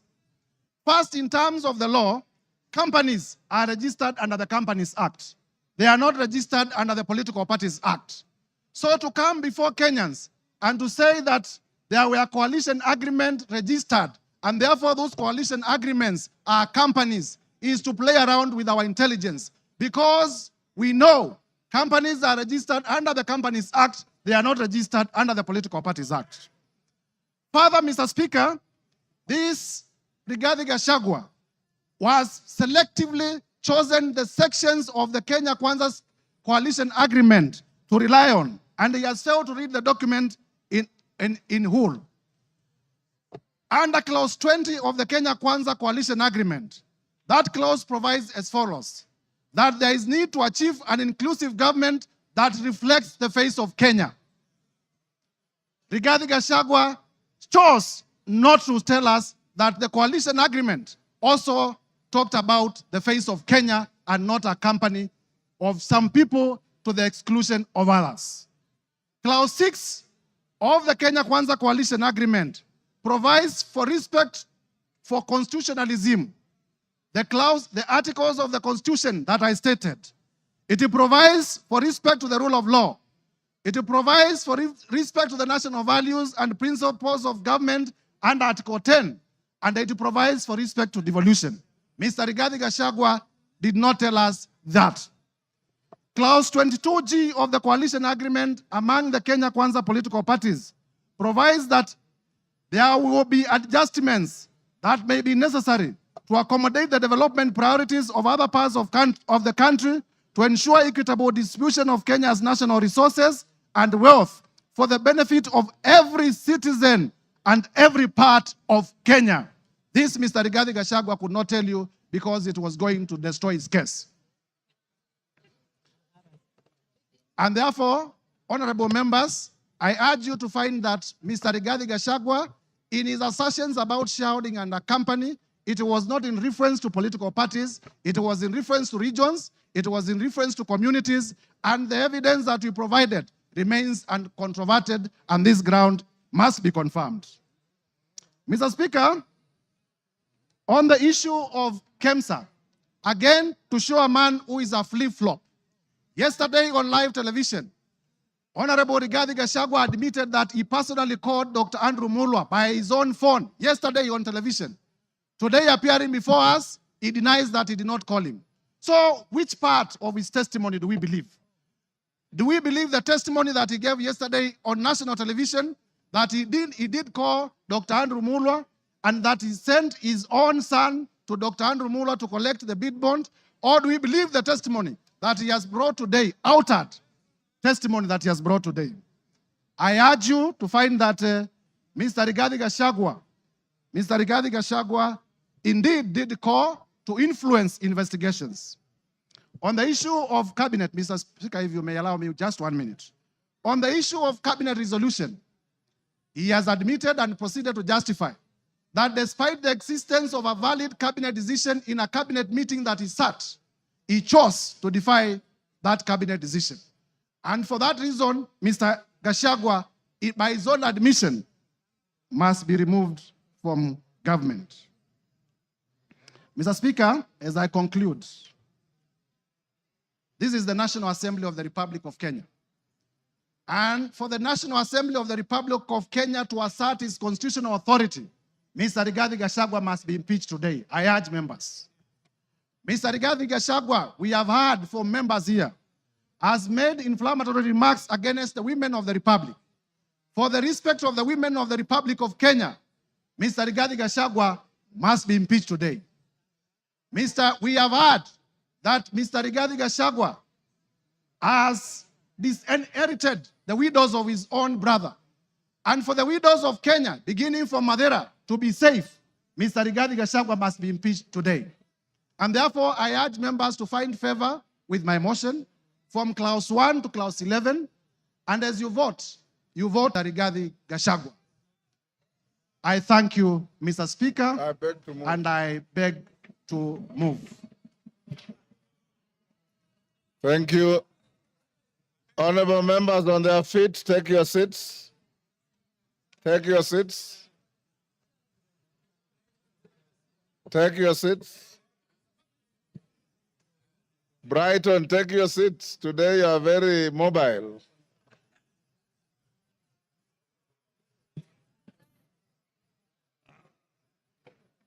Honorable members, order. Honorable members, Honorable Jeho, take your seat.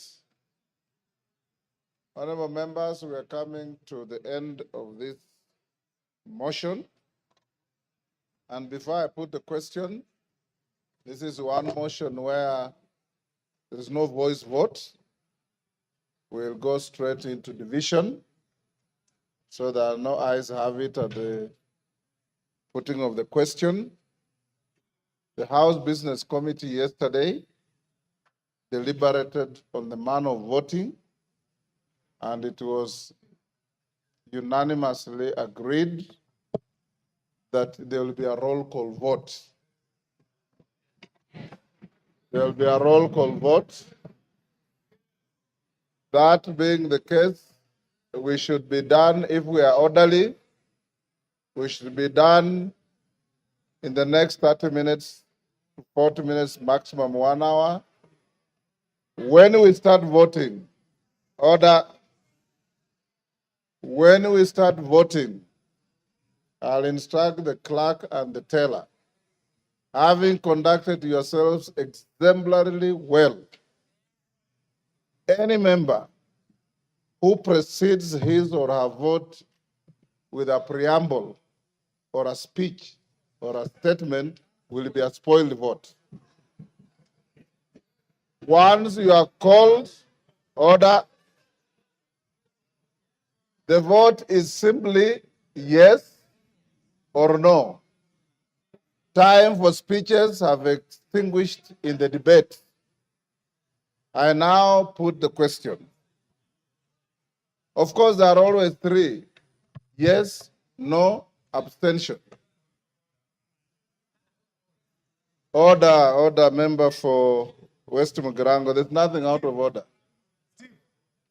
Honorable members, I now put the question, which is that pursuant to the provisions of Articles 145 and 151B and 2 of the Constitution and Standing Order 64 and 65, this House resolves to remove from office by impeachment His Excellency Honorable Rigathi Gachagua, EGH, the Deputy President of the Republic of Kenya, on the following grounds.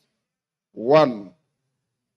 Gross violation of Articles 10(2)(a) and B and C, 27(4), 73(1)(a), 2 and B, 75(1)(c), 129(2) of the Constitution, and Article 147(1), as read together with Article 131(2)(c) and D of the Constitution.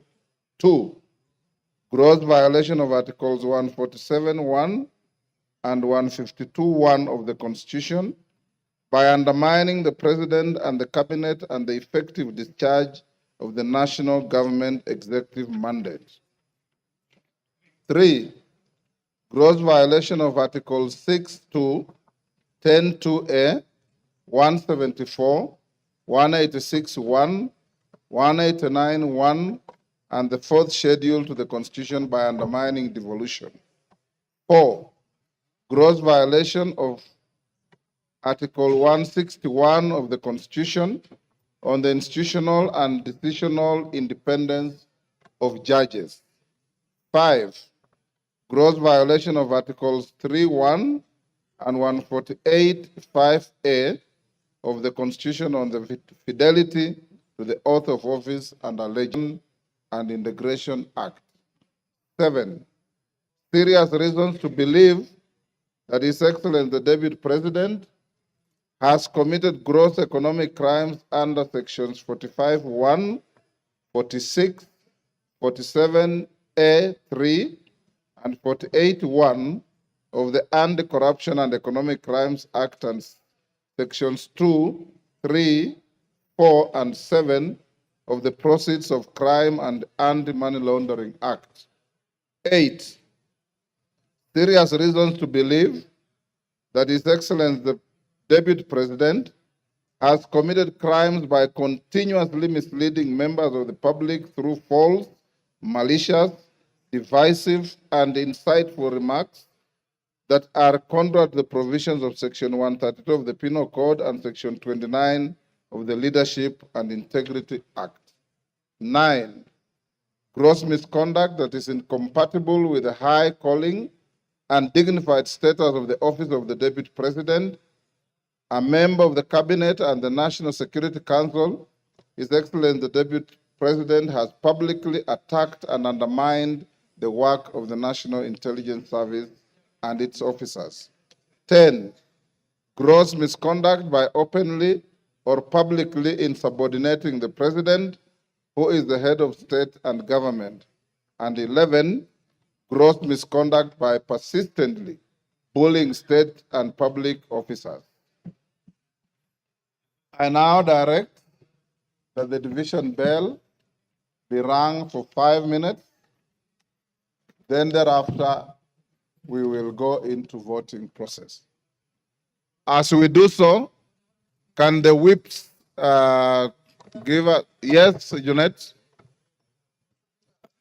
Mr. Speaker, I propose that only the whips should be allowed to go out of the chambers, Mr. Speaker. The rest should remain seated. Yeah. Only the whips should be allowed to go out, Mr. Speaker. The rest of the members can sit and hold their things on the.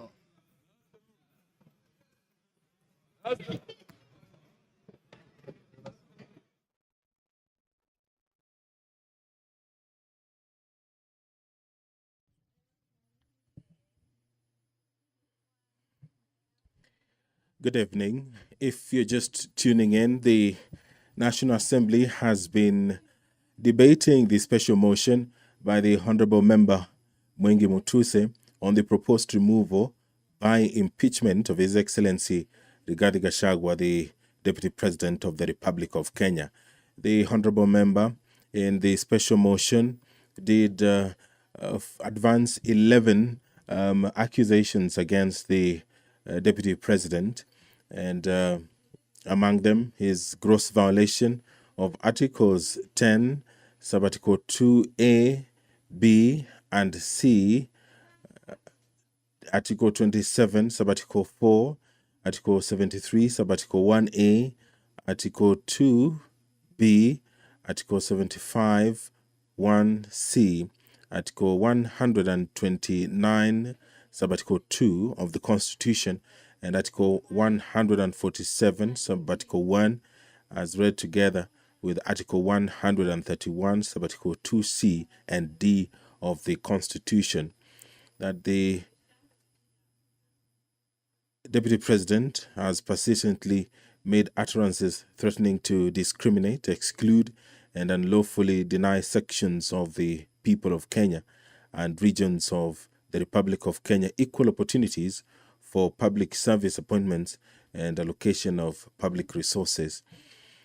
Another charge is that the Deputy President has made unilateral public statements inconsistent with policy positions collectively adopted by the government and contradicted the President on critical matters of governance and the exercise of the President's functions as a symbol of national unity. That His Excellency, the Deputy President, interfered with the running of Nairobi City County Government by inciting citizens against lawful directives of the county government on the planning and relocation of markets and publicly disparaging the leadership of the county government and its decisions. Charge 4, that His Excellency the Deputy President has undermined the institutional and decisional independence of a judge through public attacks on a judge of the High Court of Kenya and falsely threatening to file a petition for the removal of the said judge in a matter in which he was a party. Another charge is that the Deputy President breached his oath of office and allegiance on account of the utterances and actions attributed to the Deputy President under grounds 1, 2, and 3. Charge 6, that the Deputy President has persistently made inflammatory, reckless, insightful public utterances over the last 2 years in contravention of the law. Charge 7, that His Excellency the Deputy President has committed gross economic crimes, namely conflict of interest, abuse of office, and conspiracy to commit crimes under sections by inexplicably amassing property estimated at 5.2 billion shillings that is incompatible with his known legitimate income and by trading with the office of the Deputy President through proxies. Another charge is serious reasons to believe that His Excellency the Deputy President has committed crimes by continuously misleading members of the public through false, malicious, divisive, and insightful remarks that are contrary to the provisions of Section 132 of the Penal Code and Section 29 of the Leadership and Integrity Act. Charge 9, gross misconduct that is incompatible with the high calling and dignified status of the office of the Deputy President, a member of the Cabinet and the National Security Council. His Excellency the Deputy President has publicly attacked and undermined the work of the National Intelligence Service and its officers. Charge 10, gross misconduct by openly or publicly insubordinating the President, who is the head of state and government, and Charge 11, gross misconduct by persistently bullying state and public officers. The Deputy President was some minutes after 5 p.m. given the opportunity by the National Assembly to defend himself against these 11 allegations that have been leveled in this special motion which the members of the National Assembly have been debating today. And right now,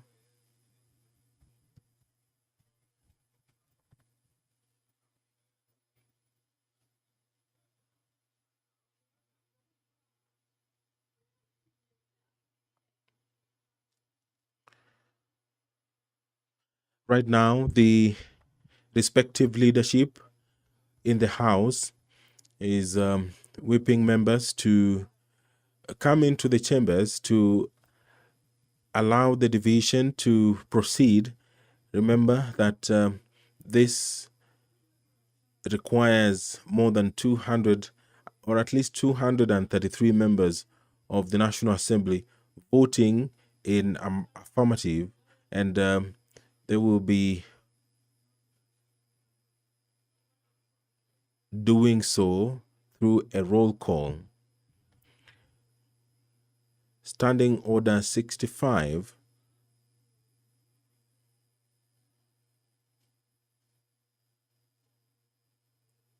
Standing Order 65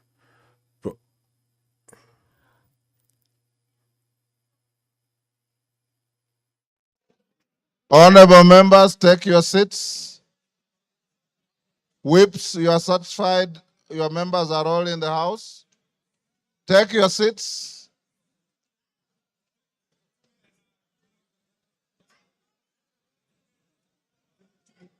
Okay. You have 2 minutes. Members who are on their feet, take your seats.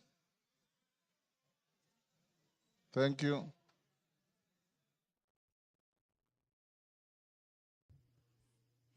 Standing Order 65 of the National Assembly provides for the procedure for removal of the Deputy President. And it says that where a member proposes the removal of the Deputy President on the grounds of physical or mental incapacity in terms of Article 150, Sub-Article 1A of the Constitution, Standing Order 63, which talks about procedure for removal of President on grounds of incapacity, shall, with necessary modifications, apply. You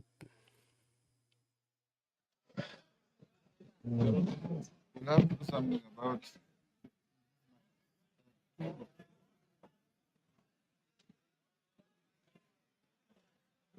Take your seats, honorable members.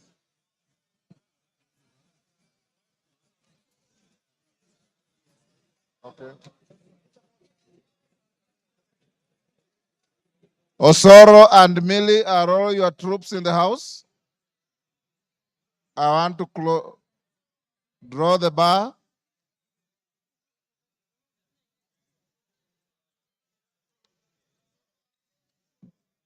Draw the bar.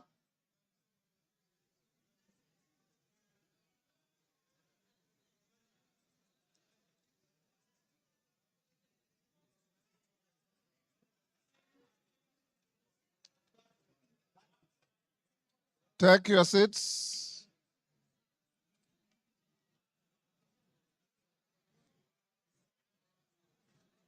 Honorable members, you may take your seats now. Honorable Dani Wanyama, take your seat. Honorable Minority Whip, take your seat. Honorable members, I have been given the following as whips, as tellers for the ayes, the Honorable Zaire Janda MP and the Honorable Jared Okello MP. For the nays, the Honorable Onesmus Ngogoyo and Honorable Jane Njeri. You may come forward and join the clerks at the table. Now the voting order, the voting will be as follows. Order. We will start by calling out the Honorable Samal, member for Isiolo. Is it West? Isiolo North. You all know Honorable Samal as a condition and he needs to be assisted. So the clerk and the tellers will go to where he is. The clerk and one on either side go and take Honorable Samal's vote. Once you are done, the constituencies are numbered alphabetically from A to Z. So we'll start with probably Ainamoi is normally the first and we'll end up with the last. Pardon?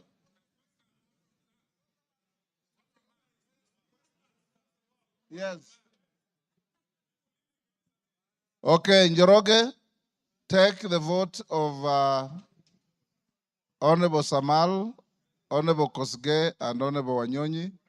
Then go alphabetically for everybody else. And when voting is going on, members, you must remain in your seats. You must remain silent and let the process go on uninterrupted, the same way you have been orderly the whole day. Of course, I put the question, pardon? Yes?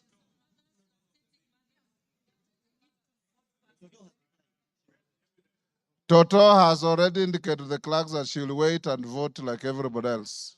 So she's not in a special case. Is Mother Wangara also lactating? I didn't know that. Now, clerk, those who are supporting the motion are voting yes. Those who are not are voting no. The tellers are, as I've told you, for yes, Janda and Okello, for no's, Kasheri and Gogoyo. Clerk, over to you. Voting starts now. Isiolo North, Lomwa Joseph Samal. Westlands, Wetangula Timothy Wanyonyi. Nominated member, Jackson Kosgei Kipkemoi.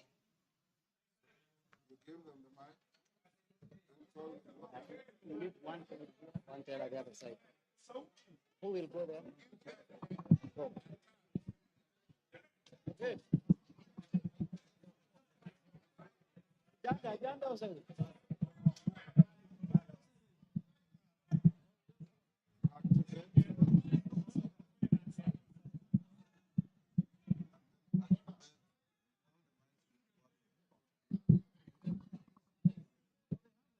I, Tim Wanyonyi, Member of Parliament for Westlands, I vote no. I vote yes.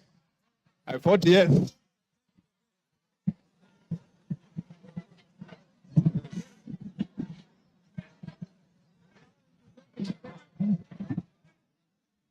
Order, honorable members. He has voted yes.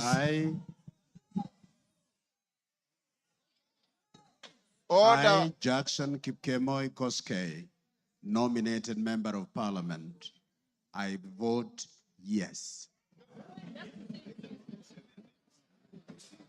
Yes. I'll stop them.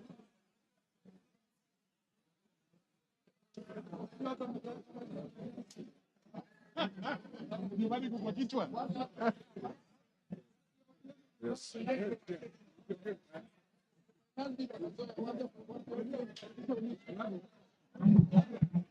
You are done with Honorable Samal?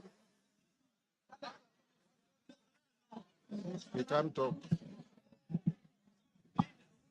Honorable members, for the rest of the members, when your name is called, don't repeat your name. Just vote yes or no. Okay, go ahead, Njoroge.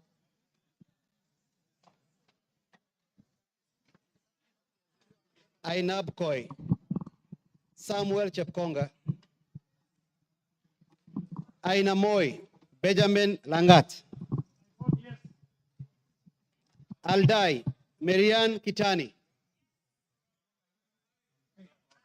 Alego Usonga, Samuel Atandi, Awendo, John Walter Owino, Bahati, Irene Joki, Balambala, Shurie Abdi Omar, Baringo County, Florence Jamatia, Baringo Central, Joshua Kandie, Baringo North, Joseph Maglap, Baringo South, Charles Cameron, Belgut, Nelson Koech,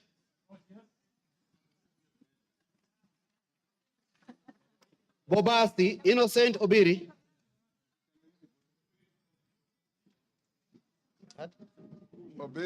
Bobasti, Innocent Obiri,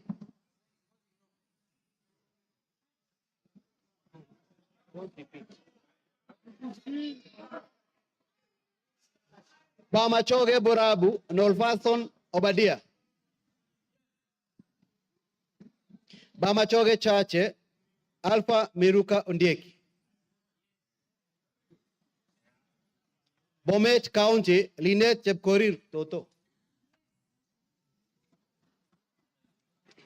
Bomet Centro, Richard Cheriot Kilel, Bomet East, Richard Kipkemoi Yegon, Bonchari, Charles Onchoke, Bonchari, Charles Onchoke, He's voted yes. Bondo, Gideon Ochanda, Borabu, Patrick Osero, Budalangi, Rafael Sauti Bita Wanjala, Bomula, Nelson Jack Wamboka, Bungoma, Kadri Nanjala Wabilianga,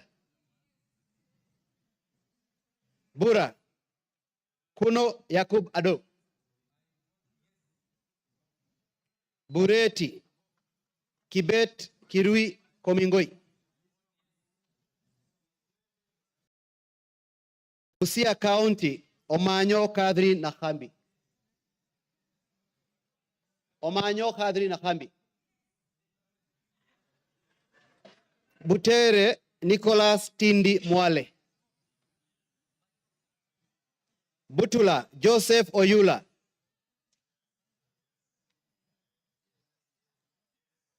Buuri Muruidhania Rindikiri Mugambi, Central Imenti, Moses Nguchine Kirima. Central Imenti, Moses Kirima Nguchine. Changamwe, Omar Mwinyi. Chepalungu, Victor Kipngetich Koech.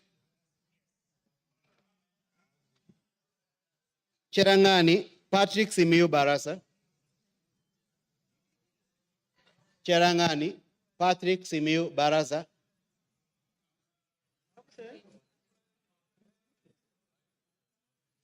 Chesume, Paul Biego.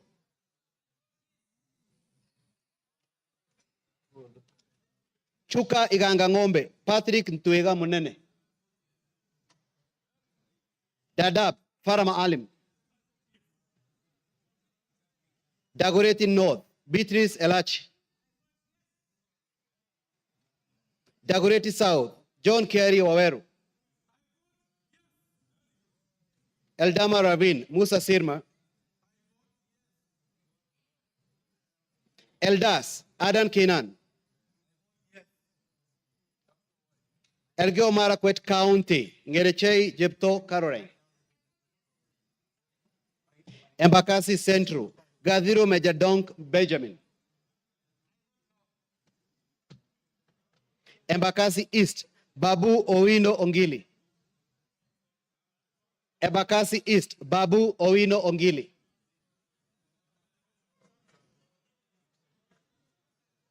Embakasi North, James Gakuya. Embakasi South, Julius Mawade.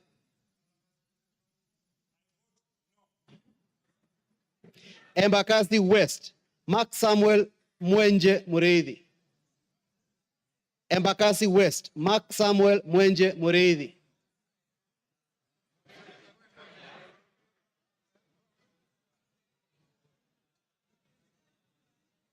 Embu County, Double N Pamela Njoki.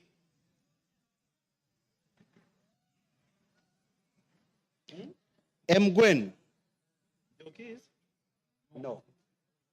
No. Mgwen. Lelmengit Jose Kipto. Emuhaya Omboko Milemba. Emura Dikir Johanna Ngeno. Endebes Robert Ukose.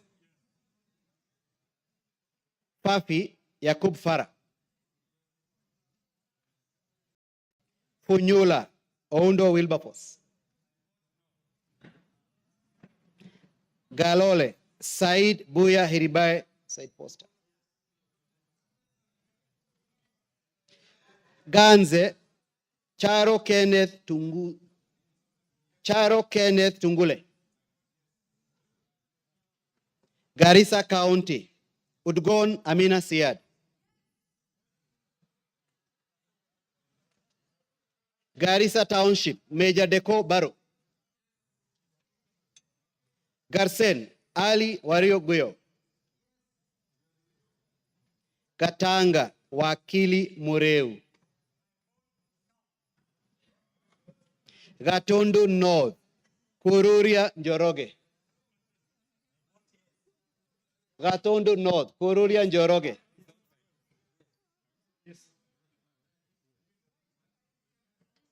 Gatundu South, Gabriel Gaduka Kagombe. Gem, Elisha Odhiambo. Gichugu, Robert Gichimu. Gilgil, Mother Wangari Wanjira. Gilgil, Mother Wangari Wanjira. Gilgil, Mother Wangari Wanjira. Githunguri, Gathoni wa Mochomba. Hamisi, Charles Gumini Gimose. Homa Bay County, Bensuda Joyce Osogo.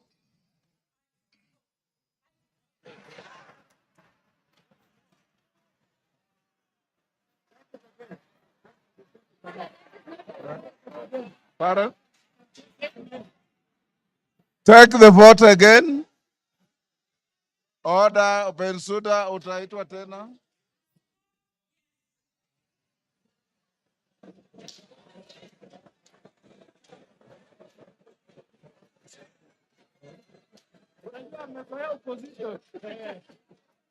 Homa Bay Town.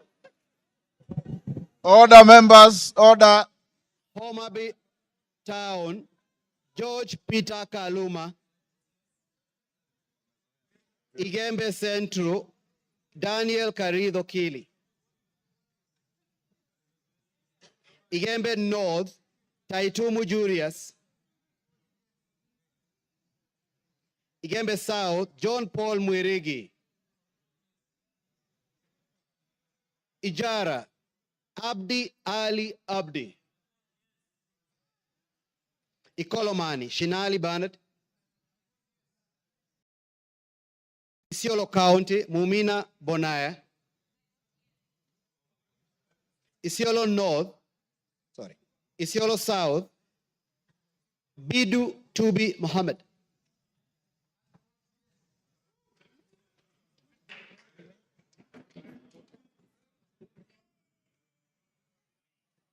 Jomvu Badibadi Twalib. Juja George Koimburi.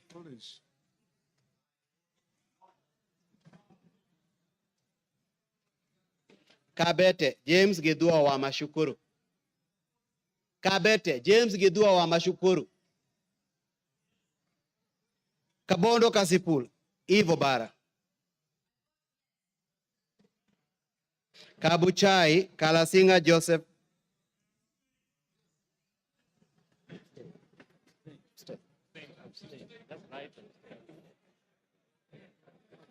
Kacheliba Lote Titus. Kacheliba Lote Titus. Kaiti Joshua Kivinda Kimilu. Kaiti Joshua Kivinda Kimilu. Kaiti Joshua Kivinda Kimilu.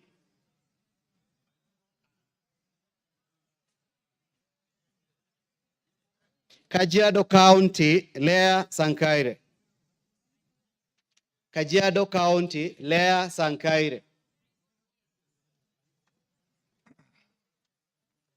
Kajiado Central Memusi Elijah.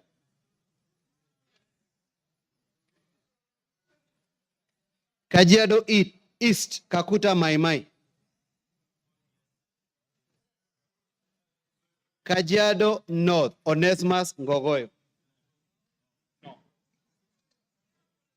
Kajiado South Parashina Samuel Sakimba. Kajiado West Sunkuya George.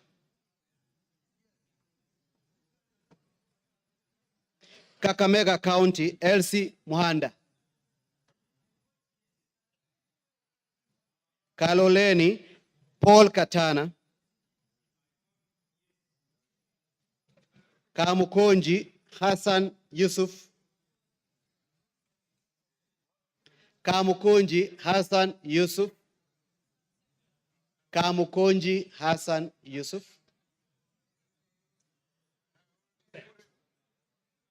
Kandara Chege Njuguna. Kandui John Makali.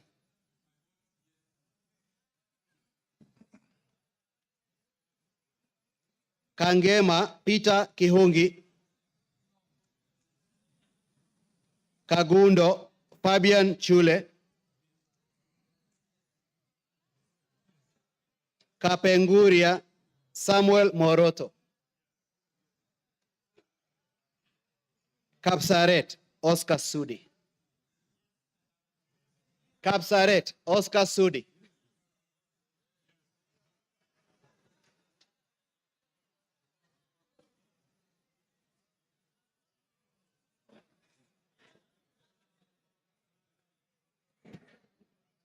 Karachuonyo Okwome Andrew Adipo. Kasarani Karauri Ronald Kamwiko. Kasipul were Charles Ongondo.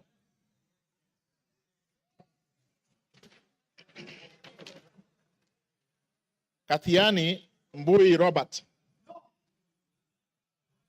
Keyo North, Korir Adams Kipsanai. Keyo South, Kipkoech Gideon Kimayo. Kericho, Kemei Beatrice Chemweno. Keses Ruto Julius Kipleting.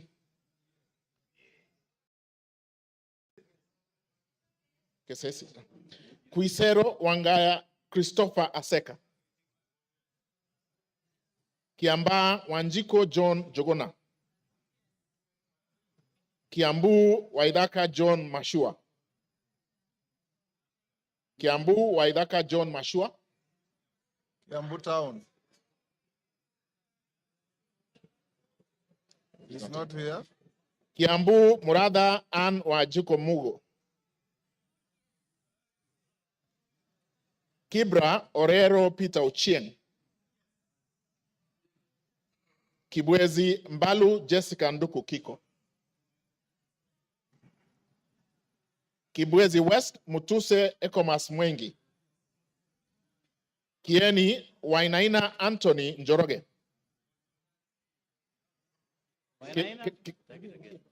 Kieni Wainaina Anthony Njoroge.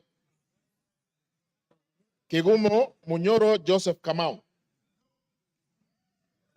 Keharu Nyoro Samson Dindi. Kikuyu Ishungwa Anthony Kemani. Kilgoris Sunkuli Julius Lekakeny. Kilifi Mwanyanje Gertrude Mbeyu. Kilifi North Baya Owen Ya. Kilifi South Kitty Richard Ken Chonga.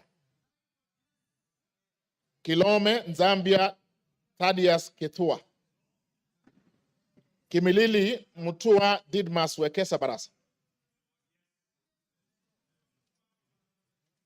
Kiminini Bisao Morris Kakai. Kinango Rai Samuel Gonzi. Gonzi Rai.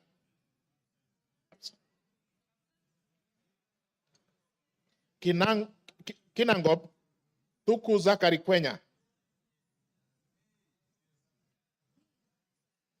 Voted. It's voted. Kipipiri Muhia Wanjiko. Kipkelion East Cheroro Joseph Kimutai.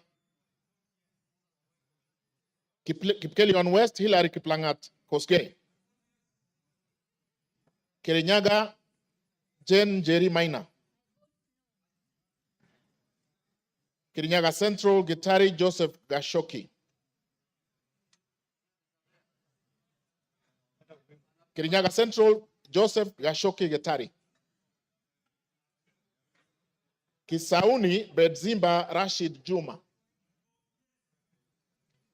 Kisi Donya Doris Aburi. Kisumu Busia Ruth Adhiambo Odinga. Kisumu Central Oron Joshua Odongo. Kisumu East Ahmed Shakil Ahmed Shabir. Kisumu West Rosa Akinyebuyu. Kitui Irene Modoni Kasalu. Kitui East Nimrod Miduka Mbai. Yes. Kitui Central Makali Benson Mulu. Kitui Rural Mboni David Mwalika. Nyamai Rachel Kaki Kitui South. Edith Vethi Nyanze Kitui West. Mokaya Nyakundi Japheth Kitutu Chache North.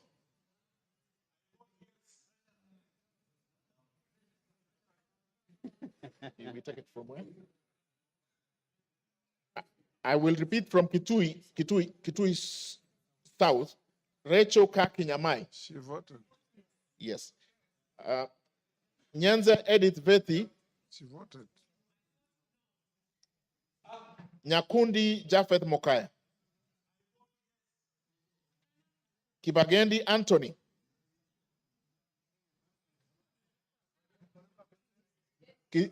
Kitutu Chache South. No, Kibagendi amesema? Kitutu Chache South, Kibagendi Anthony. Clive, Kitutu Masaba, Clive Ombane Gisairo.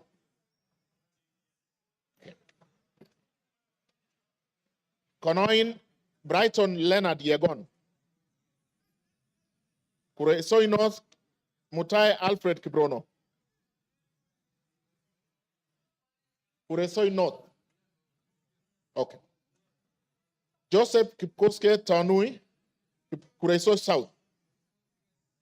Okay. Kuria East, Masairo Marwa Kitayama. Kuria West, Robi Matthias Nyamabe. Kwale, Masito Fatuma Hamisi. Kwanza, Wanyonyi Ferdinand Kevin. Lafi, Abdurrahman Mohammed Abdi. Lakdera, Mohammed Abdikadir Hussein. Laikipia, Jane Wangeshi Kagiri. Laikipia East, Festus Mwangi Kionjuri. Laikipia North, Sarah Paulata Korere. Ndio. Laikipia West, Stephen Washira Karani. Laisamis, Joseph Lekuton. Lamu, Monica Mudoni Marufu. Lamu East, Obor Weida Muhammad. Lamu West, Modama Stanley Moiruri. Langata, Felix Odiwor Kode. Kahangara, Larry, Joseph Mburu Kahangara. Likoni, Mishi Juma Hamisi Mboko. Likuyani, Innocent Maino Mugabe. Limuru, John Kiragu Shege. Loima, Akuja Protas Ewesiti. Luanda, Dick Maungu Oyugi. Thank you. Nabii Nabwera Daraja Lugari. Lunga, Chiporomondo Mangale Munga. Lurambi, Titus Hamala Mkwana. Maara, Jafet Miriti Kareke Mbyuki. Machakos, Joyce Kamene.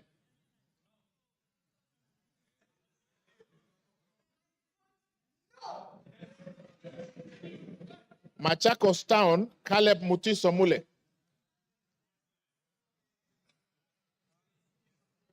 Okay. Yeah, what's George Aladwa Omwera Makadara. Makweni Kiamba Susan Dunge. Makweni Women Rep Mumo Rose Museo. Absent. Can I repeat? Makweni Mumo Rose Museo. Malava Moses Malulu Injendi. Malindi Amina Laura Munyazi. Mandera North Abdullahi Bashir Sheikh. Mandera Umul Kasim Sheikh. Mandera East Abdurrahman Hussein Wetan Muhammad. Mandera South Abdul Ibrahim Haro. Mandera West Yusuf Adan Haji. Manyata John Gitonga Mwaniki Mukunji. Maragwa, Mary wa Maua Waithira Njoroge. Marakwet East, David Kangogo Bowen. Marakwet West, Timothy Kipchumba Toroitich. Marsabit, Naomi Jilo Wako.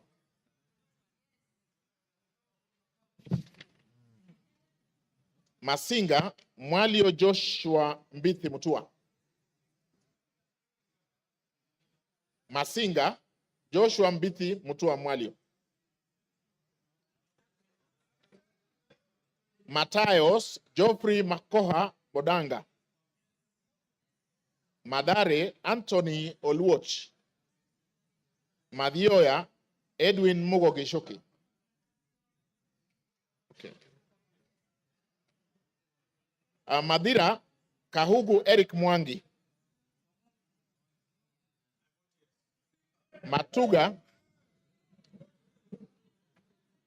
Matuga, Tandaza Kasim Sawa.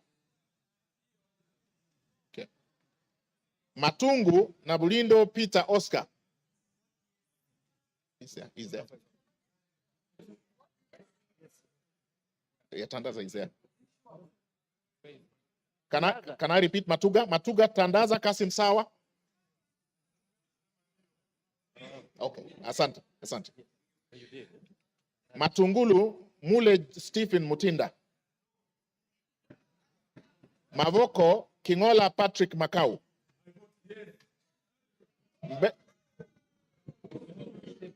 Mbere North, Geoffrey Kariuki Kiringa. Mbere South, Nebat Bernard Murioki. Mboni, Nzioka Erastus Kivasu.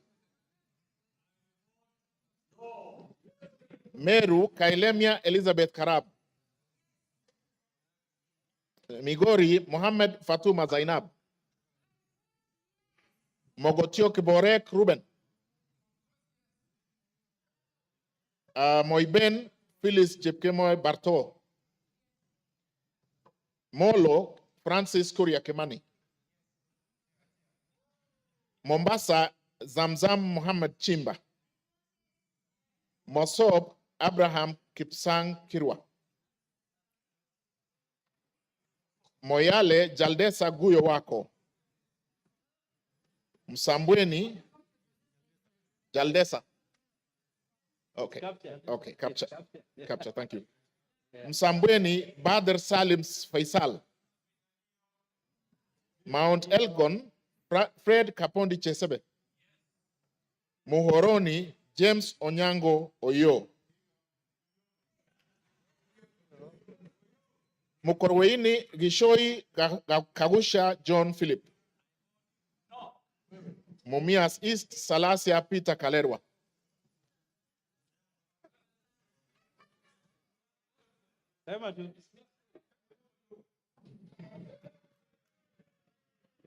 Mumias West Naika Johnson Manya.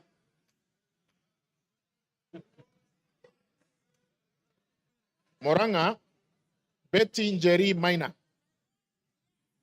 Mvita Mohamed Saud Machele. Mwala Musau Vincent Musioka.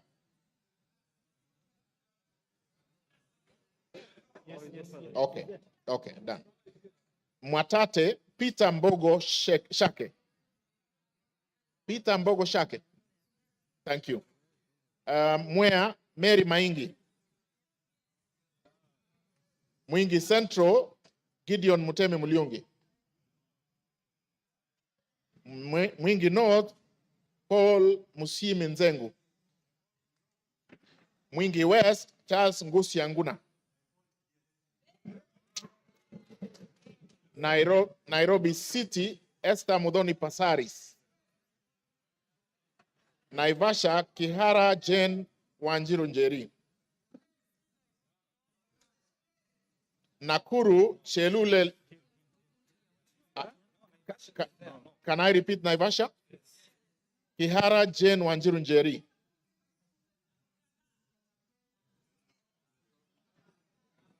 Nakuru Liza Chepkorir Chelule. Nakuru Town East, Gikaria David. Nakuru Town West, Arama Samuel. Nambale Mulanya Geoffrey Ekesa. Nandi Cynthia Chepkoske Muge. Nandi Hills, Bernard Kibor Kitur. Narok, Rebecca Nonaishi Tonke. Narok East, Lemanken Aramat. Narok North, Agnes Mantaine Pareye. Narok South, Olentutu Kitilai. Narok West, Gabriel Koshal Tongoyo. Navajolo, Emmanuel Wangwe. Ndaragwa, Gachagua George N. Ndiwa, Martin Peter Sowino. Ndia, GK George Masharia Kariuki. Njoro, Charity Katambi Chepkwony.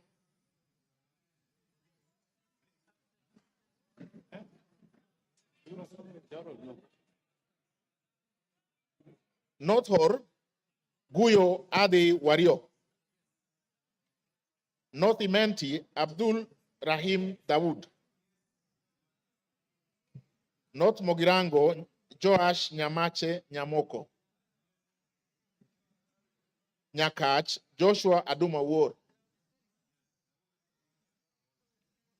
Nyali, Mohammed Ali Mohammed. Nyamira, Jerusha Momanyi Mongina. Mohammed Ali is here. Yes, he's voted. I repeat, Nyamira, Jerusha Momanyi Mongina. Thank you. Nyandarua, Getao Faith Wairemo.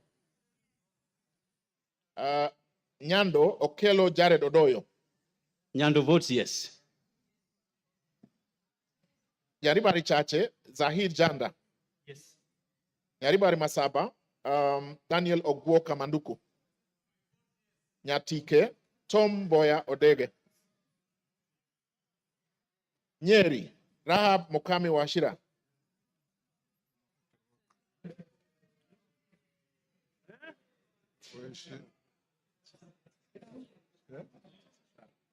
Nyeri Town, Duncan Maina Madenge.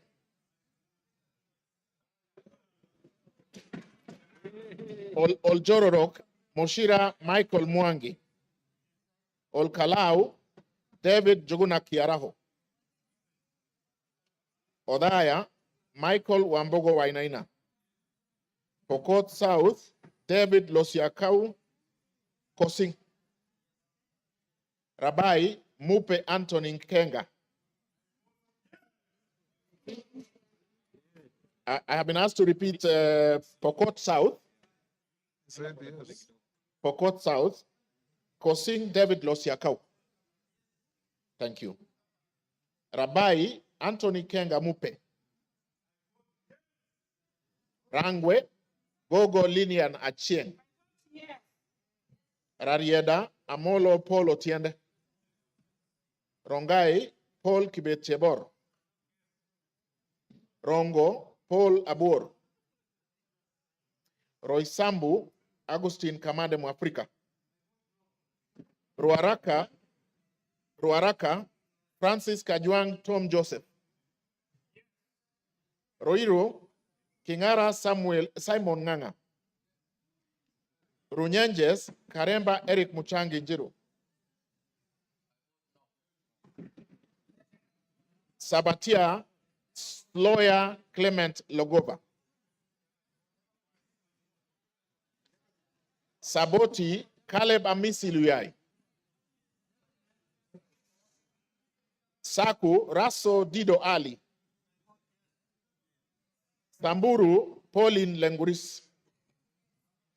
Samburu East Jackson Lekumontare Lentoijoni. Samburu North Dominic Eli Letipila. Samburu West Josephine Naisula Lesuda. Seme James Wambura Nyikal. Shinyalu Frederick Lusuli Ikana. Thiaya Odwor Christine Ombaka.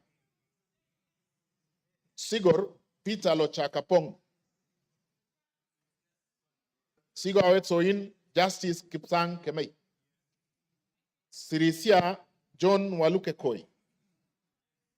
Sotik Francis Kipiegon Arab Sige.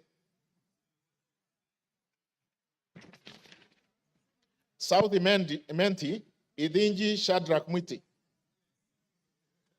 South Mogirango Onyego Silvana Sosoro. Soy David Kiplagat. Starehe Maina Mwago Amos. Suba North Millie Grace Akoto Diambo. Suba South Karoli Omondi. Subukia Kashobe Samuel Kenudia. Suna East Mohammed Junaid Sheikh Nu. Suna West Peter Francis Masara. Taita Taveta Lydia Haika Mnene Mizigi. Tana River Amina Dika Abdullahi. Tarbaj Hussein Abdibare. Taveta John Okano Bwire. Teso North Edward Kaunya Oku.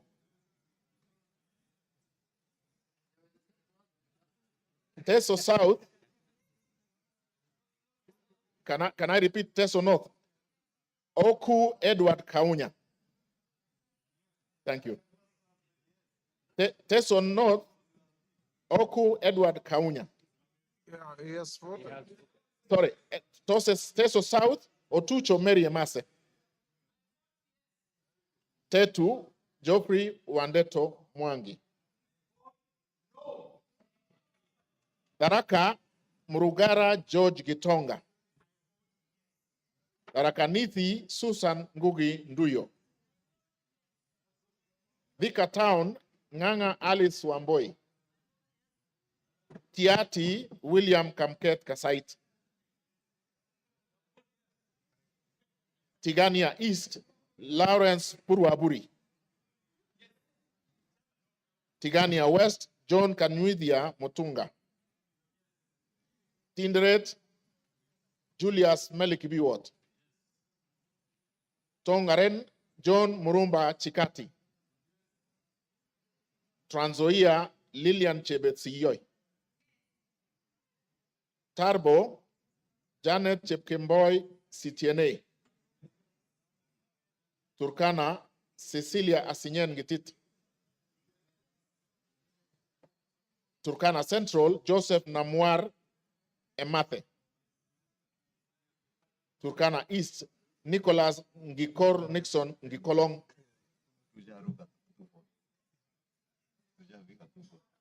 Turkana North, Paul Ekwom Nabuin.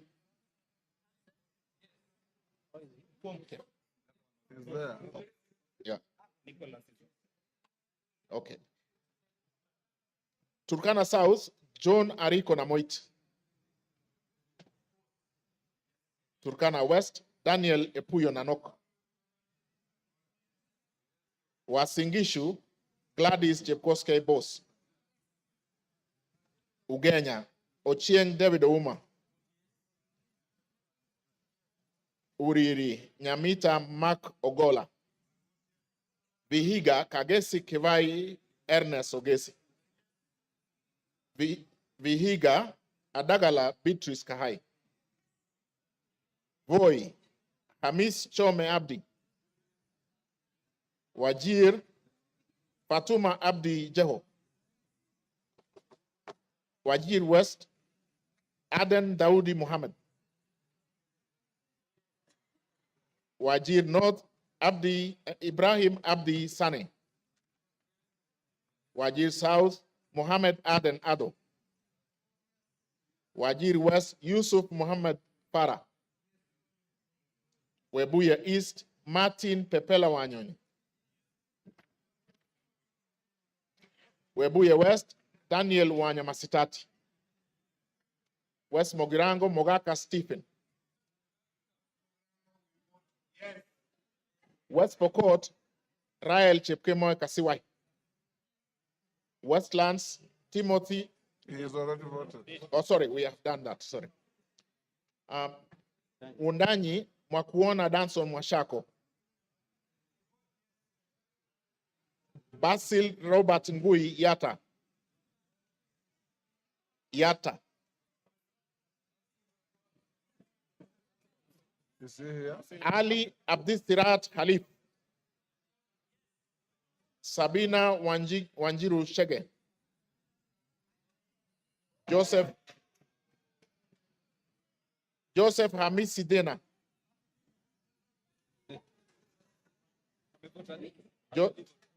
My vote yes. Joseph Hamisi Dena. Okay. Suleka Hulbale Harun. Dorothy Mudoni Kiara. Joseph Wainaina Iraya. Irene Joseph Wainaina Iraya. He's voted. Okay. Yes. Irene Nyakerario Mayaka. Umulher Harun Muhammad. Teresia Wanjiro Mwangi. No. Abubakar Ahmed Talib. Yeah. Abubakar Talib. Thank you. You finished? Honorable members, order. Is there any member present who has not had his or her name called out? Is there? Yes.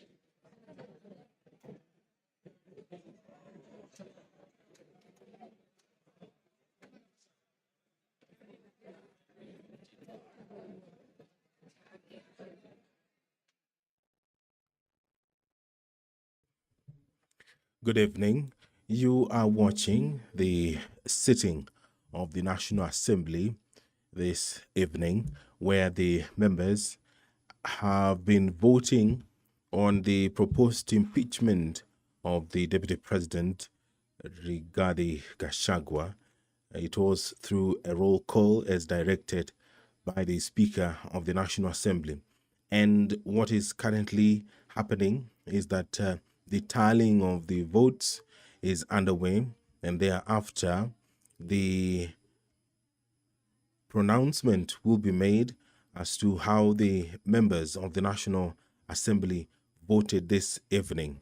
This special motion was moved by the Honorable Member Mwengi Mutuse, and in that special motion, he did list 11 grounds on the reasons as to why the Deputy President, Rigathi Gachagua, should be impeached as Kenya's second in command.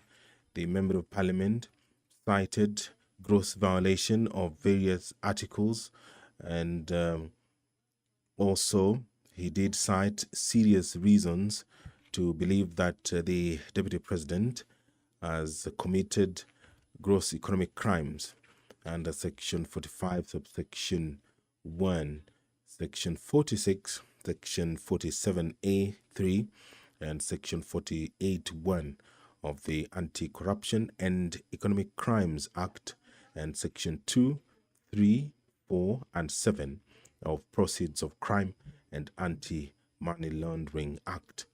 Those are some of the reasons that the Honorable Member believes that this House should take serious consideration of this special motion to dismiss the Deputy President, who we did hear from this evening between 5 and 7 when he appeared before the National Assembly and made his case defending himself against accusations that have been leveled against him. And in a couple of minutes, we will hear the results of this division, this historic constitutional moment for the country. And all that you will watch live courtesy of the Parliamentary Broadcasting Unit in conjunction with the Kenya Broadcasting Corporation. The National Assembly was guided by the standing orders, the procedure for removal of the Deputy President, where a member proposes the removal of the Deputy President on the grounds of physical or mental incapacity in terms of Article 150, Sub-Article 1A of the Constitution, Standing Order 63, which talks about the procedure for removal of President on grounds of incapacity, shall with necessary modifications apply. And Part 2 of the Standing Order 65, where a member proposes to impeach the Deputy President in terms of Article 150, Sub-Article 1B of the Constitution, Standing Order 64, procedure for removal of President by impeachment shall apply with necessary modifications. So the members have been debating, and we will hear the result of this process anytime from now.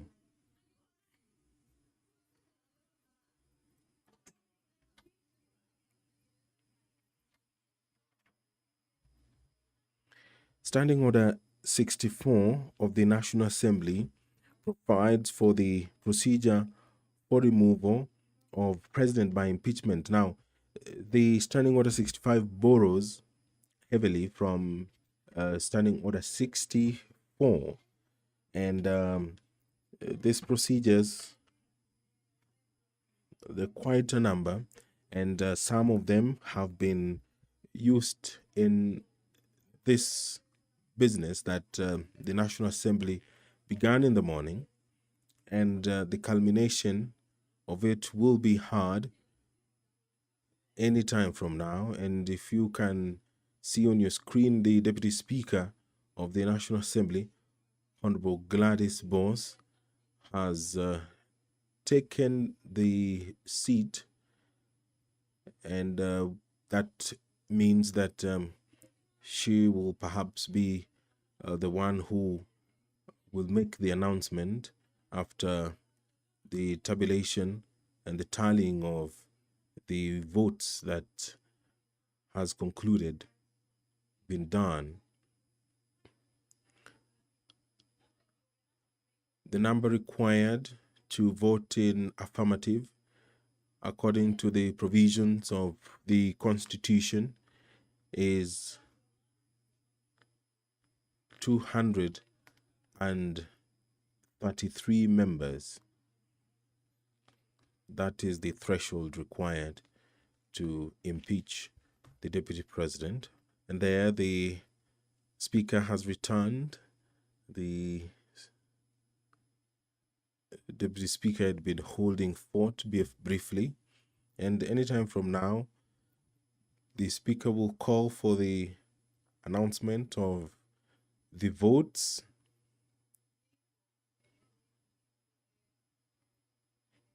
which are currently being verified. It was a requirement that voting be done via roll call, and any moment from now, we will be hearing the result of that roll call. And just a quick recap of the 11 grounds which were outlined by the Honorable Member Mwengi Mutuse. That one, the Deputy President has persistently made utterances threatening to discriminate, exclude, and unlawfully deny sections of the people of Kenya and regions of the Republic of Kenya equal opportunities for public service appointments and allocation of public resources. Ground 2, the Deputy President has made unilateral public statements inconsistent with policy positions collectively adopted by the government and contradicted the President on critical matters of governance and the exercise of the President's functions as a symbol of national unity. Ground 3, that His Excellency the Deputy President interfered with the running of Nairobi City County Government by inciting citizens against the lawful directives of the county government on the planning and relocation of markets and publicly disparaging the leadership of the county government and its decisions. Count 4, gross violation of Article 160, Subarticle 1 of the Constitution on the institutional and decisional independence of judges, that His Excellency the Deputy President has undermined institutional and decisional independence of a judge through public attacks on a judge of the High Court of Kenya and falsely threatening to file a petition for the removal of the said judge in a matter in which he was a party. Number 5, that His Excellency the Deputy President breached his oath of office and allegiance on account of the utterances and actions attributed to the Deputy President under grounds 1, 2, and 3. And count 6, serious reasons to believe that His Excellency the Deputy President has committed crimes under Section 13(1)(a) and Section 62 of the National Cohesion and Integration Act, that His Excellency the Deputy President has persistently made inflammatory, reckless, and insightful public utterances over the last 2 years in contravention of the law. Charge 7, serious reasons to believe that His Excellency the Deputy President has committed gross economic crimes under Sections 45(1), Section 46, Section 47(a)(3), and Section 48(1) of the Anti-Corruption and Economic Crimes Act, and Section 2, Section 3, Section 4, and Section 7 of the Proceeds of Crime and Anti-Money Laundering Act. That His Excellency, the Deputy President, has committed gross economic crimes, namely conflict of interest, abuse of office, and conspiracy to commit crimes under sections by inexplicably amassing property estimated at 5.2 billion shillings, that is incompatible with his known legitimate income, and by trading with the office of the Deputy President through proxies.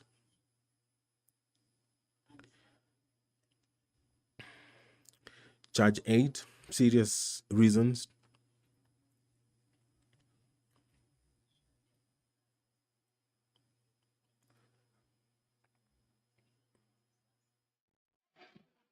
Order, honorable members.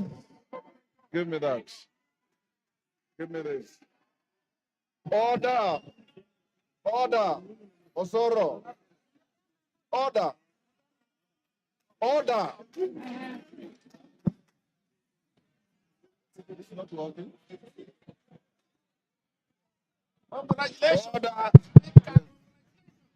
Order, members. Take your seats. Order. Angol, take your seat. Order, members, take your seats.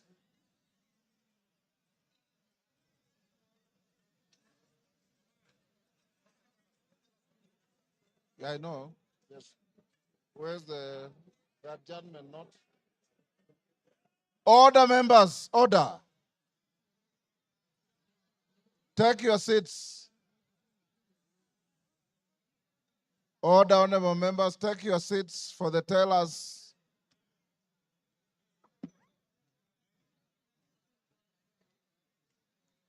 Take your seats.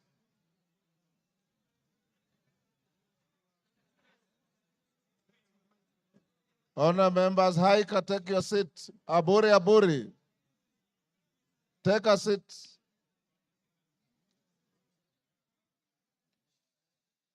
Tongoyos, take your seat. Take your seats, members. All is well that ends well. You have been very orderly, and I must salute you. Tell us, you may now approach the chair and announce the results.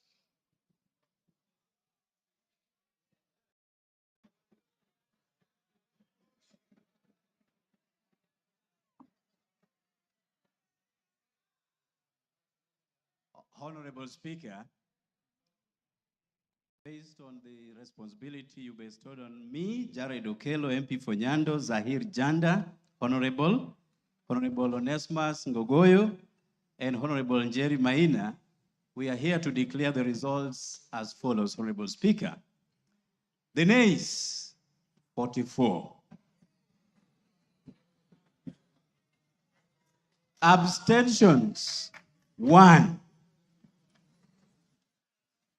And the ayes, 281.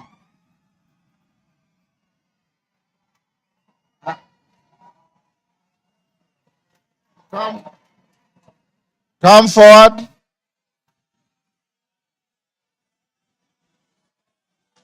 Order.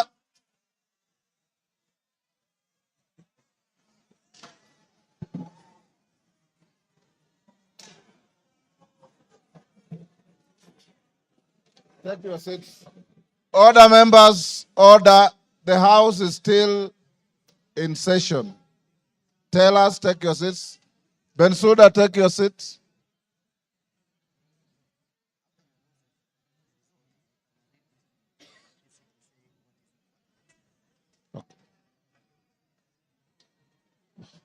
Order, members, order. Members, the results of the division on the motion are as follows. Abstentions, 1. The noes, 44. The ayes, 281. So the ayes have it.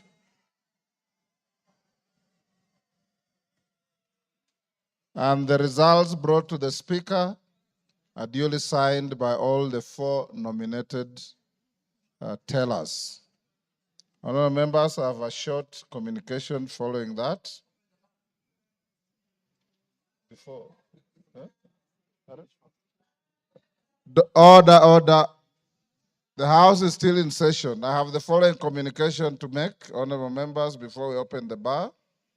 On the decision of the National Assembly, on the special motion on the proposed removal from office by impeachment of His Excellency Rigathi Gachagua, the Deputy President of the Republic of Kenya. Honourable members, as I had guided the House earlier in today's sitting, Article 145(2) of the Constitution sets a threshold of at least 2/3 of the members of the National Assembly to vote in support of a special motion for proposed removal by impeachment of the Deputy President of the Republic for the motion to be carried.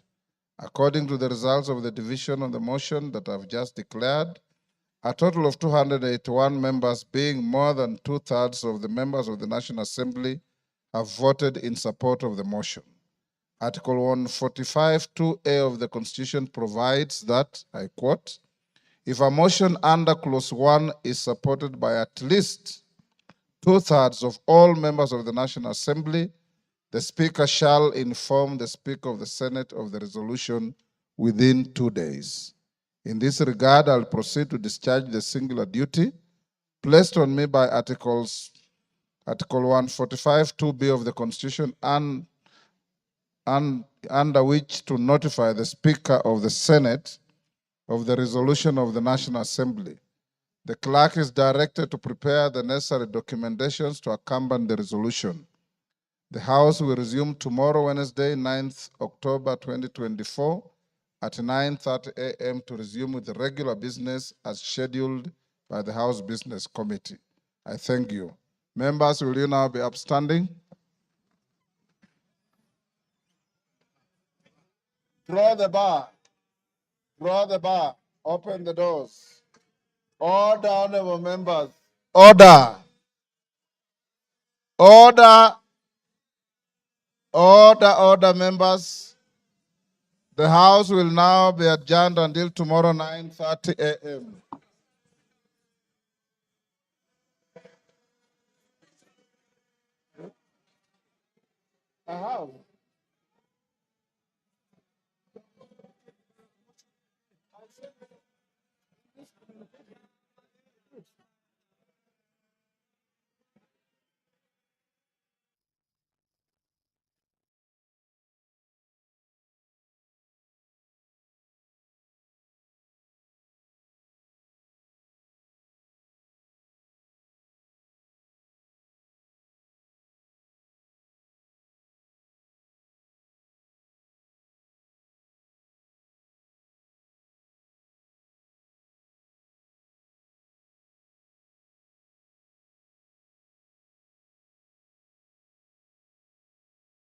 You've been watching the sitting of the National Assembly where the House has approved the impeachment of Deputy President Rigathi Gachagua on 11 charges. The special motion was moved by the Honorable Member for Kibwezi West, Honorable Ecomas Mwengi Mutuse.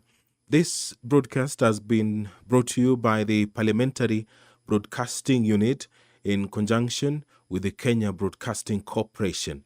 My name is Edward Kabasa. Thank you for watching.